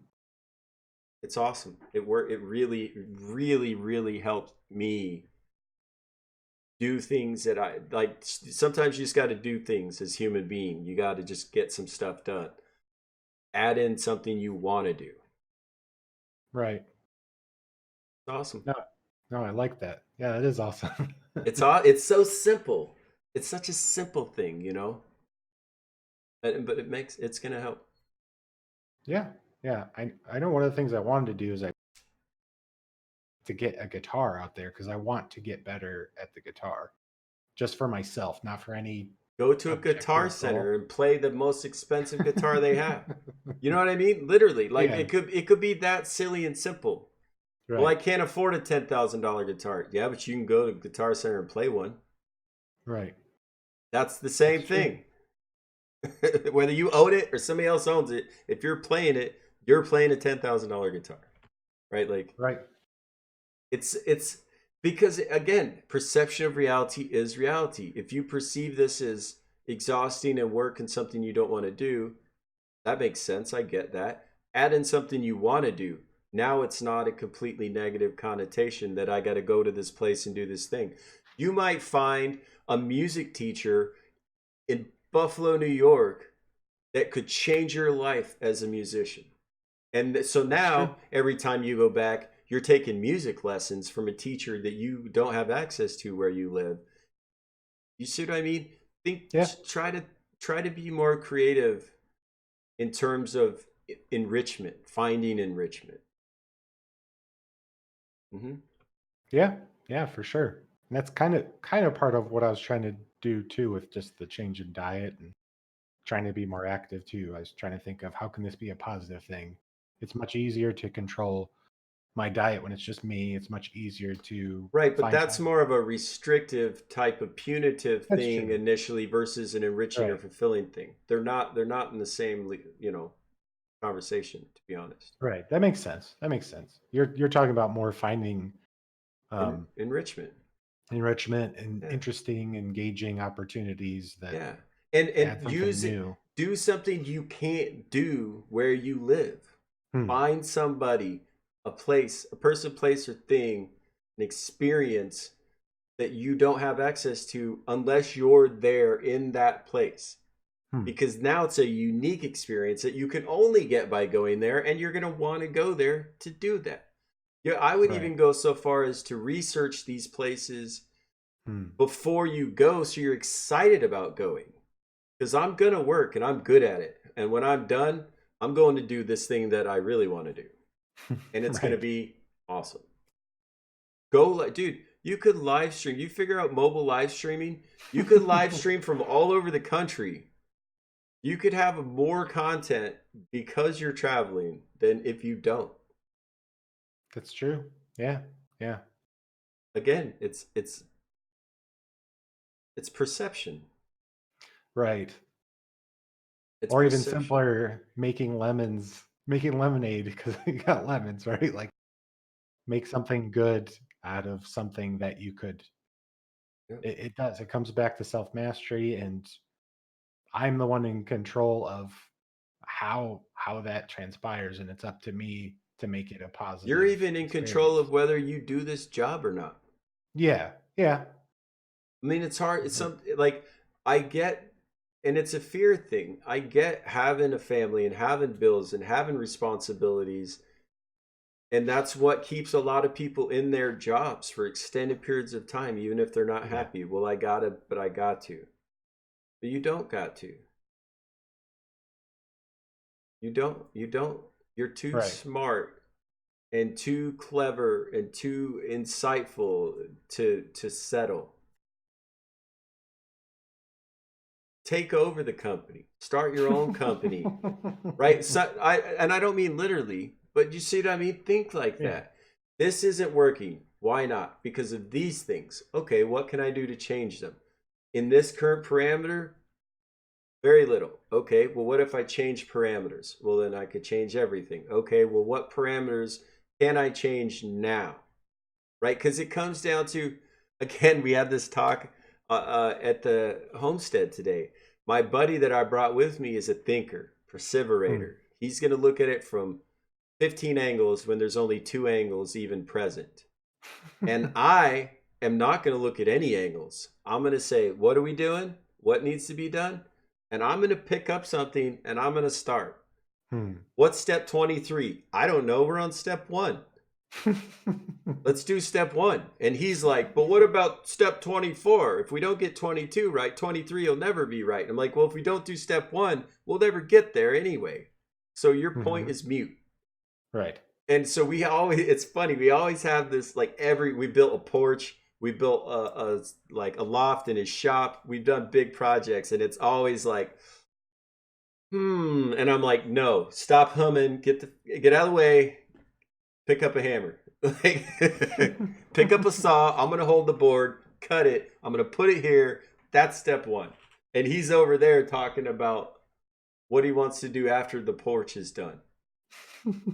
Like, the porch isn't done. It's,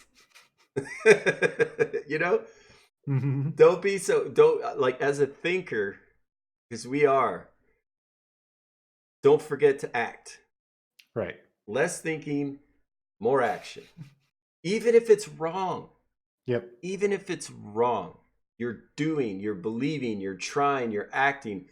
You don't know it's wrong till you do it and you find out. You go, oh, okay, well, I can change this, and then it's better.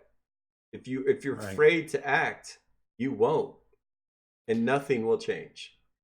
Right. Right. I mean, and on that topic, like, I have the crazy part is I have a friend who I met, basically, like, our basement flooded and I lost my office, and I had to go work out of a co-working space, and I met this, he works for he technically, I think, works for the state, but he helps people start small businesses. He's like an advisor. And after we just became friends, we had a lot in common. We're both obsessed with Elon Musk, and um, both just obsessed with those type of people. And we like talking about what drives a person like him to be the way he is. Uh, I had this business idea, and I still have it. And I met with him about it and kind of talked through it and talked through the business plan. And he thinks I should do it, but it's fear, and it's the fear in me keeps me from doing it. It's like, well, that seems really risky. That's but I know that's me, and that's um something that's gonna Actually, keep me. from this conversation we've had, I just want to interject. Sure. A lot of times you preface your statement with saying things that you feel are like um, could be controversial. You preface your statement with something of that sort. Well, I know this is messed up. Well, I know this is this. Well, I know this may offend some of you. What leap? Stop doing that. Stop saying it. Stop thinking it.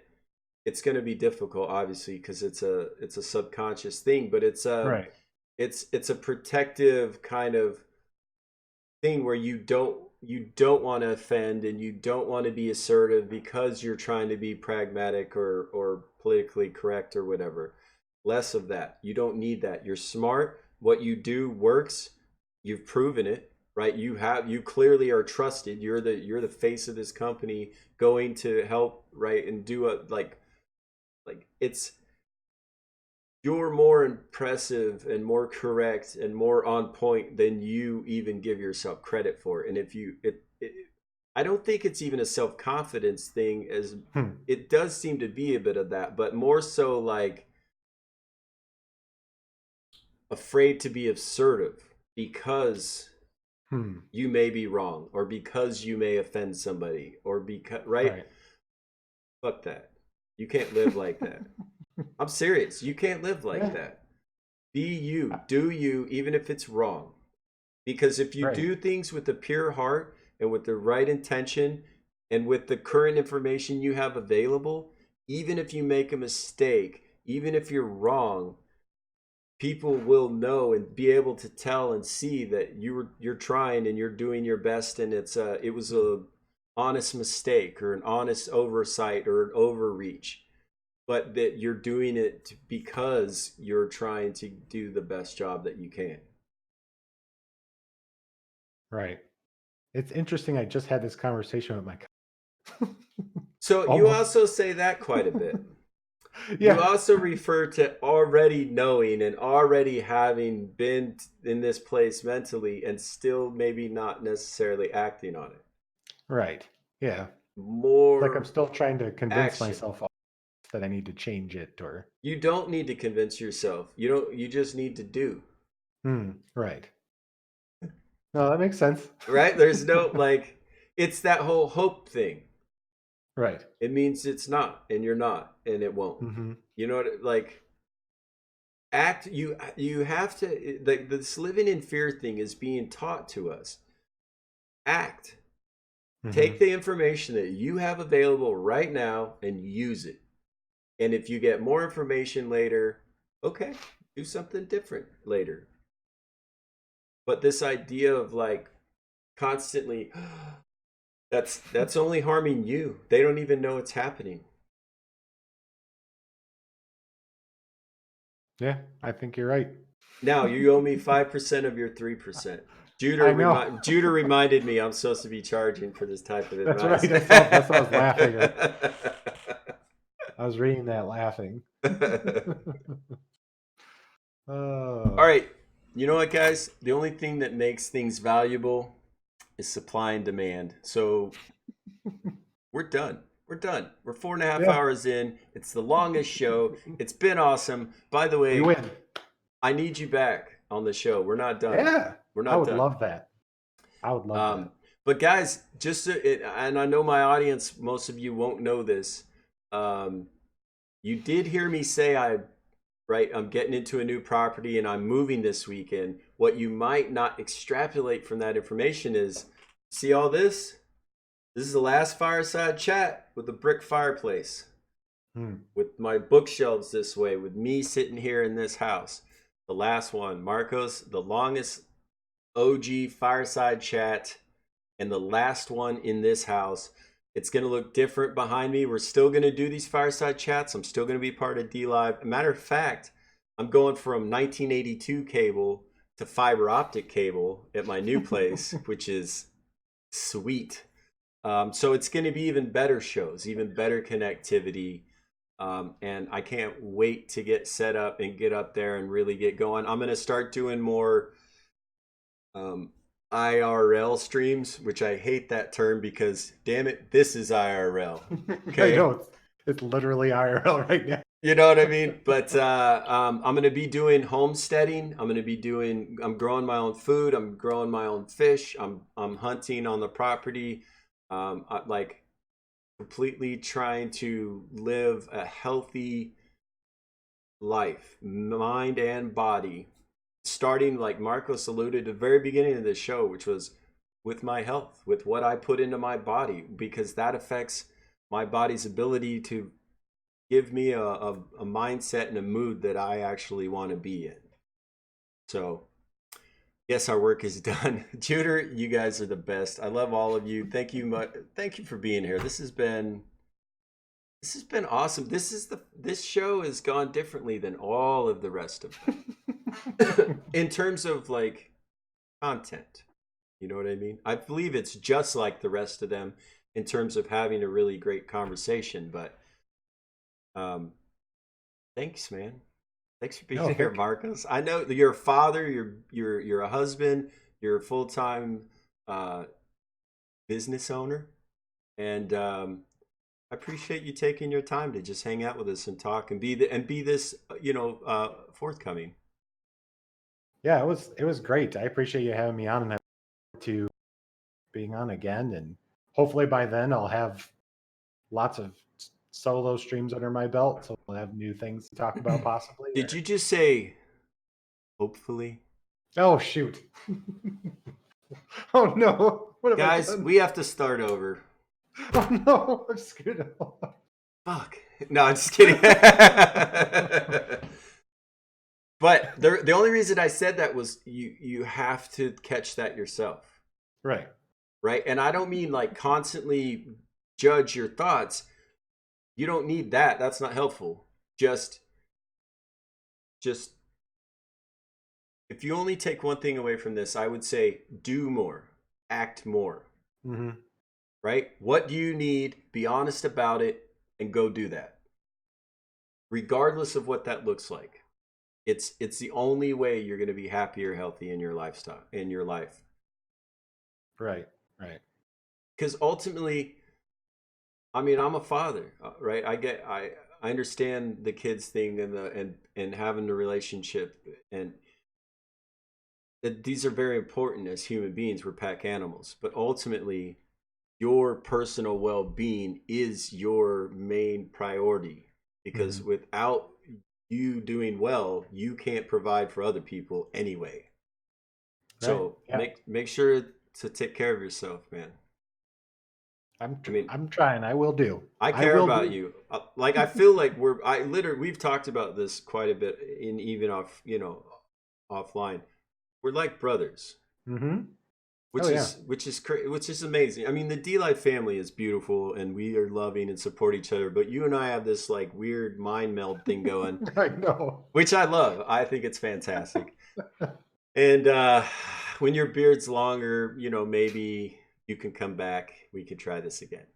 Except then mine will be even longer, so then yours will still look short. Here's what will help. Watch this. If I do like this. Now you can't tell how long my beard is because I crouch down and it doesn't all fit in the frame. And if you did the same, we'd look like we had the same length beard right now. Just saying. That's true. Anyway. Yeah, look, see. Look at that. Exact Who same. knows? Same Who beard. knows Yeah, how they long it wouldn't is? know. Yeah, they won't know. Yeah. No one would know. Anyway, dude, I love you, brother. Thank you for being here. I hope you have a wonderful evening. You too. I'm Thank you gonna, so much. if you put exclamation YouTube in chat, you'll get the Fireside playlist. I'm gonna upload Marcos's right now. If you missed any of it, you can watch it in its entirety. And Marcos, I'll send it to you in Discord so you can share it as you see fit. Sounds great. Thank you. All right, I'm gonna wrap up the show. And if you would like to do a little wrap up with me, if you'll just hang out on Discord for a Sure. second, I'll be right back with you. Sounds good. Thanks, guys. All right, guys. Well, I'm author Joe Holt. This has been another Fireside Chat. This has been the longest Fireside Chat we've ever done by almost 30 minutes. We didn't just eke out that extra 30 seconds. We really went for it. And man, Marcos, you got to love that guy. Rowdy Souls, if you don't know, I found Marcos through a band on D Live, a live 4-piece band called Rowdy Souls. Marcos is the stand-up bass player, also drummer, singer. If you want an Irish ditty, shanty / drinking song, Marcos is your man. But anyway, this is the last Fireside Chat in this house, guys. If you want to see more of the fireplace, you're going to have to watch the old ones because it's gone. It's gone. This weekend, I'm moving into a self-sustained homestead. I can't wait. I'm super stoked. So anyway, I love you guys. I'm going to find somebody to pass you off to. Somebody else here on D Live doing wonderful things. Let's see here. Let's see here. I mean, it's the middle of the night and most people are asleep. Okay, if you guys don't know this guy, I got to introduce you to him. His name is Ricardo Rodriguez. He is an incredible human being. His love, his energy, his words, he's got a beautiful accent that's just fun to listen to anyway. But you're going to like this guy. Follow me to Ricardo Rodriguez. It's just a fun name to even say. Let's go in there and say hi. All right, guys. Aloha for now.